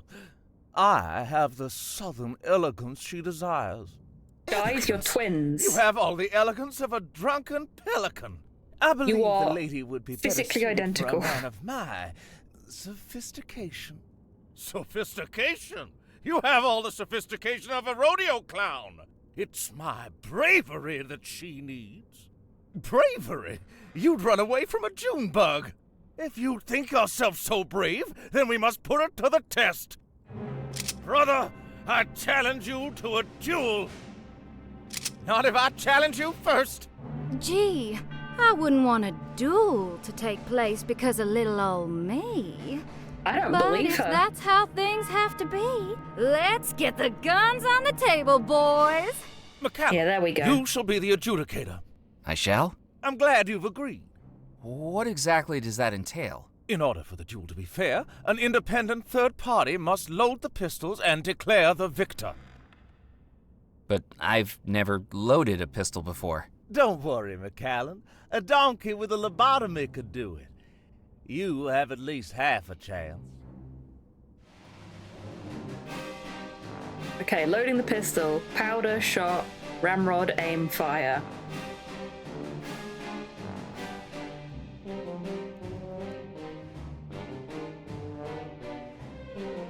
One at a time, I poured the powder into the muzzle of the pistols.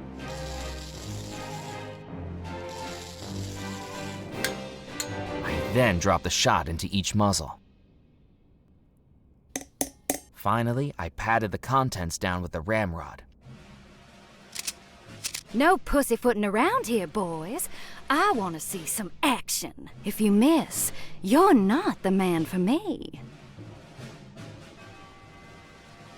One fine day, in the middle of the night, Well? 2 dead men got up to fight. I've been hit. Me too. In any other situation, this would have been a tragedy, but it quickly became clear that a duel to the death wouldn't be conclusive when the duelists were both already dead. Oh, neither of you missed? Well, sorry, boys, but I think that's a draw. What a terrible waste of everybody's time. Oh, hello. Hey, Muzzy, welcome in. Hope you're doing well today. It's no wadding, so it'll all fall out. Yeah. It's okay, they're both dead already anyway.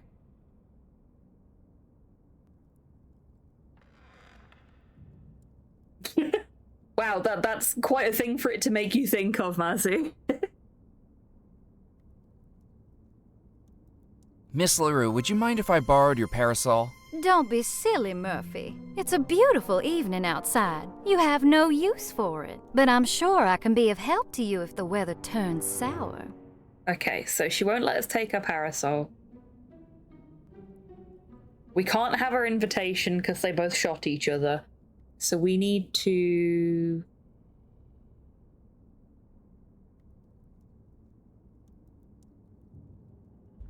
I wonder. I needed to think of something else. No, okay.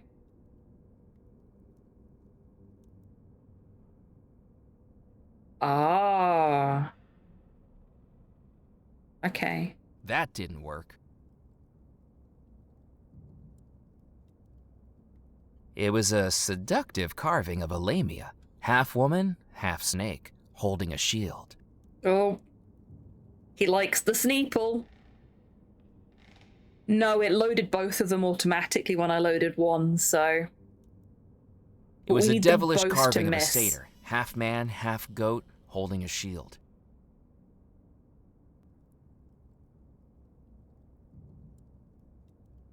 Inspired by the pistol duel, a plan began to form in my head. Yeah, I thought so. With 2 wooden carvings on either side of the room, I could bore a rough hole in each of them. My, look at the carving. All wooden and carved and wooden.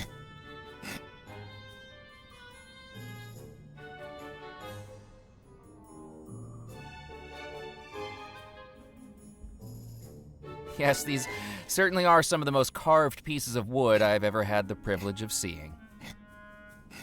It was either going to be using the magnet to redirect the When I was bullets finished, they looked passably like bullet holes. to break something, or it was going to be putting holes in the carvings behind each guy to... Would you like a rematch of the pistol duel? What Make it a look like they've wonderful missed. idea! Boys, guns on the table. Murphy, load 'em up. What a muff. One at a time, I poured the powder into the muzzle of the pistols.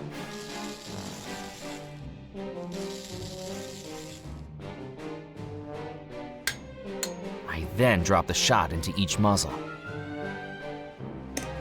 Finally, I patted the contents down with the ramrod. Remember, boys, if you miss, you're not the man for me. Fire! Well? I've been hit. Me too. Oh, neither of you missed? Well, sorry, boys, but I think that's a draw. What a terrible waste of everybody's time. Interesting. I may have forged some bullet holes, but when the shot ended up inside the duelist's chests, they didn't have much reason to go looking for them. Yeah. We've only got one magnet. Nope. So it's not the magnets. What about if I don't... Oh, yeah, that's a good point. Can I get away with Would you like a doing rematch that? of the pistol? What, boys? Let's find out. If we just put the powder in... One at a time, I poured the powder into the muzzle of the pistols. And don't put the bullets in. No, McCallan, you haven't put in the shot. Okay, that answers that question. Unless... That didn't work.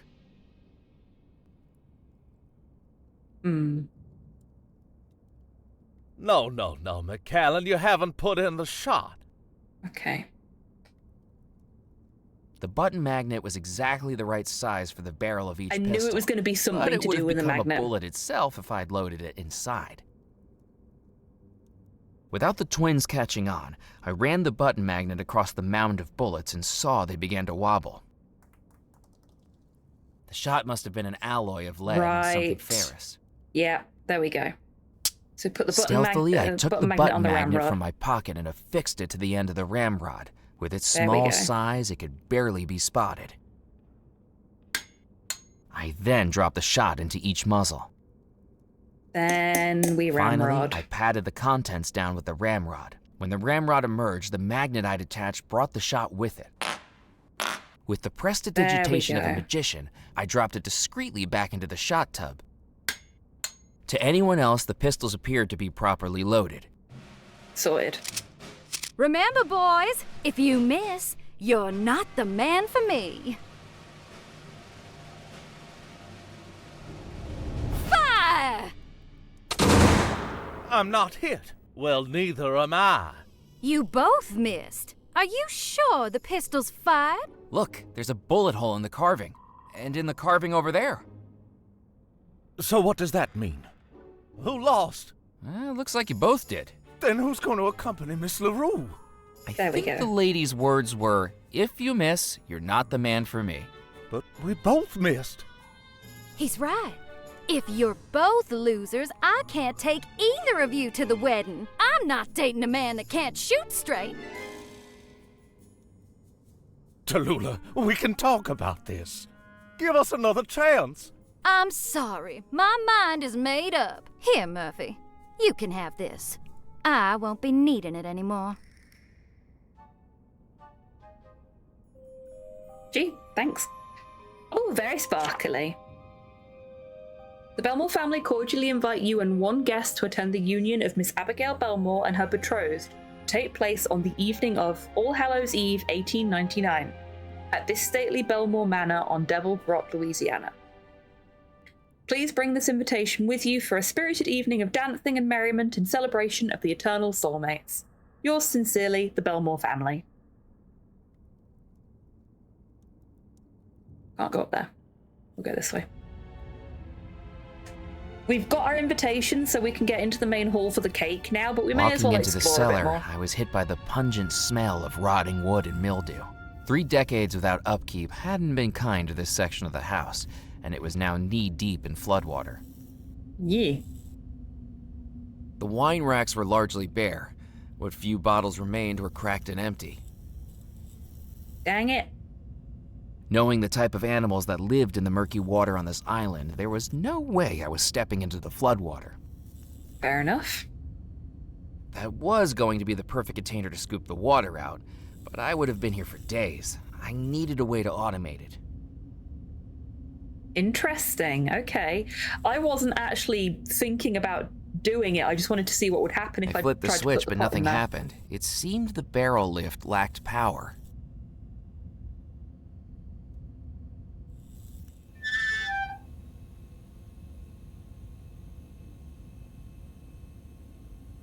The label read magnetic carriage, theater rotation, orrery track, barrel lift. It's this one.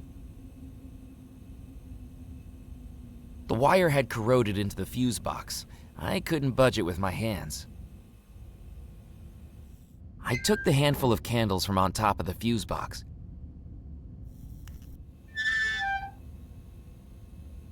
Can we... Don't try this at home. Shockingly, I didn't want to risk electrocution by cutting the wire. Fair. This is one of the most sensible point-and-click protagonists we've ever had. I mean, for a given definition of sensibility, seen as, you know, he quit his job by telegram to go in search of a treasure that's been lost for 30 years. Ground. Lightning rods. The wire had corroded into the fuse box. I couldn't budge it with my hands.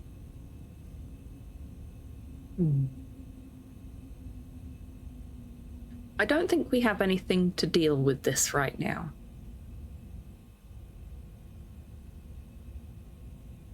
So let's leave it for now. Oh, thank you, Chibi. Oh, good, they've gone. I didn't need to search for a book right now. I already felt like I was in one. Fair.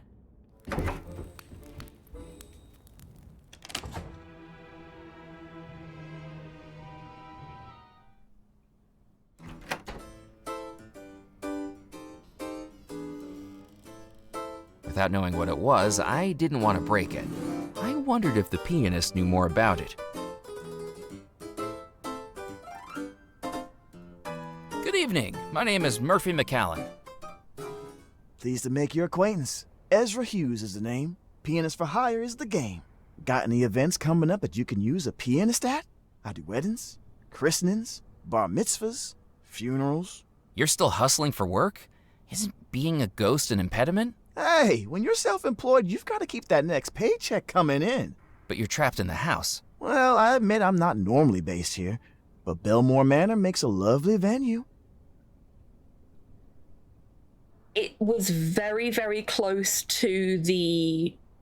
I don't know the name of the song, but it was very, very close to a tune from Corpse Bride.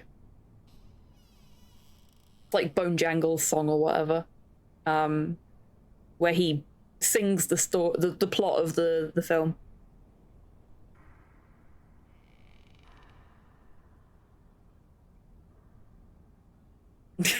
Oh dear, my hell. It could be something that's from Seventh Guest, yeah? My memory's not that good, to be honest with you. How dude. Oh, we've got a break coming up and I can't skip it because I've been skipping it during the cutscenes. So now is a great time, everyone, to grab a drink, grab a snack, have a stretch, get some fresh air, all that good stuff. And I will see you in 3 minutes after the break.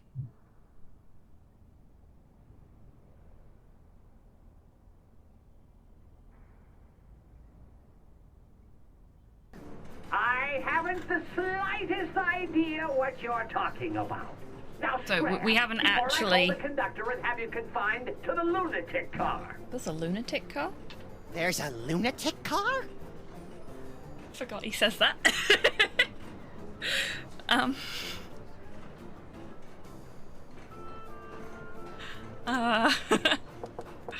Who is it now? Feeling a little called out right now.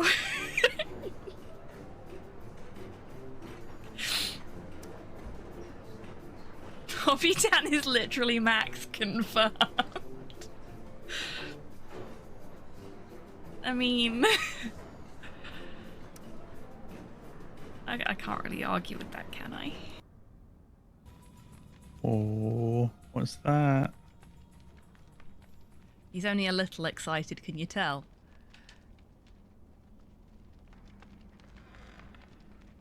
What's that you said, right? You mean the big door? No, Dan. Look at the body. I was going to. Look at it. With you. Perceive it. What body? I don't see a body. Perceive me.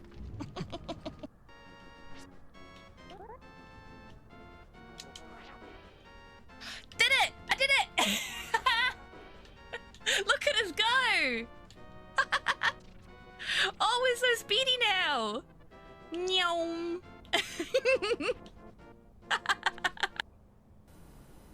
Yeah, I'm gonna not.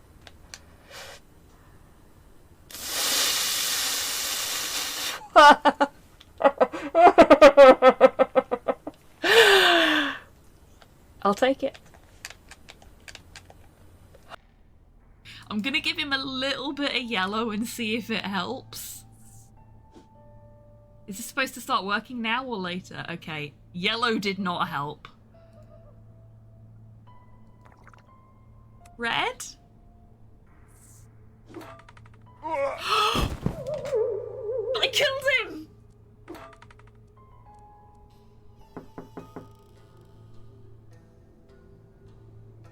Oh fuck, I need to hide the body! Let's go for a pineapple pizza straight off the bat and see if it's that again. If it is, then holy shit, the RNG on this game is balked today. That would be really funny. Thank you. What the heck? That's never happened before! Do your thing. Tim's? Tim's. Welcome back from the The break, door. everybody. I have hope you're all feeling opened it refreshed. for you.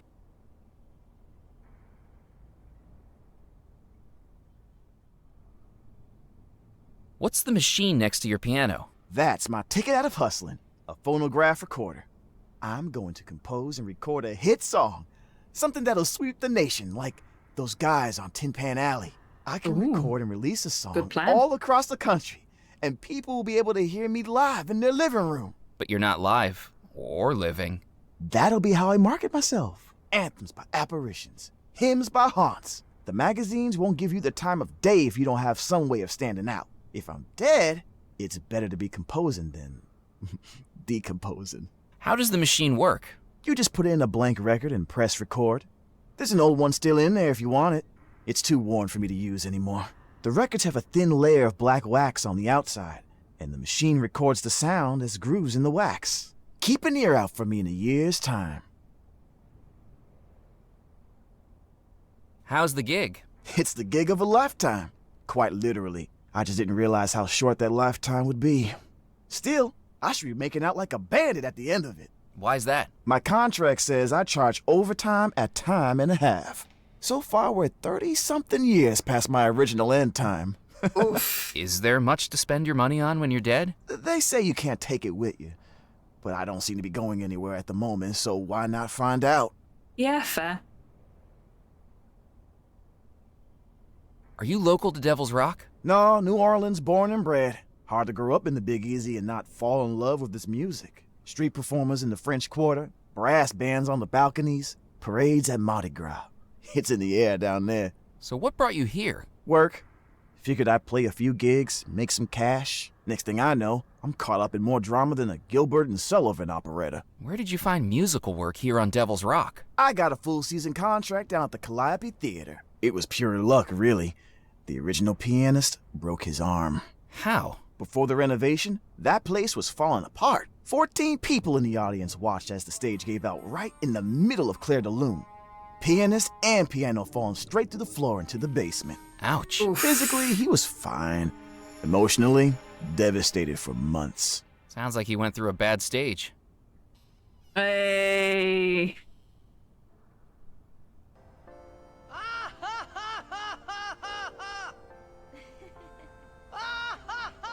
Is it any wonder that I love terrible jokes so much when some of the formative games of my youth, which this is aping beautifully, had so many terrible jokes?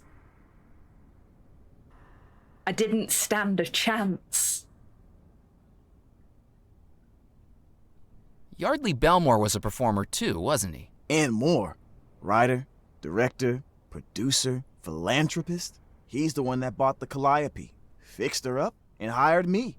Once he came on board, that place got put on real shows. Real shows? Yeah. Before Yardley put up the funds, they were so broke they had to rely on sponsorships. The final year, Bon Tom Bakery funded everything. With conditions. Conditions? The shows had to be on brand. Before Yardley put a stop to it, we were looking at 3 Shakespeare plays that season. Romeo and Baguette. A Midsummer Night's Cream Cake, and Much Ado About Muffins. Oh my god. Do you know what happened to Yardley Belmore? I haven't a clue. But you know what? I think I was one of the final people to see him alive. Oh, really? He came down to the Calliope to offer me this gig for the wedding, and I overheard him talking to someone backstage after I had finished rehearsing.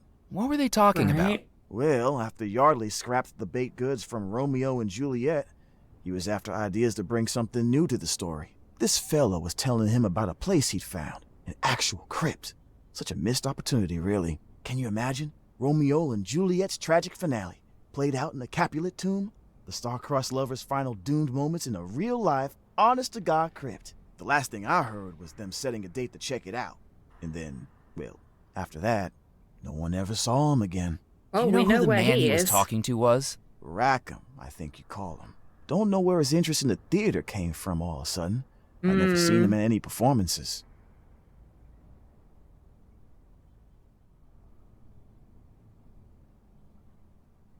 You don't seem to have much of an audience. Most have gone through to the ballroom for the waltz. Still, at least it means I don't have the Southern Belle from hell hovering over me. When you say Southern Belle from Hell, do you mean Tallulah? That's her, the Black Widow of the Bayou. What's wrong with her? Well, she has a reputation, doesn't she? A reputation for what? Murder. Tallulah is a murderess? Now don't be getting me caught up in a slander suit, but behind those demure, blush cheeks is the mind of an absolute psychopath. Well, She's yeah, been we engaged noticed 3 that. times. Each of her fiancés died in ridiculous circumstances. Did she murder them for money? That can't even be the motive. You'd think she'd go ahead and marry them, so all their worldly goods become each other's, right? But her family's already got more money than honeybees got buzz. And she finishes them off before they've even booked a venue. I think she just does it for the thrill. Someone should really tell her about wing walking. I suppose it would, Cyborg. I suppose it would. Do you know where I could get some wedding music? I take request. It's part of my contract for the wedding. What are you after? I need some wedding music to play to Abigail Belmore, upstairs in her bedroom. I might be able to move people with my music, Murphy, but there's no chance I can move this piano up to the 2nd floor. I should get going. See you around, Murphy. He said we could have this, so... I took the record from the recording machine. With its outer coating worn away with age, it wasn't in a state to record onto. Can we go up here? That's... no. That's fine. I figure we try and meet everybody that's in the house and have a chat with them. Oh my! How nice to see a visitor to my garden. Watch out for that vine down there. Little bugger was trying to make a break for it earlier. Oh, okay. Will do. I didn't have the slightest idea what the gardener was warning me about, but like a snake coiling around its prey, it soon became apparent. Oh shit, yeah. Help! What's all the fuss about? This vine's got me, it won't let go! Oh, she likes you, she does. Well, the sentiment isn't mutual. I've never seen the plant so attached to someone before. That's Yeah, we could exactly do the Modern. problem. Its hold was getting tighter. I needed to get away before I was dragged into the flower beds.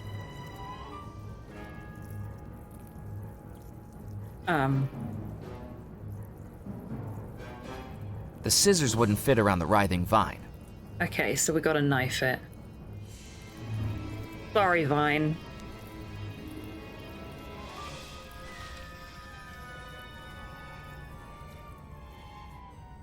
Well, you didn't need to do that. I wasn't planning on doing the pruning till tomorrow.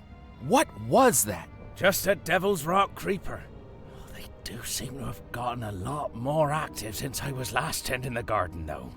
First, the animals on this island had tried to eat me. Now, I was finding out the plants wanted a nibble too.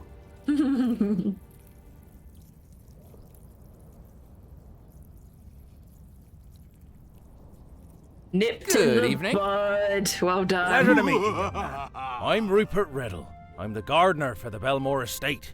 And whom do I have the pleasure of meeting?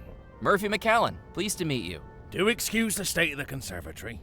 After 30-odd years without so much as a pruning or watering, it's taken on a mind of its own. Don't be telling the Horticultural Society or I'll be having my golden trowel taken off me. Aww. You've won awards for your gardening? Oh yes.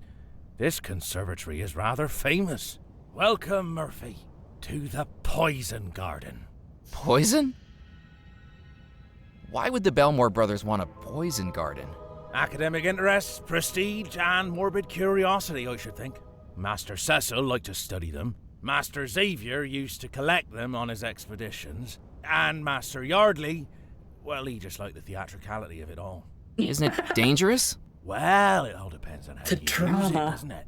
A few berries of deadly nightshade could kill a person or cure their headache. Hemlock killed Socrates, but I used it to treat my arthritis. These plants may be dangerous, but that's because they're powerful and mysterious.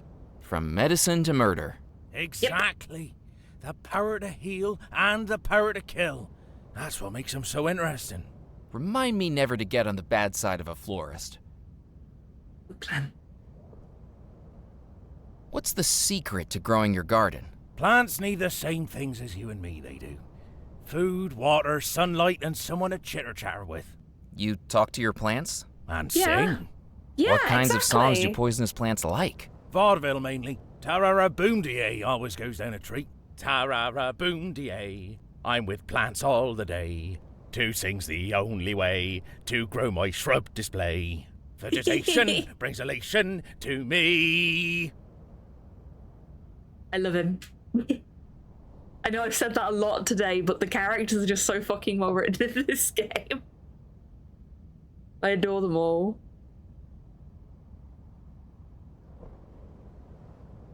I think me and him would get on like a house on fire. Though obviously keep the house fire away from the plants. That's quite an accent you've got. Where are you from? Jolly old England, just outside Bristol. God's own country. The green and pleasant land where my love of horticulture bloomed. I caught the gardening bug at an early age, you see. Histoplasmosis. I was in hospital for 8 months, all told. But trapped in those 4 white, clean antiseptic walls, staring at a pot of plastic philodendrons, why, it just grew my love of all things botanical. Why did you move to Devil's Rock? I came over with the Belmores, didn't I? Got myself a little cottage on the edge of the estate near the mausoleum. Bugger if I can get to it now, though. Shame, too. Why's that? Do you miss home? Oh, I think I left the gas on. Wouldn't want an accident now, would I? Could be the death of me. What are you working on at the moment? I suppose I ought to be pushing up daisies. But death isn't going to stop these green fingers. So I'm getting right back into it where I left off, tending to these plants. It's not quite the same as it used to be, I must admit. How so? I suppose, being dead now, they've lost some of their allure. It used to be that one prick of the finger, one wipe of the nose, one accidental inhalation of a seed, and that would be the end of it. Things just aren't as exciting anymore. I can't comment on if it's a good Bristolian accent, because I don't know any Bristolians, but it's a solid West Country accent for sure.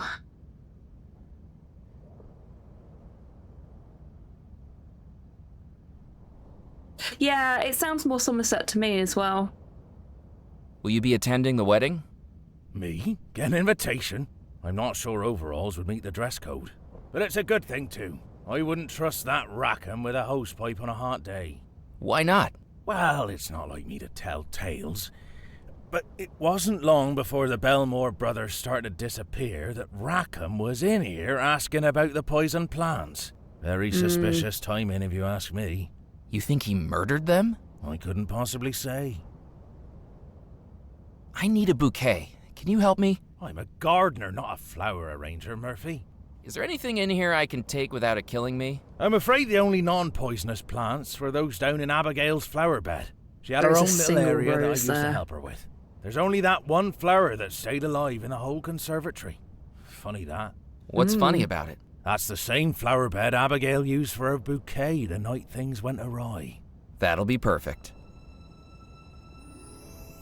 Thanks for your time. Before you go, you wouldn't do me a favor, would you? What kind of favor? Well, I was just wondering how that flesh and blood thing is working out for you. Excuse me? It's just, and I don't mean to impose, but my eternal frustration is that I have 187 different ways to die in this conservatory, but I was never able to test any of them out. Now that we've all discovered death isn't quite so conclusive, I was wondering if you'd want to help out. Help out how? Well, we could test out some of the plants on you. They'd kill me! Fingers crossed. The dainty old man's eyes glowed with unrestrained excitement at the mention of murder. His dottery demeanor offered a complete contrast to his apparently homicidal tendencies. He was like a tortoise holding a machine gun. Now, don't make such a drama out of it. We could put it in a nice pie, and maybe some herbal tea. I know the recipe for a lovely cobbler. Definitely not. Let's cross that possibility out right now. I was only asking. Maybe let me know if you change your mind. I hope to one day be described like that in my old age. Like a tortoise holding a machine gun.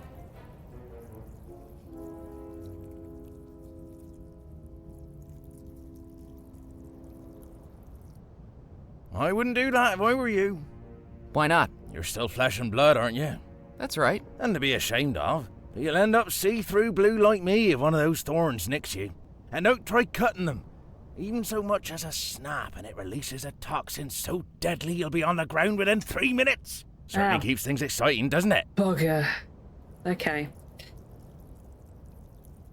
Can we use the... That didn't work. No.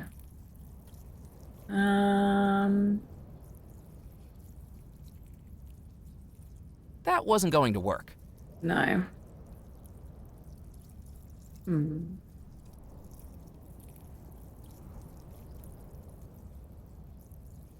I needed to think of something else. Okay, perhaps we need something else before we can do that.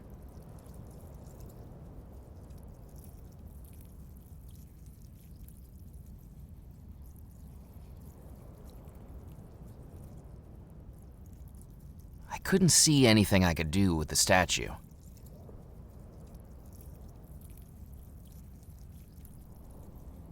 The fountain had long run dry, and the cracked, dusty basin was empty. Okay. Well, we've met a new character, and we know where one of the things we need is. I need to find somewhere to heat the candles up, I think. Candle wax looked like it might work as a replacement coating for the record, if I could find a way to apply it. That didn't work. Okay. So what I'm thinking is we need to find wherever the kitchen is. If there is a kitchen. It's got to be a kitchen, right? And,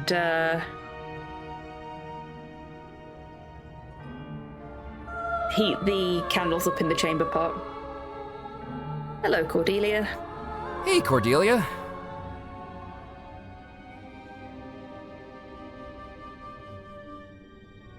Oh, she's going to talk to us. Hello again, Mr. McCallan. Have you made the love antidote yet? I'm working on it, even though I'm still not sure it's a good idea. Do you know why I can't leave Belmore Manor? We ghosts have been trapped here ever since the explosion. But I don't know why someone still living would be unable to leave. I was able to get out the last time I was here. Even if it was via the balcony and into the pond. I don't want to try that again. Something must be keeping you here now. Better hope it's not Mr. Rackham.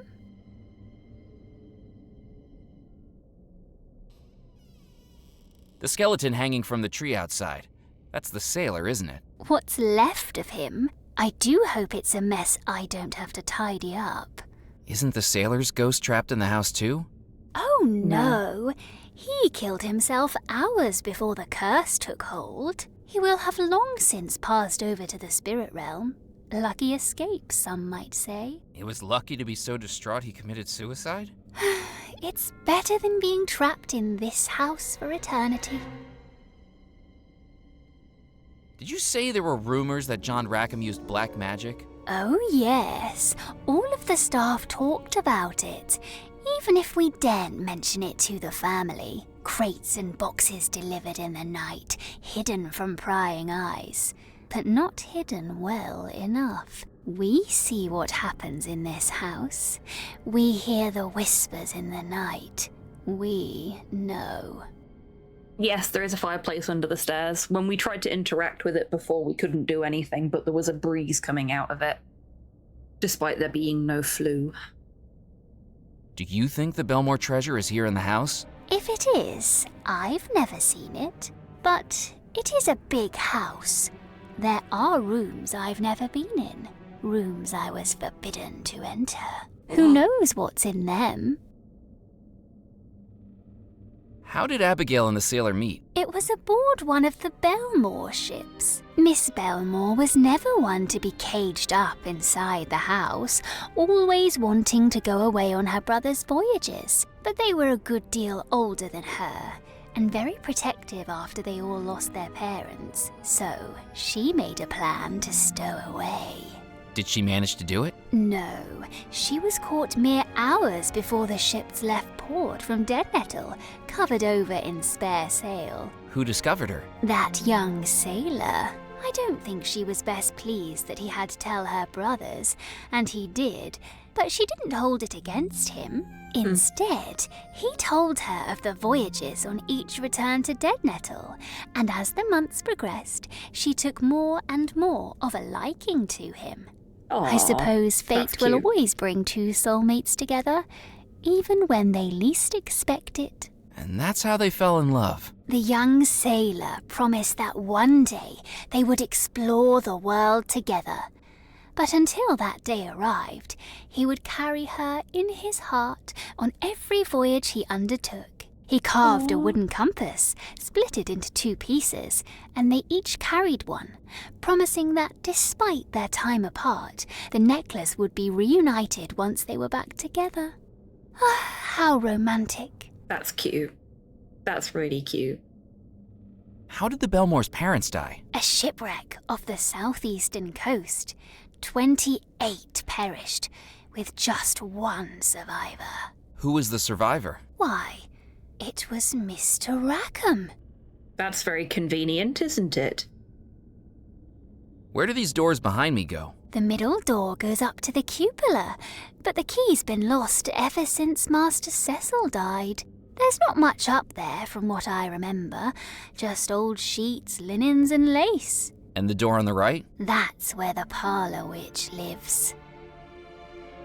Did you say a witch lives in the house? Oh yes, didn't you know? Mr. Rackham isn't the only one said to delve into the supernatural. Perhaps poor little Abigail was just an innocent, caught in the middle of Mr. Rackham's and her brother's dark dealings. Who is she? Is she still there now? I should think so. The Belmores brought her to the house not long before they disappeared, though after moving into the house, she was never seen again. No Absolutely, one ever goes Motto. in, and no one ever comes out.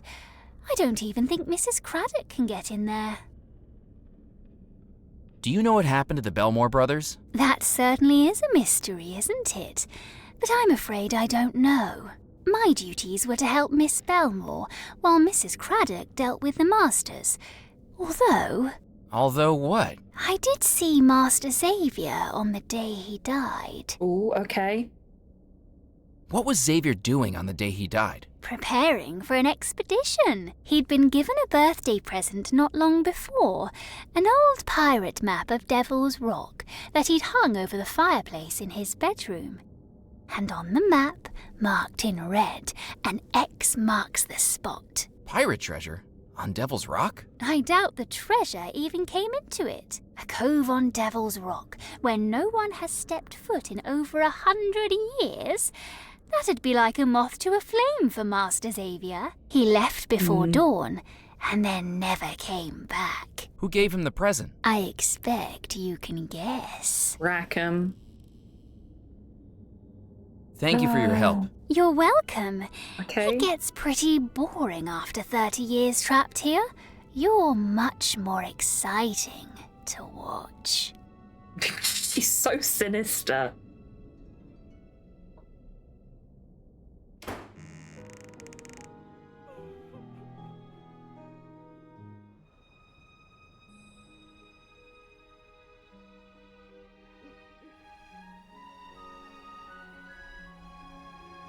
I couldn't reach the toolbox from the balcony. We can't go any further this way, it seems. Oh, we can.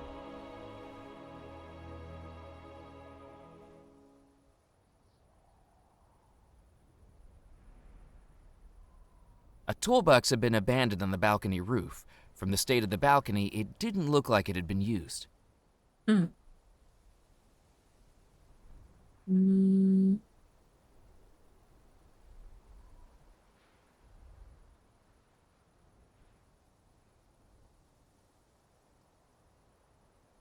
I feel like we don't have anything that's useful for... Unless this might be a... Yeah, I was going to say that's a bit of a stretch, but... We can't interact with the broken balcony. Nope. Whatever we do needs to be directly with the toolbox. From down on the balcony, the cable was out of reach. So we need to get up to the cupola and go that way, I guess.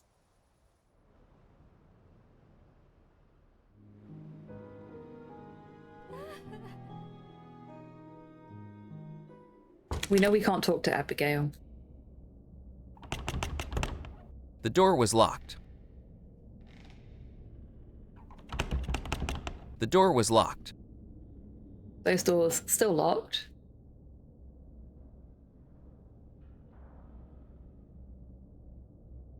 The door was locked. The door was locked. The door was locked. All three of these are locked, so I can't do anything with them either. Gazing into the portrait's eyes sent a shudder through me, and I realized it must have been a portrait of Rackham. His eyes looked back, almost as if he were scowling right at me. He's got, like, proper classic villain energy as well. Boo! Hello! Haha, the look on your face. What are you doing? Oh, you could have scared me to death. Imagine how cool that would be. I don't think I'd be very happy about that. Baby. Who are you, anyway? My name's Murphy McCallan. I'm a guest. Who are you? I'm Sebastian Pock. The little boy puffed out his chest with a grin that would make the Cheshire Cat Hey, jealous. Emery, welcome What were in. you doing I hope in the you're doing trunk? well today. Playing hide and seek. That stuffy old vicar challenged me to a game and hasn't found me in more than 33 years. Don't you know it's dangerous to shut yourself up in places like that? You could have gotten locked It's in. certainly a possibility, Emery. Say that, actually. I don't think the that's what's latch going on closed here, on me though. while I was inside. Still, what's the worst that could happen? I'm already dead. What are you looking so pleased about? I'll have a new toy to play with later tonight. A brand new Guggenhauser Model 5 wind-up tin boat. I'm going to play with it in the bathtub down the hall. That's funny. I know a little girl who accidentally got one of those for her birthday today. Yeah, funny that. The boy pulled an expression that made him look slicker than a politician in an oil spill.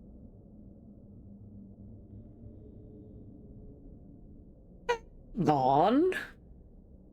Oh, hello, Adam. Welcome in. I hope you're doing well today.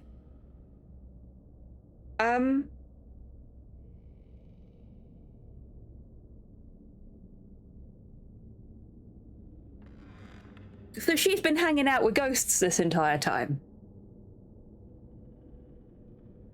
You've been in that chest for 33 years? On and off. That's got to make me a hide-and-seek champion. This house is amazing for it. Before I climbed in the chest, I must have explored every room in the house. The ones that aren't locked, at least. So, like, 5 rooms. You haven't seen the Belmore treasure while you've been exploring, have you? There's a treasure here, like pirate treasure. That's what the stories say. And you believe them? I thought kids were supposed to be the gullible ones. I don't think it exists. Why not? Shots fired. Because if it did, I would have found it by now. Solid logic. Would you expect any less from the young girl? Absolutely not.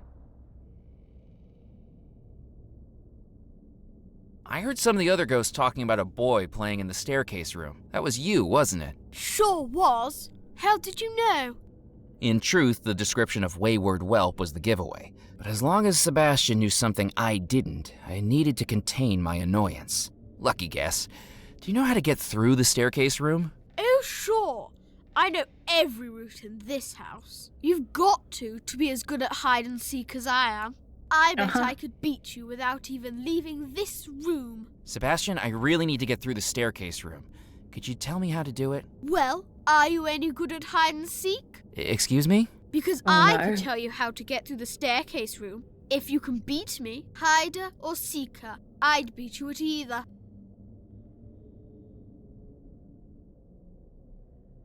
I'm gonna ask this first.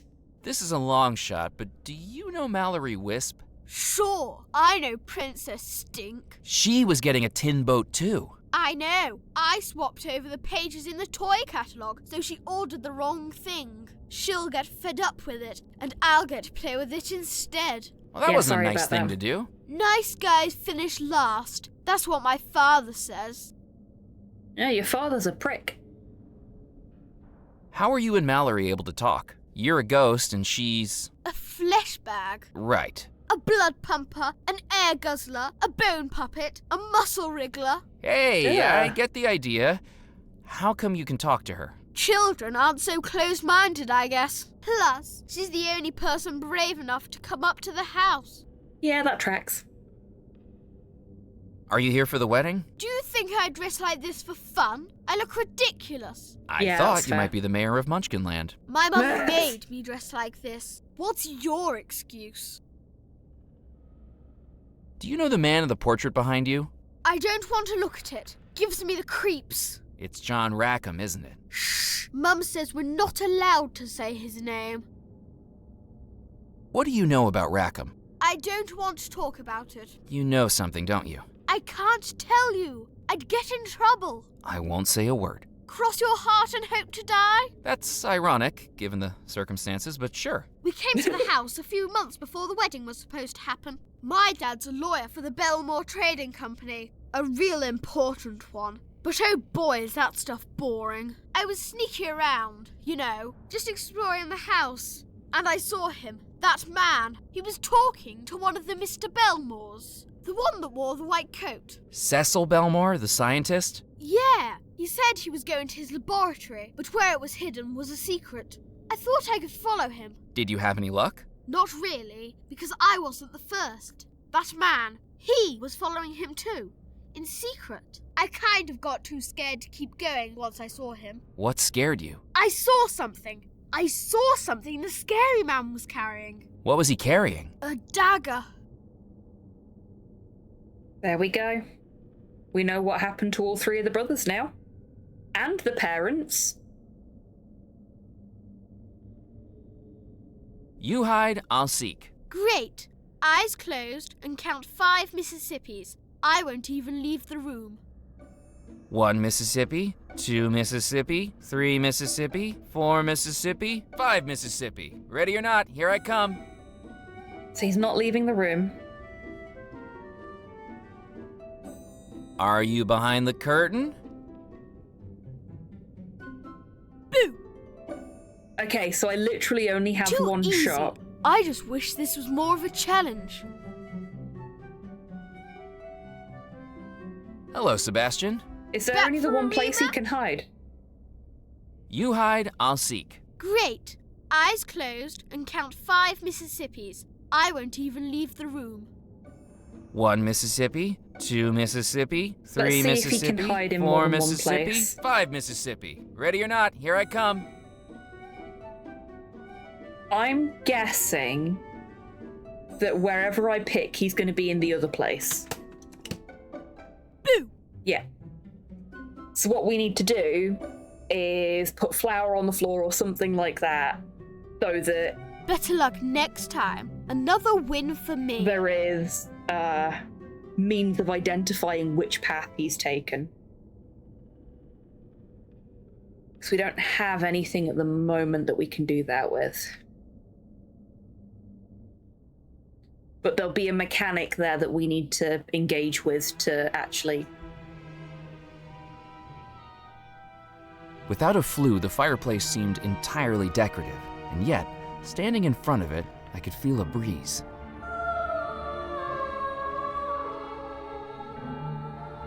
May I use the poker on it? I needed to think of something else. There's going to be something here, but I think we need something else first. Like, that's going to be a later game thing.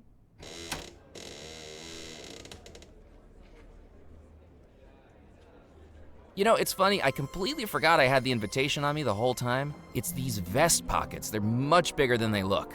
Seriously, you wouldn't believe the number of things I've been carrying around with me tonight. You have an invitation? I love a 4-4 break.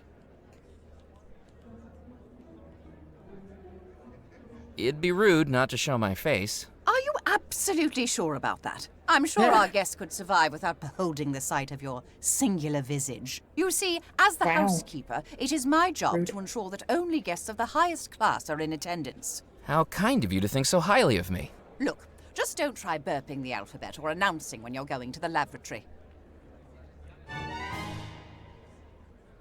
Good evening, Mrs. Craddock. Oh, are you still here? She's such a delight. How long have you worked at Belmore Manor? I've been here since the final finial finished off the cupola. Before even the Belmores themselves moved in, I was getting this house ready for them.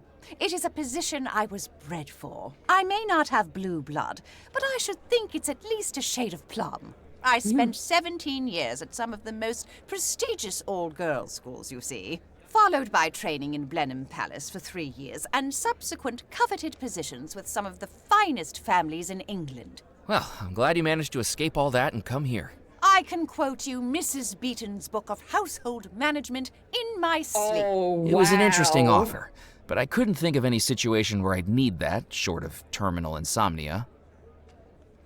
I am genuinely surprised they put a Mrs. Beaton's reference in there.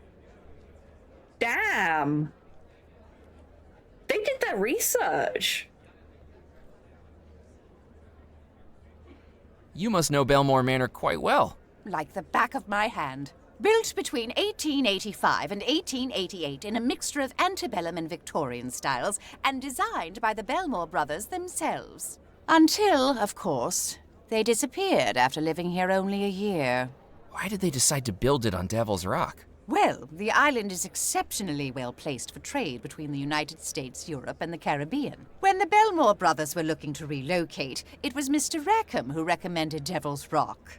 It's just a pity about the name. You speak very highly of Mr. Rackham. The Belmore brothers may have had expertise in exploration, innovation, and public relations, but it was Mr. Rackham that pulled those 3 threads together into the beautiful business tapestry that benefits us all. Why, do you want to smack her? Corpo.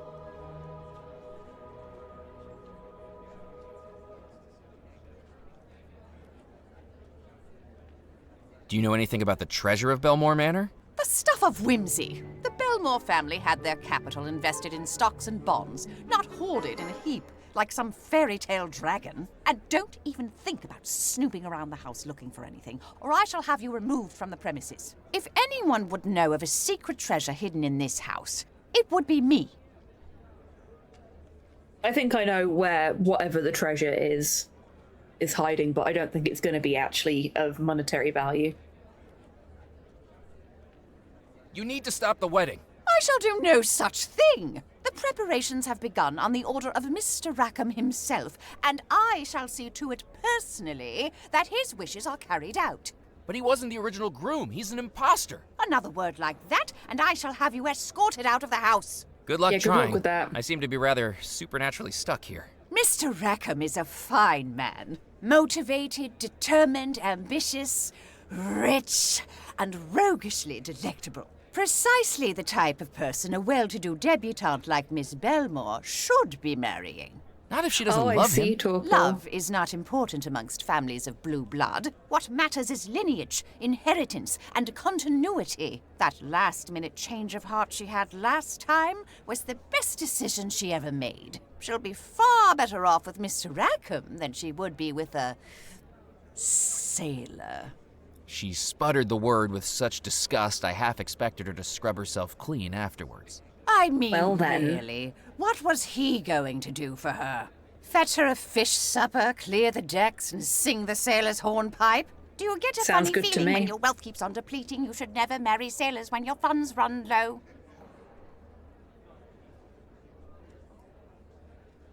You get people like her. There are some who think Rackham has duplicitous intentions. The green-eyed monster. Mr. Rackham is exactly what is needed to get this household back on the straight and narrow. What do you mean? I don't like to speak ill of the dead. Especially now that you're one of them? Indeed. But I'm afraid that the Belmore brothers were becoming increasingly unusual before their disappearances. Their interests veered away from the economic and turned towards the esoteric. And now look where we are. You think the Belmore brothers caused you all to be trapped in the house? Perhaps not directly, but their decisions certainly led to it. To find out the Belmore brothers were inviting sinners into this house when I gave this household the best years of my life. And the best years of your afterlife now. I am a servant to serving, but even I have limits. I caught a little bit of the VA there, sort of losing their rhythm with the accent, because I said economic instead of economic.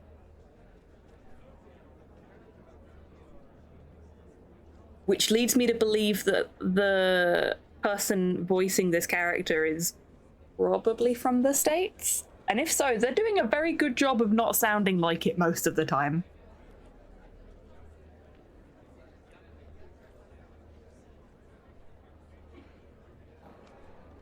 When you talk about sinners in the house, do you mean the parlor witch? Don't even mention her. Why the Belmores thought to bring her into this house is beyond me. Oh, thank goodness we have Father Foskett trapped with us to keep this house holy. Where is the parlor witch? Now don't go seeking her out. You'll only regret it. We barely ever see her, but she's up there in one of the locked rooms, tainting the entire household. I Yeah, found some 'cause of this is her her black doing. candles one day, you know. Who knows what she did with them? Voodoo spells and magic rituals. I confiscated them and put them on top of the fuse box in the cellar. At least if there's a power surge, they can do some good for a change. So if we'd come here first, instead of just continuing to explore that part of the building, we'd have then known to go and find them. But we didn't want to backtrack. I say we. I didn't want to backtrack. I've heard Rackham deals in the occult as well. What poppycock! Mr. Rackham is a good, honest, hard-working man. The cure for the ailments of this house. The witch is why we are cursed to remain here. And it is why a good, honest marriage between Mr. Rackham and Miss Belmore will finally allow us to move on. Just as I wish to do with this entire subject of conversation. Thank you for your help. Goodbye. I think we need to rename Mrs. Craddock to Mrs. Copium. Especially when she pulls that face. Okay, let's try and get a slice of It cake. was too far away to cut a slice. Yeah, I thought you'd at least walk over there. Come on. It was too far away to cut a... Please keep clear of the dance floor. Damn it. Okay, that's why.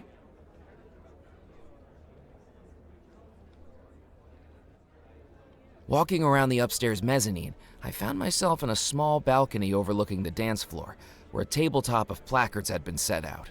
At the side, a board marked dance steps looked like it would hold the placards in a chosen order, directing the dance below. All I had to do was set it up, then ring the bell. Okay. There wasn't much I could do with the tabletop except use it to lay out the dance cards.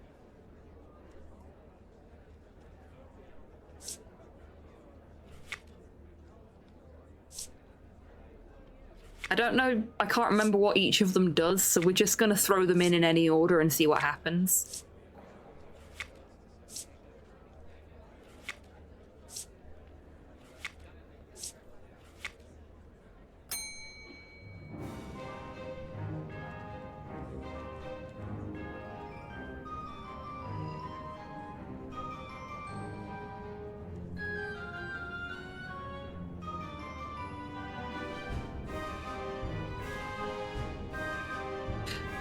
Right, okay.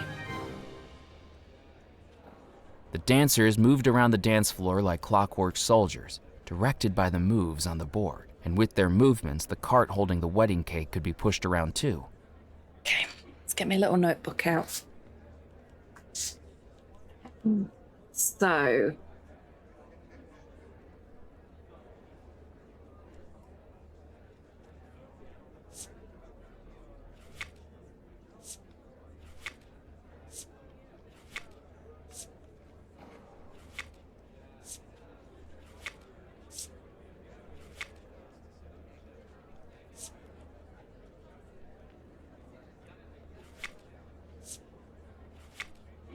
I'm putting them down in this order so that I can see what each individual one does and write it down.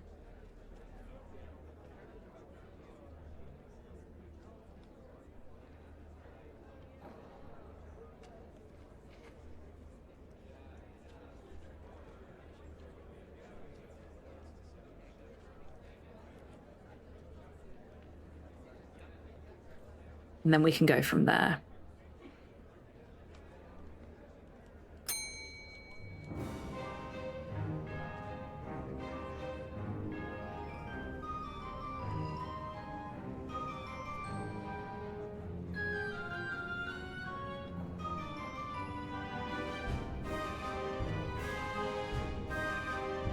Okay. Okay. So... we want... There was already a car. Oh, for goodness sake. Fine. Fine. I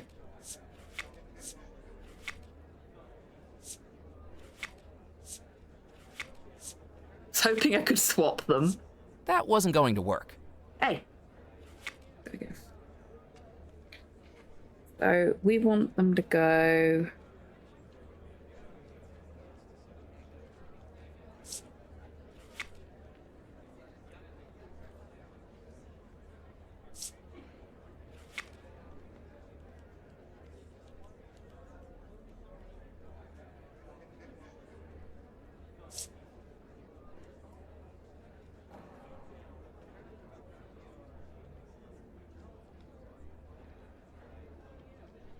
Yeah.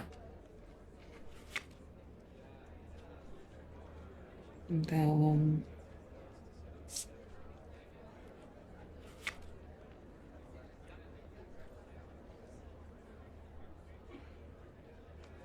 we only have one of those? Yeah, we only have one of those. Ooh.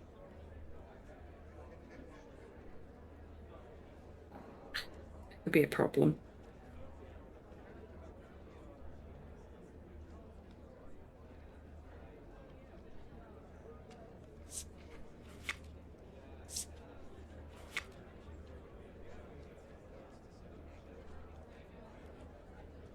Have you taken a mess today? Get it fucking down, you. I have taken mine, but if anybody in chat hasn't, Rocket wants to remind us all to do so. Thank you, Rocket. I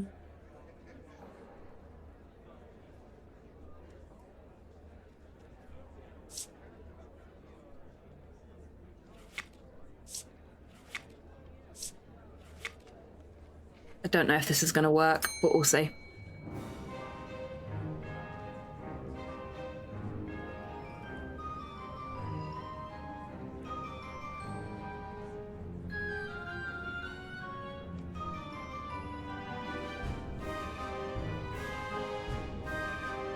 They went too far.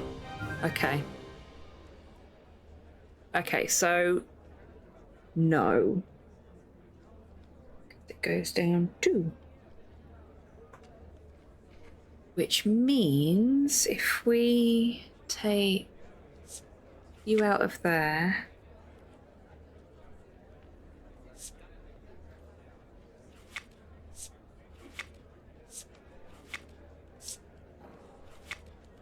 try that.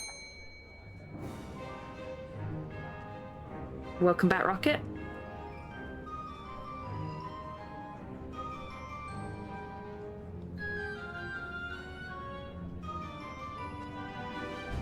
Damn it.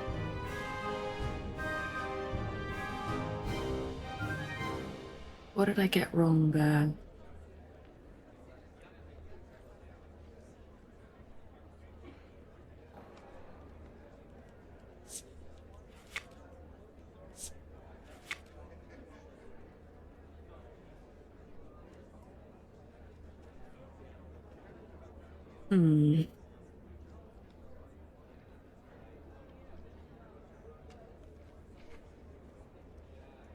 Let's try that instead, maybe.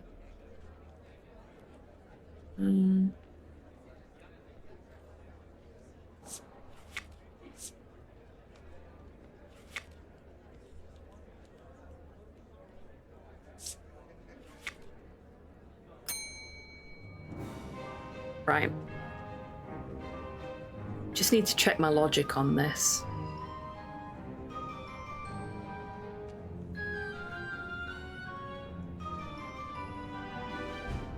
Oh.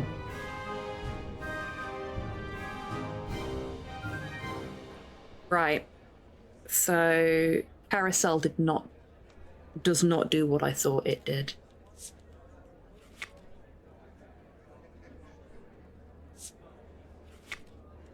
And therein lies, I believe, my issue.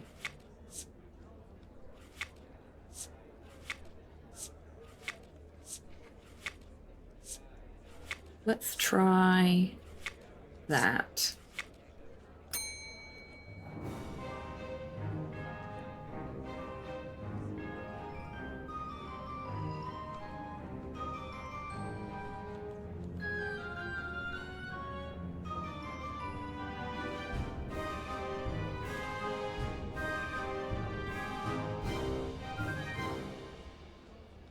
We got it part of the way there that time, without there being ghosts in the way. This one's going to take some trial and error, I think. And I think, considering the time, it will have to be some trial and error next week, because I need to go and get prepped for... Oh, hello. Tomorrow. Oh, Echo, I'm so sorry. I am literally just about to finish up. Welcome in. I hope you're doing well.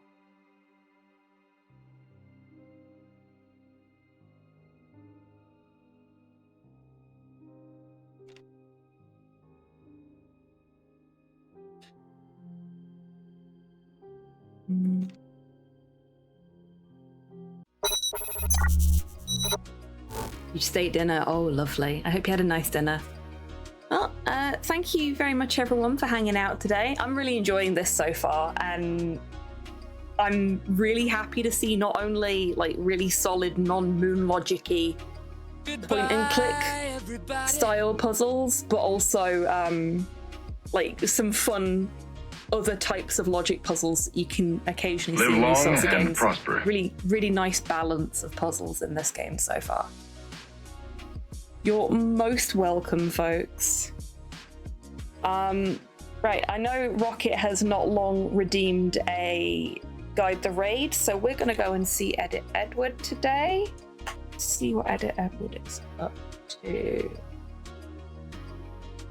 It has been really lovely to see you, Minnie. It's been so long. I hope we get to see each other again soon. Playing some Lost Odyssey. Okay then.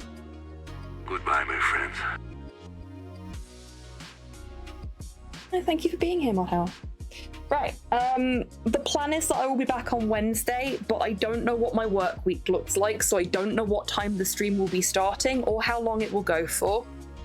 I will try and keep you all posted in the Discord, but like for the next few weeks, particularly when the dogs get here, just expect things to be a little bit wonky in terms of stream stuff.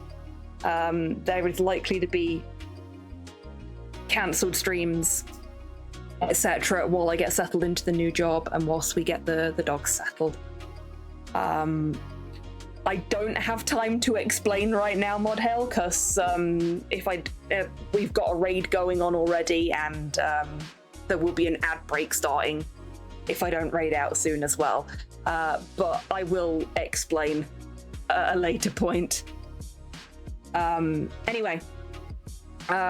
So hopefully I'll see you for one of the streams soon, whenever they happen to be. But until I do see you all next, I want you to take care of yourselves, take care of each other, wash your ectoplasmic hands, and have a wonderful week, however you're spending it. Now, go say hi to Edit Edward for me. I desperately need to go and get stuff set up ready for tomorrow morning. So I'm gonna have to disappear. Bye bye.